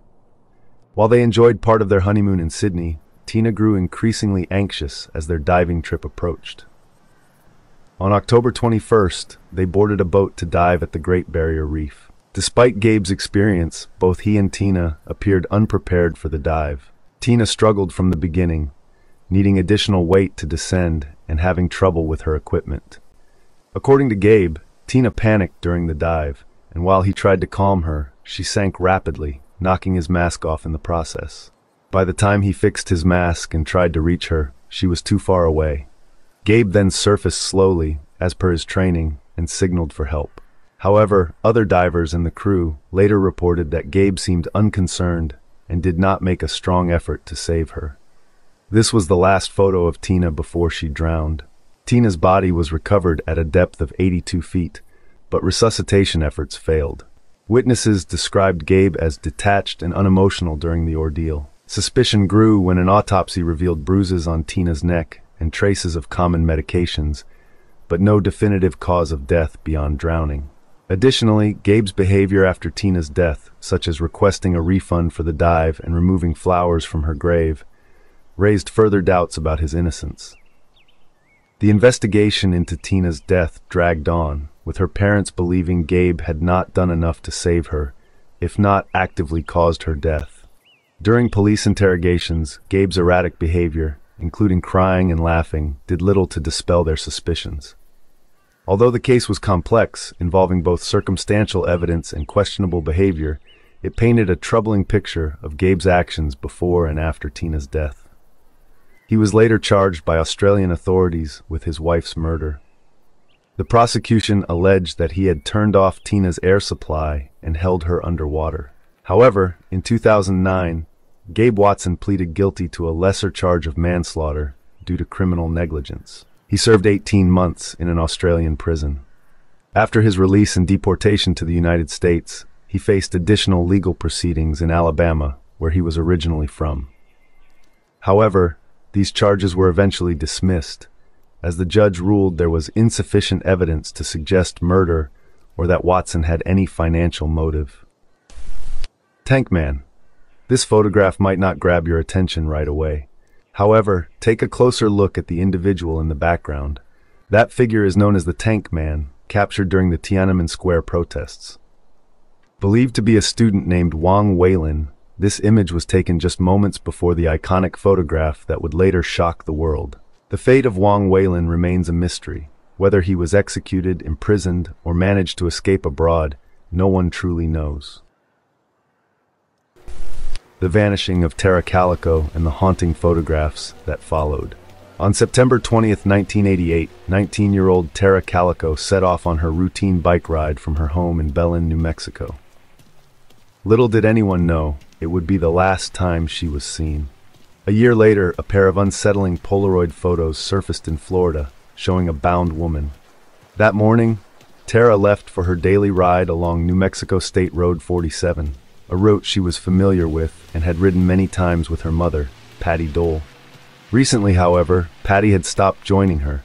An incident where a car repeatedly drove too close had unnerved her, though Tara remained undeterred. She waved off her mother's suggestion to carry mace for protection, joking as she left the house that if she wasn't back by noon, Patty should come find her. Tara had a tennis date with her boyfriend at 12:30 and intended to keep it. But as noon passed, Tara didn't return. This would mark the beginning of a perplexing mystery that would captivate the nation. For the next 10 months, John and Patty Dole waited in agonizing silence. That afternoon, when Tara failed to come home, Patty retraced the familiar bike route, hoping to find her. When nothing turned up, she contacted the police. Despite a search effort, neither Tara nor her bike was found, and no witnesses could confirm any accident or abduction. Some reported seeing Tara along the road, with vague recollections of a light-colored pickup truck possibly following her. The police discovered fragments of Tara's Walkman and a cassette tape along the road, which Patty believed were deliberately dropped as a trail. Yet, despite these clues, Tara and her distinctive pink bike remained missing. With no solid evidence of foul play, investigators began to explore the possibility that Tara had run away. Her family, however, vehemently denied this, insisting Tara was happy and full of life. Her stepfather, John Dole, described her as a whirlwind of energy, always eager to fill her day with activities. As days turned to months, Tara's parents could only wait for answers that never came. Then, on June 15, 1989, nearly 9 months after her disappearance, a chilling discovery was made. A Polaroid photograph was found in a convenience store parking lot in Port St. Joe, Florida, roughly 1,500 miles from where Tara had gone missing. The image showed a young woman and a boy, bound and gagged with duct tape, lying on a blanket. The woman who discovered the photograph recalled seeing a white Toyota van driven by a man with a mustache in his 30s just moments before. Despite efforts to track down the vehicle, it was never found. The Eerie Polaroid was soon featured on America's Most Wanted, and viewers quickly reached out to Patty, urging her to take a closer look. At first, Patty wasn't sure, but as she studied the image, she grew convinced. The girl had a scar on her leg that resembled one Tara had received in a car accident years earlier. There was also a paperback book visible in the photo by one of Tara's favorite authors. To Patty, these details were too coincidental. She believed without a doubt that the girl in the Polaroid was her daughter. Law enforcement, however, wasn't as convinced. The Los Alamos National Laboratory reviewed the image, but doubted it was Tara. The FBI couldn't conclusively identify the girl either. However, Scotland Yard in the UK analyzed the photo and concluded that the girl was likely Tara. While experts debated, they all agreed the photo had been taken recently, no later than May of that year, as the film stock used wasn't available before then. But the mystery only deepened when the family of 9-year-old Michael Henley, who had disappeared in April 1988 while on a hunting trip in New Mexico, came forward to identify the boy in the Polaroid as Michael. For a brief time, both families hoped this image might hold the key to finding their loved ones. However, in 1990, Michael Henley's remains were found just 7 miles from the campsite where he vanished. It was determined he had died of exposure shortly after going missing, long before the Polaroid was taken. Despite renewed interest in Tara's case over the years, including the formation of a special task force in 2013, her fate remains unknown. In 2003, John and Patty decided to leave New Mexico and move to Florida after years of waiting for a breakthrough that never came. The constant reminders of Tara were too painful to bear. Appearing on countless TV programs like Oprah and Unsolved Mysteries, the Doles had done everything they could to keep their daughter's case in the public eye, but they ultimately felt it was time to move on. "There's not anything I can do here that doesn't remind me of Tara," Patty once said. A possible lead emerged in 2008 when Sheriff Rene Rivera of Valencia County claimed to know what happened to Tara. He suggested that 2 teenage boys had accidentally struck Tara with their car while following her on her bike. Panicking, they allegedly disposed of her body. However, Rivera admitted that without physical evidence, he could not make any arrests, leaving the case unresolved. John Dole expressed frustration, questioning why the sheriff would announce such claims without being able to act on them. He believed there was enough circumstantial evidence to at least pursue the case. Over the years, 2 additional Polaroids surfaced that some speculated could be connected to Tara. One, found at a construction site in Montecito, California, showed a girl's face with tape over her mouth. The other, taken on an Amtrak train in 1990, featured a woman with her eyes covered, sitting next to a man. While Patty found the Montecito image compelling, she did not believe the girl in the train photo was Tara. Now, more than 3 decades later, Tara Calico's disappearance remains one of the most baffling cold cases. Despite countless theories and fleeting leads, the truth of what happened to her may never be fully uncovered, unless, by some chance, a new clue emerges. The assassination of Reynaldo Dagsa.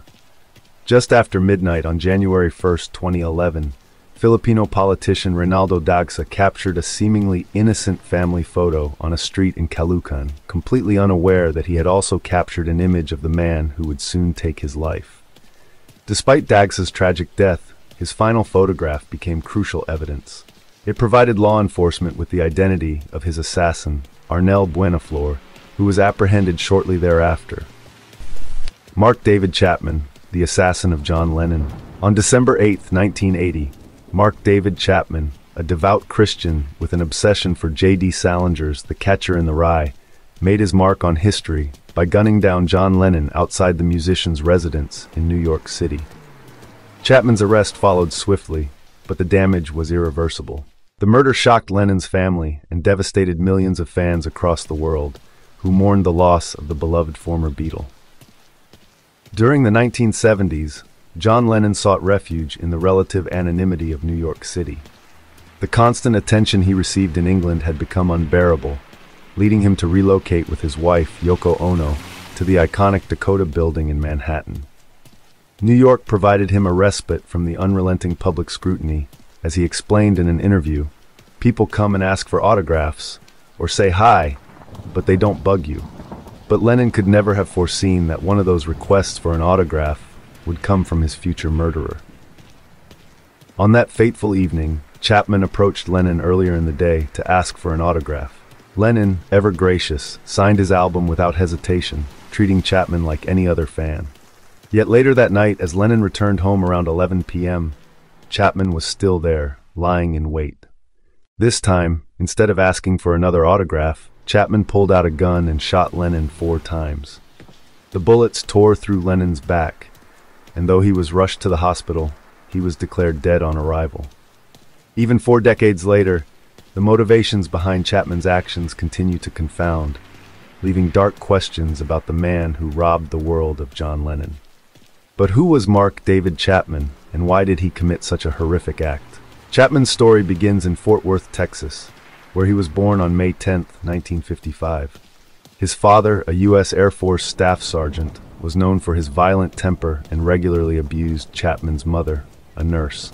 In interviews, Chapman recounted how he often heard his mother calling his name as his father beat her, describing how he would rush to her defense.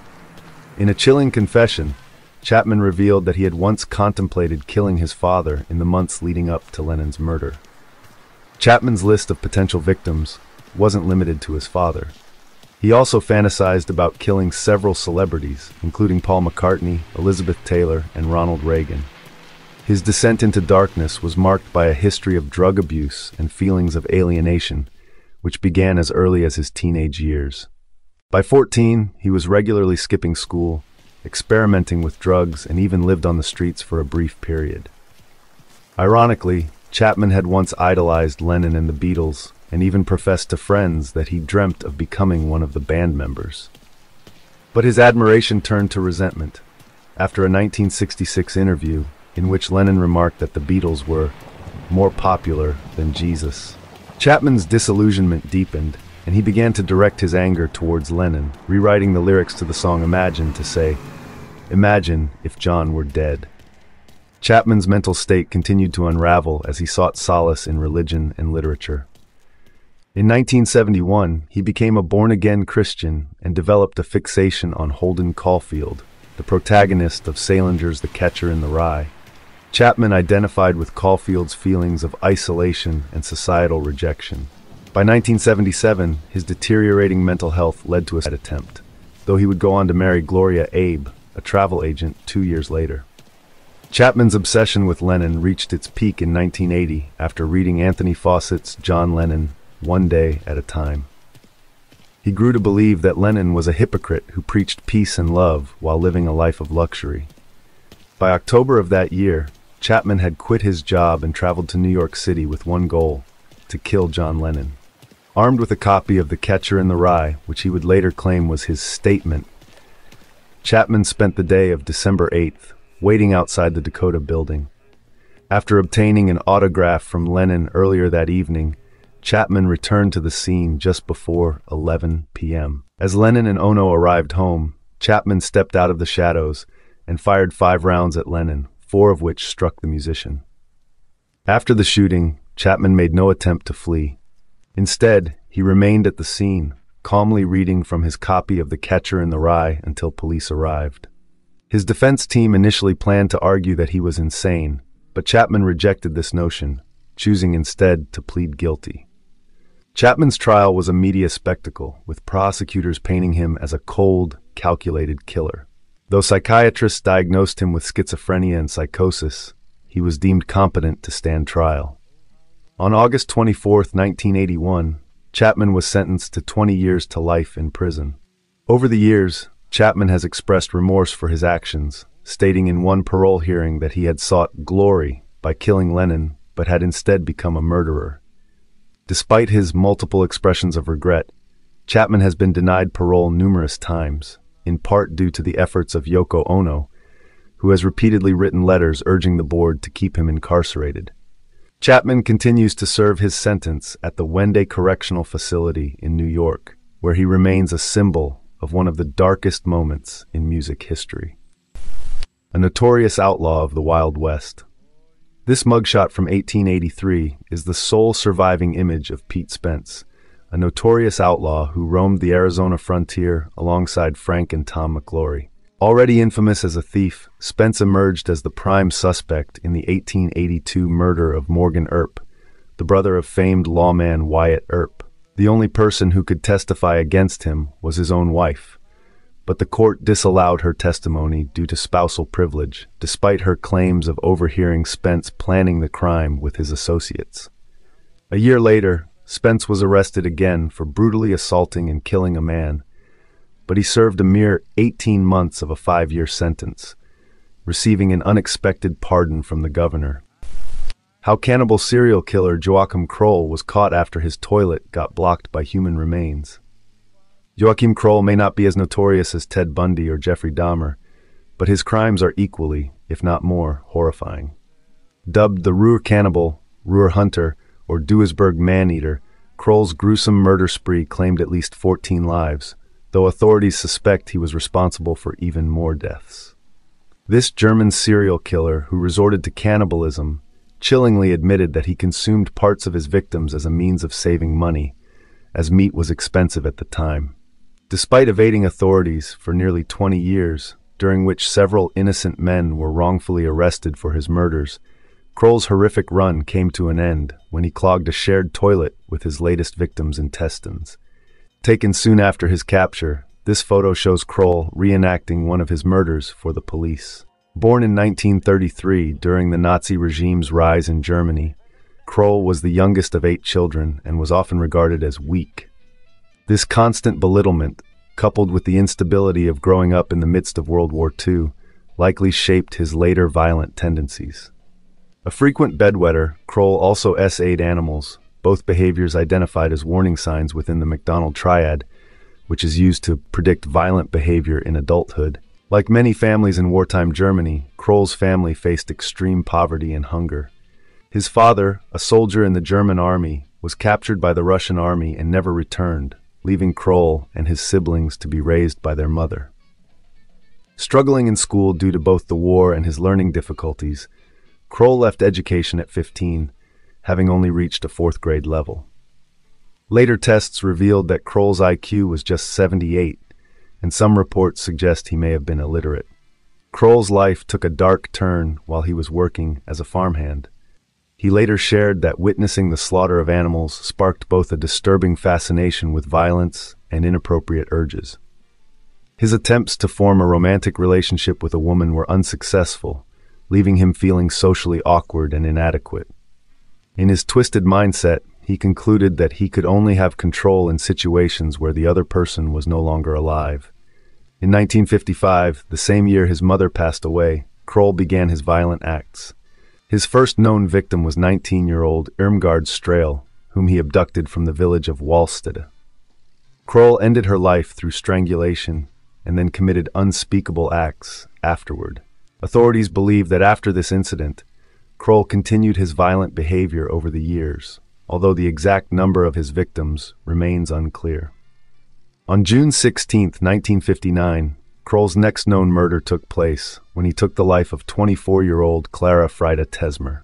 This incident was just as brutal as his first crime, but this time he began incorporating cannibalism. He removed flesh from her body and took it home to cook and eat. Tragically, another man, Heinrich Ott, was wrongfully accused of the crime and took his knife while awaiting trial. Despite this, Kroll continued his spree without being caught. Psychologists studying Kroll believe his actions suggest a higher level of planning than his IQ of 78 might indicate. He managed to avoid capture for many years, carefully selecting his victims. Unlike many serial killers, Kroll didn't target a specific type of person. Though he primarily preyed on women, he also murdered men, such as Hermann Schmitz in 1965. After tabbing Schmitz, Kroll tried to attack Schmitz's fiancée, Marion Veen, but she narrowly escaped by driving her car toward him. Despite her providing a description to police, Kroll remained unidentified. The investigation was further complicated by the fact that Kroll didn't practice cannibalism with every victim. Additionally, other killers were active in West Germany at the time, leading to confusion. Authorities even arrested 6 innocent men for murders Kroll had committed, 2 of whom, like Ott, tragically died by the S-word. Kroll's cannibalism wasn't driven by the typical motivations of control or gratification seen in other killers. He explained to investigators that his actions were more practical, claiming meat was expensive. Shortly after, a neighbor asked Kroll if he knew what was causing the plumbing issues in their building's shared bathroom. Kroll casually replied, "Guts," which the neighbor initially took as a joke. However, upon checking the toilet, the neighbor discovered small human organs and immediately contacted the authorities. When police entered Kroll's apartment, they made a grim discovery.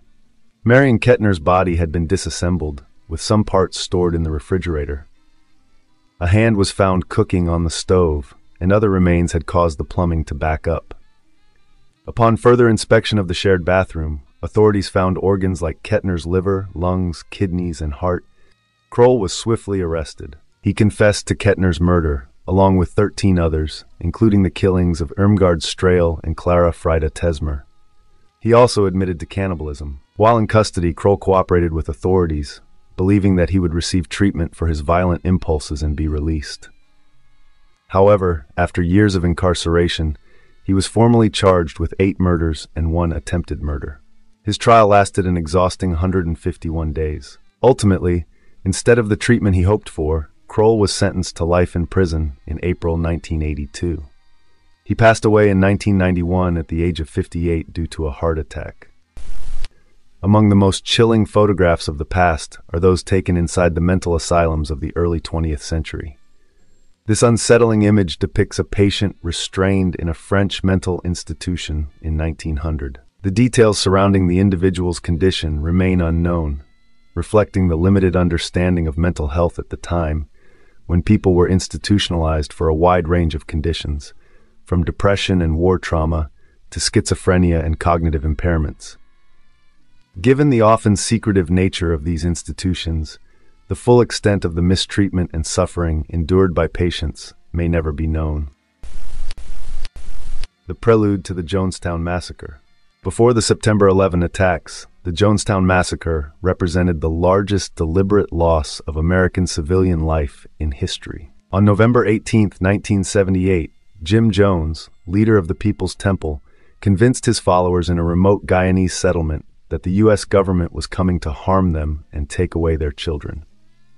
He urged them to consume a fatal dose of cyanide-laced fruit punch as the only escape. That day, 918 people perished in what has become one of the darkest chapters of American history. A chilling photograph captures Jim Jones, Center, and his followers at Jonestown, seemingly enjoying a peaceful life, mere days before the mass suicide murder. On that fateful day in November, over 900 members of the People's Temple, under the direction of Jim Jones, were coerced into taking their own lives by drinking poison, with armed guards ensuring compliance from those who hesitated.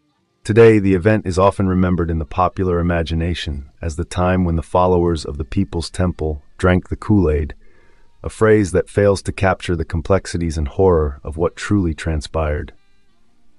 Nearly 1,000 individuals isolated in a remote jungle compound in Guyana embraced death under the spell of a charismatic leader's conspiracy theories.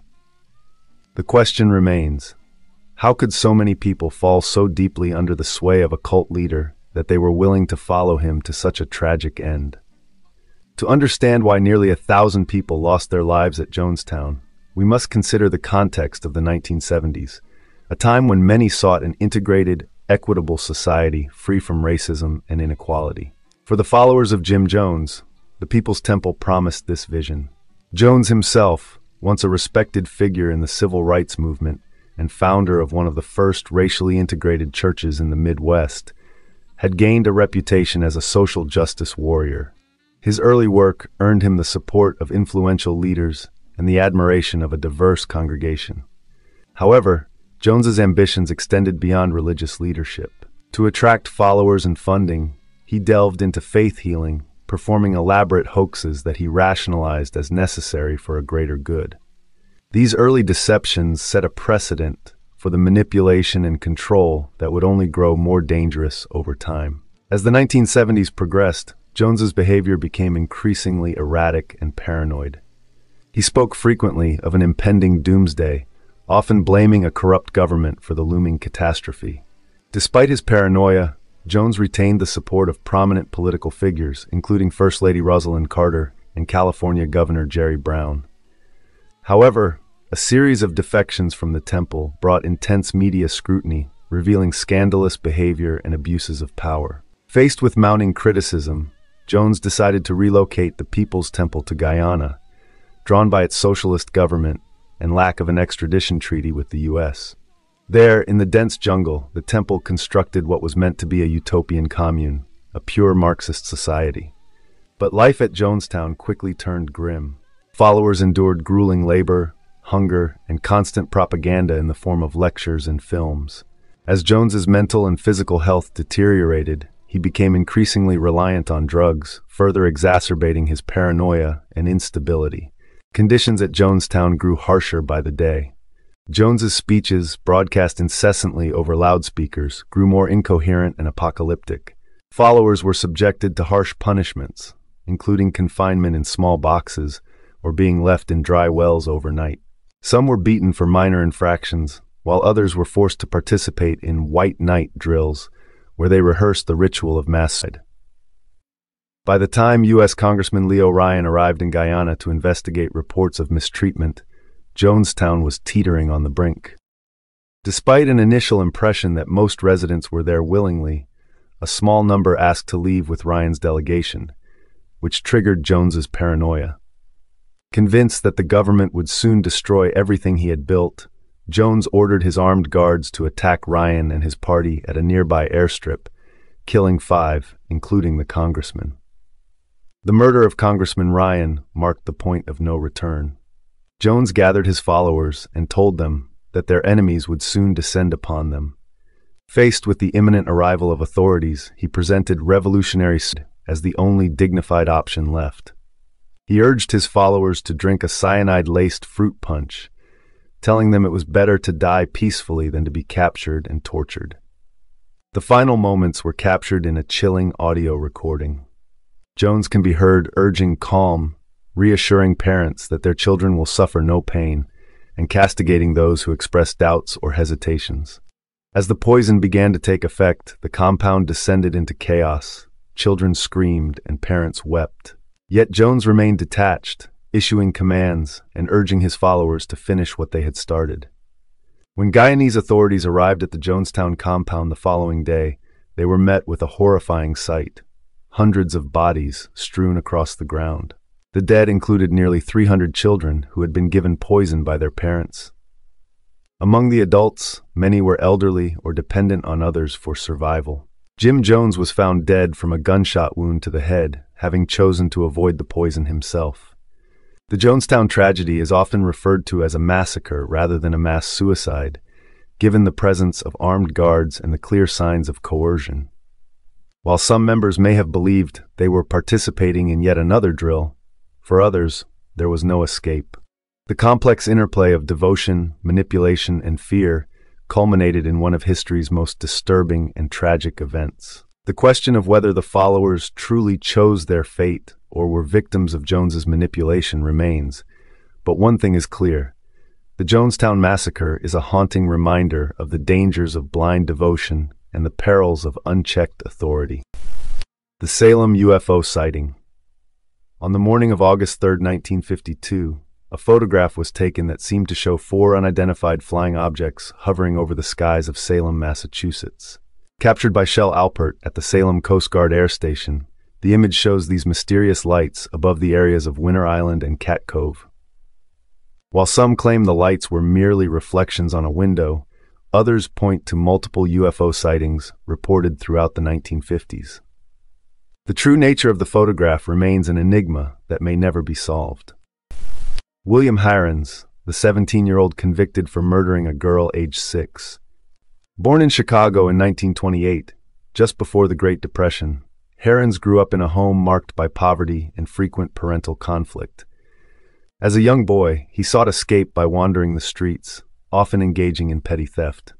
At age 12, while working at a grocery store, he accidentally shortchanged himself and compensated by stealing $1 from an apartment through a cracked door. From there, his thefts escalated to larger amounts and more personal items, leading him to accumulate a strange assortment of stolen goods, from cameras to cocktail shakers. By age 13, Heirens was caught breaking into a building's basement, marking the beginning of a series of arrests that earned him a reputation as a minor but persistent criminal in the eyes of the Chicago police. To him, theft was merely a hobby, a distraction from his troubled home life. His behavior landed him in a semi-correctional school in Indiana, but his criminal activities continued. He was later sent to a private institution in central Illinois, where, despite his mischief, he demonstrated exceptional academic prowess, earning top grades and qualifying for courses at the University of Chicago by age 16. Despite his achievements and aspirations of becoming an electrical engineer, Heirens couldn't resist his old habits. In 1945, at just 17, he enrolled at the University of Chicago but reportedly continued to engage in thefts, which some believe escalated into something far more sinister. While the infamous murder of Frances Brown, due to its grisly scene and the eerie lipstick message, is the most well-known, it was actually the second murder attributed to Heirens. 6 months prior, in June 1945, 43-year-old Josephine Ross was discovered dead in her home, her neck stabbed multiple times. A skirt had been wrapped around her neck, and her wounds had been taped shut. Police investigated her fiancé and former boyfriends, but they all had alibis. It was believed Ross had surprised a burglar and was killed in a panic.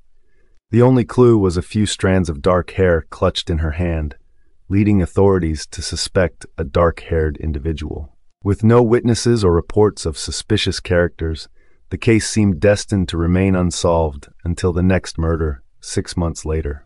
On December 11, 1945, Frances Brown was found brutally murdered in her apartment. Like Ross, her head was wrapped, this time in towels, and again, there was an absence of evidence. No fingerprints, no signs of forced entry, nothing to identify the killer, except for the lipstick message on the wall. A chilling message written in lipstick on the wall of Frances Brown's apartment sent shockwaves through Chicago. "For heaven's sake, catch me before I kill more. I cannot control myself." Brown was discovered with a bread knife embedded in her neck. This was the first real clue in a series of murders that would grip the city. The media sensationalized the killings and labeled the unknown perpetrator the lipstick killer, a name that would soon become associated with William Heirens. Then, in the first week of January 1946, the killer struck again, this time with horrifying brutality. On the morning of January 7th, James Degnan discovered his year-old daughter, Suzanne, missing from her bedroom. A frantic search of the neighborhood ensued, and a crumpled ransom note demanding $20,000 was found in her room, instructing the family not to contact the police. But the note turned out to be a cruel distraction. By evening, Suzanne's severed head was discovered in a nearby sewer, with her hair ribbons still intact.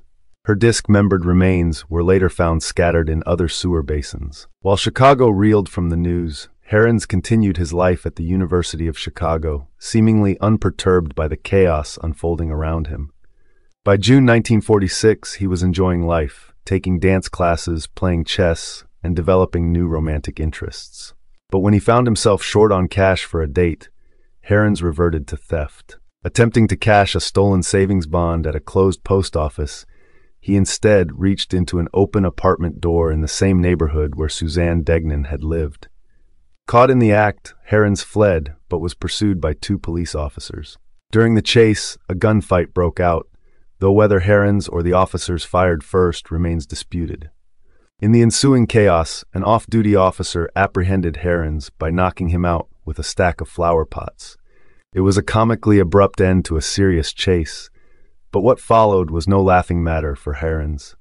Heirens was taken to the hospital wing of the Cook County Jail, where he endured days of intense interrogation, often teetering on the edge of consciousness due to a combination of pain, drugs, and sheer exhaustion. After searching his living spaces, police claimed a partial fingerprint match to the ransom note found in Suzanne Degnan's room, a match that would later be contested. Despite the mounting pressure, Heirens did not initially confess to any of the murders. Desperate, the police resorted to extreme measures. A nurse poured ether on his genitals, an officer repeatedly punched him, and Heirens was subjected to a spinal tap and injected with sodium pentothal, known as truth serum. Under the influence, Heirens spoke vaguely of a man named George. But when no such man was found, authorities suggested this was a subconscious confession, as Heirens' middle name was George. Even though his handwriting didn't match the lipstick message, and the fingerprint evidence was questionable, police charged Heirens with the murders. On July 12, 1946, he was indicted on numerous charges, including 3 counts of murder. Despite clear procedural flaws, such as warrantless searches and dubious interrogation tactics, Heirens agreed to a plea deal to avoid the death penalty. Faced with the prospect of the electric chair, Heirens pled guilty to all 3 murders, later stating he only did so out of fear for his life.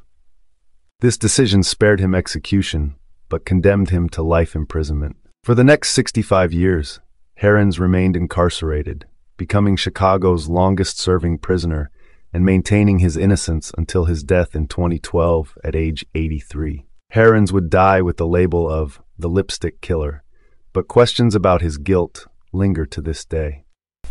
Unit 731, Japan's secret biological warfare division.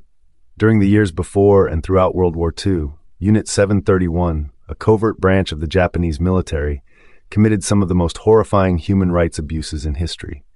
Dedicated to advancing biological and chemical warfare capabilities, Unit 731 carried out barbaric experiments on Chinese civilians. These included exposing prisoners to extreme cold, conducting live dissections on conscious individuals, testing weapons on human subjects, and committing acts of sexual violence. The photograph shows personnel of Unit 731 conducting a bacteriological experiment on a live subject in November 1940. The mountain of skulls that made America what it is today.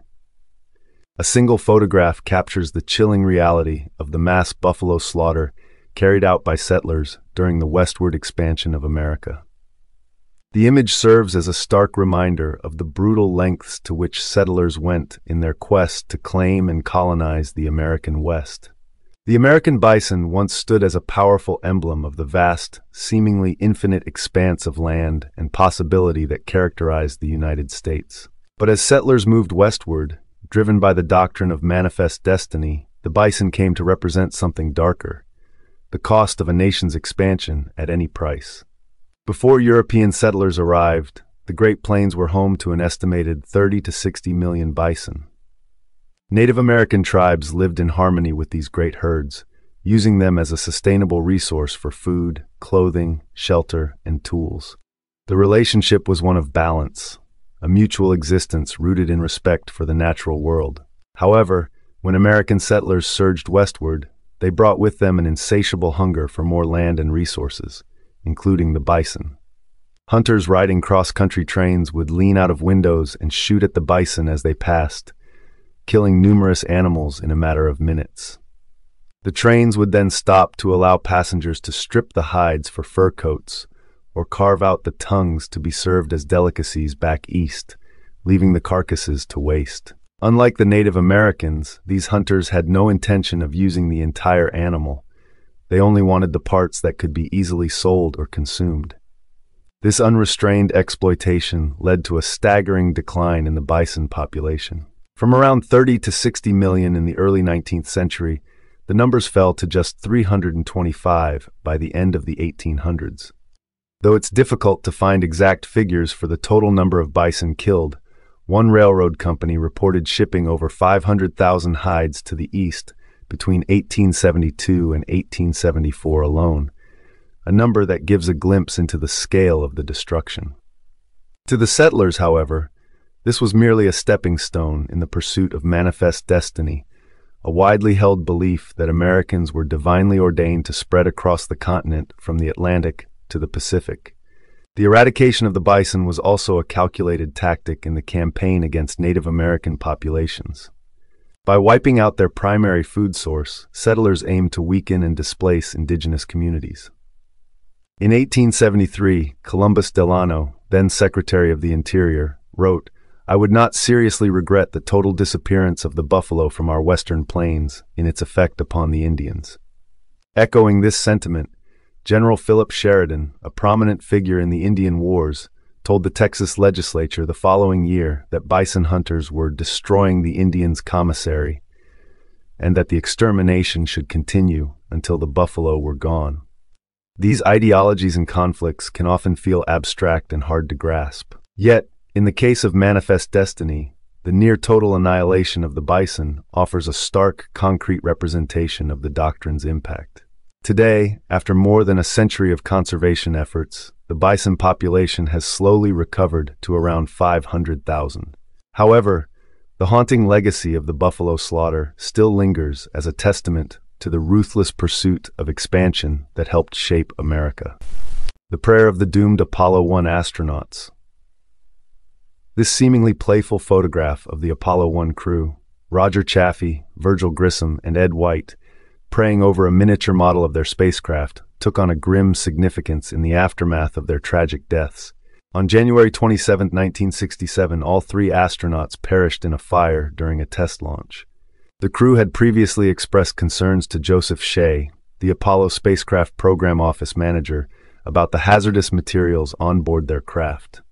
Shortly before the disaster, they had given Shea the photo with a handwritten caption, "It isn't that we don't trust you, Joe, but this time we've decided to go over your head." The Dyatlov Pass mystery, a chilling 1959 tragedy that claimed 9 lives. On a frigid night in February 1959, 9 young Soviet hikers embarked on a journey into the northern Ural Mountains, an expedition that would end in tragedy and spark decades of speculation. The group's goal was to reach Otorten, a remote peak in Soviet Russia, led by 23-year-old Igor Dyatlov, an experienced hiker and student from the Ural Polytechnical Institute. Dyatlov had promised to send a telegram upon their return, but that message never came. None of the 9 hikers would ever be seen alive again. This ill-fated expedition, known as the Dyatlov Pass Incident, has since been one of the most baffling mysteries of the 20th century. The group set out on January 27, 1959, trudging through the snow toward Otorten. By February 1st, they found themselves on the slopes of Kholat Syakhl, ominously named Dead Mountain by the indigenous Mansi people. They set up camp on a barren mountainside, unaware that this would be their final resting place. When weeks passed without any communication, search parties were dispatched. On February 26th, rescuers discovered a scene that would leave investigators horrified and perplexed for decades. The tent was found first, torn open from the inside, its contents abandoned in haste. Footprints, some barefoot, others in socks or a single shoe, led down the slope toward the forest, nearly a mile away. At the edge of the woods, beneath a large cedar tree, lay the bodies of 2 hikers, Yuri Krivonishenko and Yuri Doroshenko, shoeless and clad only in underwear despite temperatures that had plunged well below freezing. A makeshift fire had been lit nearby, and branches were broken up high in the tree, as if they had frantically climbed to escape something. The search continued, and soon the bodies of Dyatlov, Zinaida Kolmogorova, and Rustam Slobodin were discovered between the cedar and the camp, seemingly trying to return to the tent. The grisly scene grew even more disturbing when, 2 months later, the remaining 4 hikers were found in a ravine further into the forest. These victims, Lyudmila Dubanina, Semyon Zolotaryov, Alexander Kolovatov, and Nikolai Thibault-Brignol, had sustained severe internal injuries, including skull fractures and massive chest trauma comparable to the force of a car crash. Dubanina's body was missing her tongue, eyes, and parts of her facial tissue, adding to the grotesque nature of the discovery. Despite an official investigation, Soviet authorities quickly closed the case, attributing the deaths to a compelling natural force and suggesting that an avalanche might be to blame. However, the explanation left many questions unanswered. The damage to the hikers' bodies did not correspond with typical avalanche injuries, and there was no evidence of an avalanche in the area, no debris, no disturbed tree line, and no history of such occurrences in that particular region.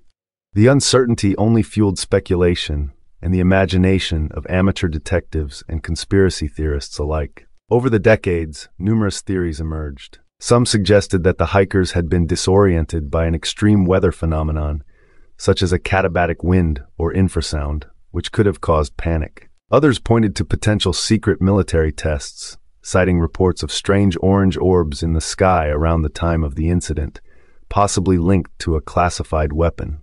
The discovery of traces of radiation on some of the clothing only intensified such suspicions.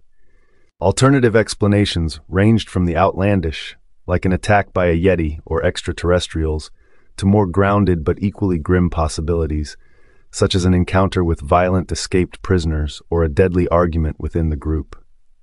But no theory fully explained all aspects of the case, such as the varied injuries, the state of undress of the bodies, and the absence of any clear signs of an attack or natural disaster.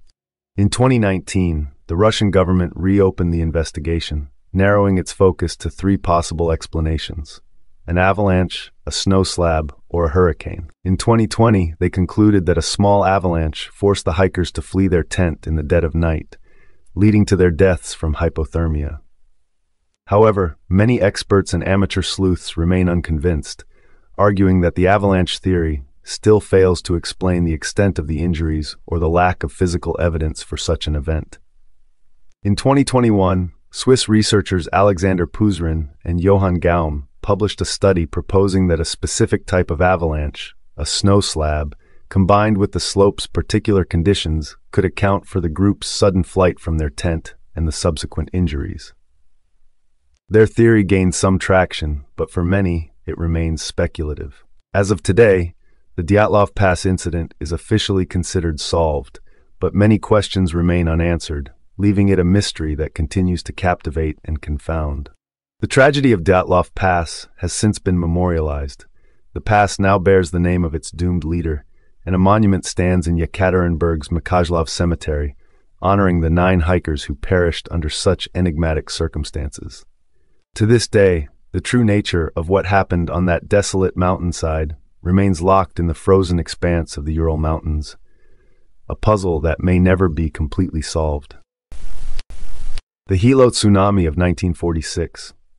On April 1, 1946, an earthquake measuring 8.6 on the Richter scale erupted near the Aleutian Islands in Alaska, unleashing a colossal tsunami that spanned the Pacific.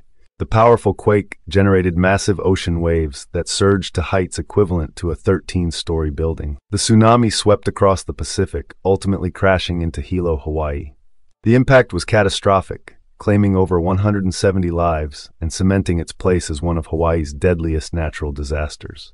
This haunting photograph captures the final moments of an unknown individual in the lower left corner. The Stanley Hotel, the real-life inspiration behind The Shining's Overlook Hotel. Though the terrifying Overlook Hotel from The Shining seems too nightmarish to exist, it was actually inspired by a real place, the Stanley Hotel in Estes Park, Colorado. This grand hotel, located at the foot of the Rockies, became the muse for Stephen King's iconic horror novel after he spent a night there in October 1974. At the time, the Stanley was preparing to close for the winter season, and King, an emerging horror novelist, along with his wife, found themselves the only guests in the massive hotel. After dining in an eerie, empty dining room, where chairs were stacked on every table except his own, and wandering through the deserted hallways, the seeds of a new story began to form in King's mind. Later that evening, King had a vivid, frightening dream. He saw his young son being chased through the hotel's endless halls by a fire hose. Upon waking, King felt a surge of inspiration. He recalled, "I got up, lit a cigarette, sat in the chair looking out the window at the Rockies, and by the time the cigarette was done, I had the bones of the book firmly set in my mind. This dream laid the foundation for The Shining, which would go on to immortalize both the fictional Overlook Hotel and the real-life Stanley Hotel. Although the 1980 film adaptation of The Shining, now considered one of the greatest horror films of all time, was filmed at Oregon's Timberline Lodge for exterior shots and drew some design inspiration from California's Ahwahnee Hotel, it is the Stanley Hotel that holds the true claim to being the Shining Hotel. Yet the Stanley Hotel wasn't always linked to tales of horror. Built in 1909 by the wealthy entrepreneur Freeland Oscar, the hotel was intended to be a luxurious retreat for affluent travelers. It offered a variety of amenities, including a casino, a trap shooting range, a billiard room, a grand veranda, and even its own airfield. Stanley, a man of high standards, went as far as personally sitting in the hotel's lobby to screen guests, turning away those he deemed unsuitable. He was known to enforce this policy even during World War I, despite the difficulties the hotel and the tourism industry faced at the time. Despite his strict standards, Stanley's methods seemed to pay off, as the hotel became a favored destination for high-profile visitors, including President Theodore Roosevelt and Japan's Emperor Hirohito. However, after Stanley's death in 1940, the hotel's prestige began to decline. By the time Stephen King visited the Stanley in 1974, the once glamorous resort was struggling. Yet, after The Shining was published and a new management team took over, interest in the hotel was reignited. Tourists flocked to stay in what was now known as the real-life Overlook Hotel, drawn not only by its connection to King's novel, but also by its reputation as one of the most haunted places in America. Although The Shining's movie adaptation wasn't filmed at the Stanley, the hotel's association with the story grew. Horror fans, eager to experience the inspiration behind the Overlook, were particularly interested in Room 217, the room where King had stayed, and the one featured in his novel. According to the Stanley Hotel's website, Room 217 remains one of the most requested rooms today. However, as visitors soon discovered, King was not the only one to have experienced something strange at the Stanley. Guests began reporting various paranormal encounters, solidifying the Stanley's reputation as a hub for ghostly activity. From claims of F.O. Stanley's spirit roaming his old billiard room to tales of a ghostly thief in room 401 stealing guests' belongings, the hotel's haunted legacy only grew. This eerie atmosphere, combined with its historical significance, has made the Stanley Hotel a favorite destination for ghost hunters and paranormal enthusiasts. The astonishing survival story of Beck Weathers on Mount Everest. Beck Weathers was presumed dead on Mount Everest, and his fellow climbers had already informed his wife of his demise. Yet, against all odds, he made it down the mountain and returned to camp, defying all expectations. On May 11, 1996, the world believed Beck Weathers had perished on Mount Everest. The reality, however, turned out to be even more extraordinary. During a grueling 18-hour ordeal, Everest seemed determined to claim Weathers and his fellow climbers. As powerful storms picked off much of the team, including its leader, Weathers began to succumb to exhaustion, exposure, and altitude sickness, growing increasingly delirious. At one point, he raised his arms and shouted, "I've got it all figured out," before collapsing into a snowbank, leading his team to believe he was dead. Weathers returned from the 1996 Everest catastrophe with severe frostbite across much of his face and body. While rescue teams fought their way up Everest's face to save the other climbers, Weathers lay in the snow, slipping deeper into a hypothermic coma.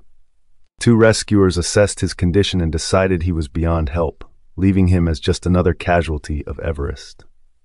Yet, after being abandoned for dead twice, something miraculous occurred. Beck Weathers woke up.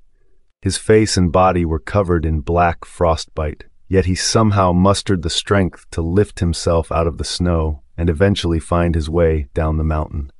After being reported as missing and presumed dead in Everest's infamous death zone, Weathers' wife was informed of his fate. What unfolded next seemed nothing short of a miracle. Earlier that spring, Beck Weathers, a pathologist from Texas, had joined a group of 8 climbers aiming to conquer Mount Everest. A passionate climber, he was on a quest to summit the tallest peak on each of the 7 continents, having already conquered several. But Everest loomed as the ultimate challenge. He was ready to give everything he had for this climb. Weathers felt he had little to lose. His marriage was on the rocks because he had spent more time scaling peaks than with his family.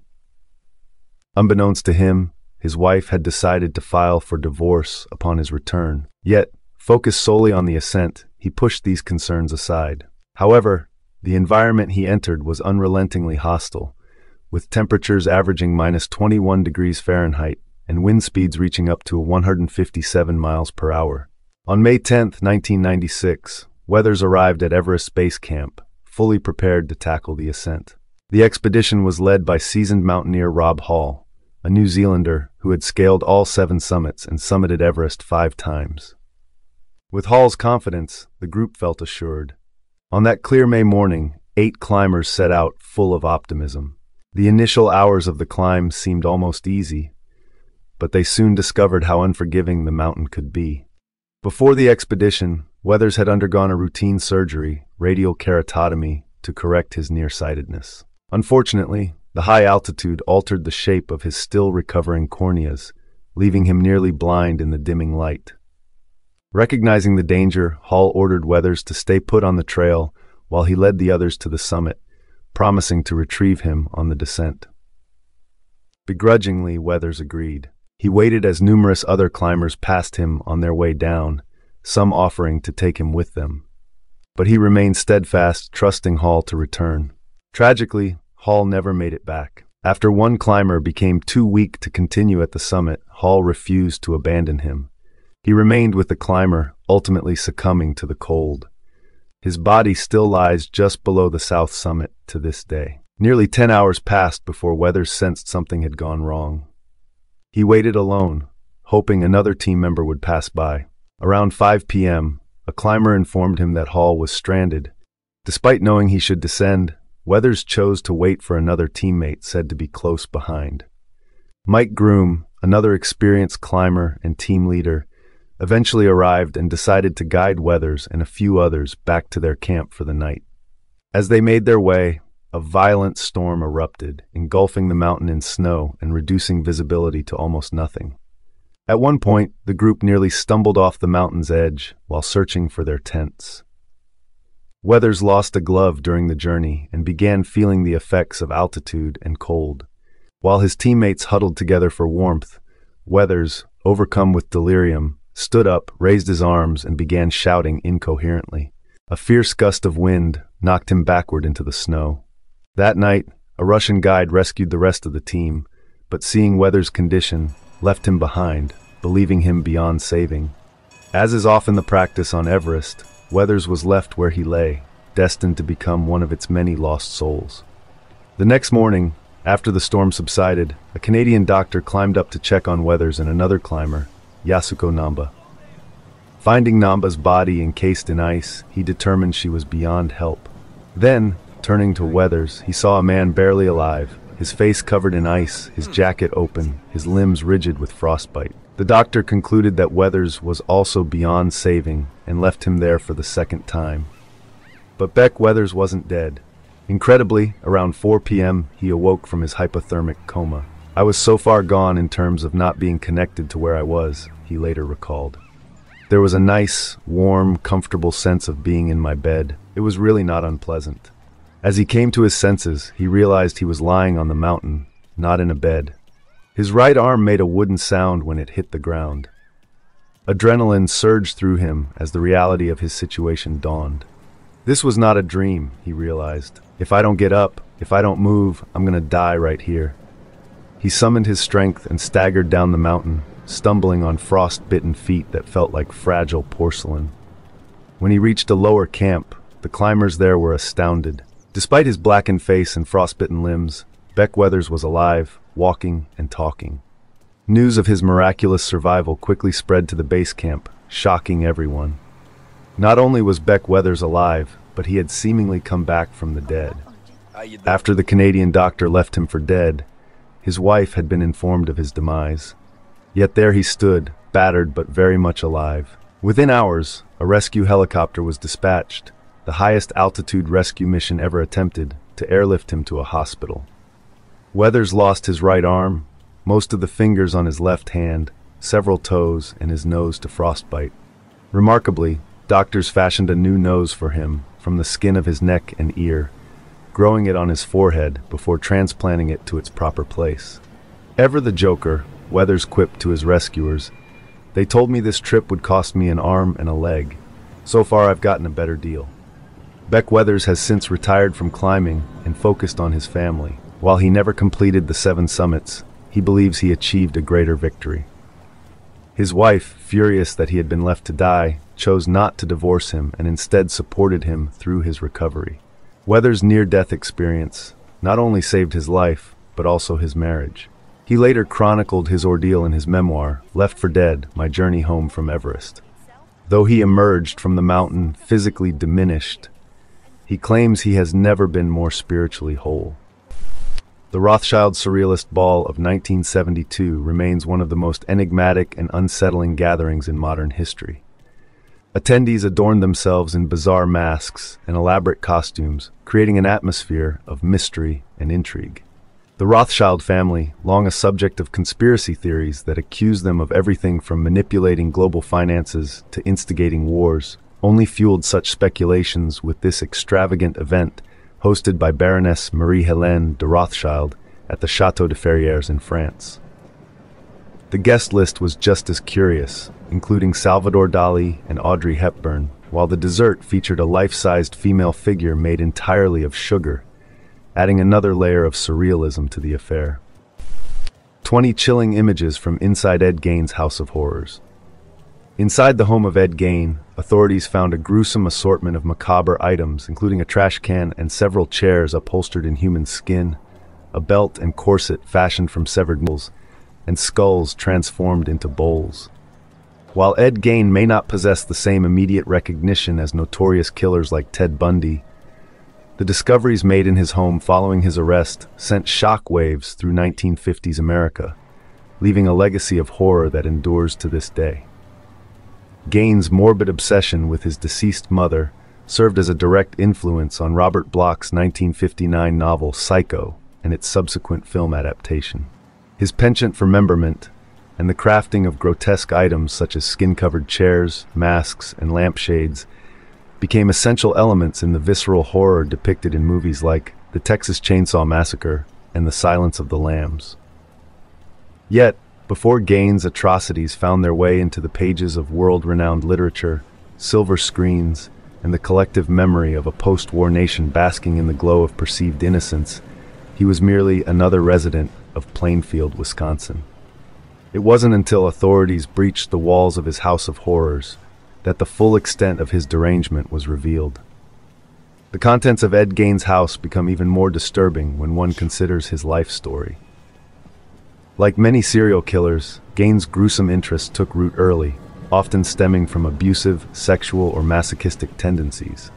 To truly understand Gein, one must first explore his formative years, marked by a toxic upbringing under the harsh rule of an overbearing religious mother. Born Edward Theodore Gein on August 27, 1906, in La Crosse, Wisconsin, he was raised in a deeply dysfunctional household. His father, George, was a heavy drinker, leaving young Ed primarily under the control of his mother, Augusta, a religious zealot. Though Ed had an older brother, Henry, the siblings were no match for Augusta's fanatical Puritanism, which dominated their home. She regularly shamed her children and preached endlessly about sin, carnal desire, and lust, while their father, often in a drunken stupor, looked on without objection. In 1915, Augusta moved the family to a remote farm in Plainfield. 9-year-old Ed rarely left the property except for school. This farmhouse would be his home for decades and the site of his monstrous crimes. Though Gein had likely already been shaped by his mother's oppressive doctrines, his psychological issues didn't fully manifest until both of his parents passed away. After George died in 1940, 34-year-old Ed remained at home with his mother and brother, taking on odd jobs to support Augusta. In 1944, a supposed accident further reduced the family. While Gein and Henry were burning brush on their property, the fire reportedly grew out of control, resulting in Henry's death. After Gein's later crimes were exposed, some began to suspect there was more to the story of Henry's death. Regardless, with Henry gone, Gein had his mother all to himself, remaining in their isolated home, where Augusta continued her domineering ways until her death in 1945. This period of Gein's life, his intense devotion to his mother and psychological unraveling, directly inspired Alfred Hitchcock's Psycho. Gein never dated, nor did he socialize, instead dedicating himself entirely to caring for his mother. Following her death, Gein's mental health deteriorated rapidly. He left Augusta's room untouched, preserving it meticulously, while the rest of the house descended into filth. Trash and discarded objects accumulated everywhere, while Gein's curiosity about human anatomy led him to amass a collection of books on the subject. During this time, several local residents mysteriously vanished. One was Mary Hogan, a tavern owner, and another was Bernice Worden, who disappeared on November 16, 1957. The hardware store where Worden worked was found empty, with the cash register missing and a trail of blood leading out the back door. Frank Worden, her son and a deputy sheriff, immediately suspected Gein, who was soon found at a neighbor's house and taken into custody. The investigation revealed an unprecedented scene of horror. In addition to Worden's decapitated and gutted corpse, authorities discovered jars of preserved organs, skulls repurposed as bowls, and various other gruesome trophies. Gein quickly confessed to the murders of both Worden and Hogan, as well as to numerous grave robberies from which he had procured body parts for his grotesque crafts. Gein admitted to transporting corpses to his home, where he would dissect them, commit acts of necrophilia, and fashion masks and clothing from their skin. Among the items found was a belt made of humans. Despite suspicions that Gein might be linked to other unsolved murders, he only confessed to crimes he was directly asked about, leaving some mysteries unresolved. Gein's lawyer, William Belter, argued that his client's actions were the result of severe mental illness, entering a plea of not guilty by reason of insanity. In January 1958, Gein was declared unfit to stand trial and was committed to Central State Hospital, where he had previously worked in various capacities. A decade later, he was deemed competent to stand trial and found guilty of the murder of Bernice Worden. However, due to his earlier insanity ruling, Gein was once again confined to a mental institution. Gein made an attempt to secure his release in 1974, but it was denied. Throughout his confinement, he kept a low profile, showing a calm demeanor when not experiencing manic episodes. As his health deteriorated, he was transferred to the Mendota Mental Health Institute, where he died on July 26, 1984, from cancer and respiratory illnesses. Ed Gein's legacy is defined by his unparalleled acts of sexual depravity and brutal violence. His crimes shocked a nation unaccustomed to the idea of wearing human skin as a mask, engaging in or using human bones as utensils. The discovery of his horrors marked the beginning of a cultural fascination with serial killers, inspiring countless works of fiction and film. From novels like American Psycho to the music of bands like Cannibal Corpse and horror classics such as Psycho and the Texas Chainsaw Massacre, Ed Gein's legacy endures as both a source of disgust and a catalyst for exploring the darkest corners of human nature through art. Ed Gein's house from a distance appears deceptively peaceful in Plainfield, Wisconsin, on November 18, 1957. Local townspeople look into Ed Gein's kitchen while he is taken into custody. The deputy sheriff stands outside one of America's most infamous crime scenes. Crowds gather outside Gein's residence as news of his crimes spreads nationwide. The crime lab works at Gein's residence following his arrest. A wreath found inside Gein's home. Trooper Dave Sharkey inspects instruments found in Gein's home, including skulls and a newly sutured corpse. One of the few tidy rooms in Gein's house, kept spotless in memory of his mother. The chaotic kitchen, where body parts of Gein's victims were discovered. The eerie, cluttered living room of Ed Gein. A chair made of human skin found in Gein's home. Neighbor Bob Hill looks around in shock. He visited Gein the day of Mrs. Worden's murder. Investigators search for clues on Ed Gein's unsettling property. A police officer removes a chair from the house, which was covered in human skin. Officers dig for evidence in Gein's garage. Investigators relocate a car to thoroughly clear the area for any potential evidence, of which Gein's House of Horrors had an abundance. Although Ed Gein lived in squalid conditions, He kept several rooms in pristine condition, sealing them off after his mother's death in 1945. An officer inspects the cluttered kitchen where human skulls, membered body parts, and the mutilated body of Mrs. Bernice Worden were found. A crowd of about 2,000 people sift through Gein's belongings during an auction after his arrest.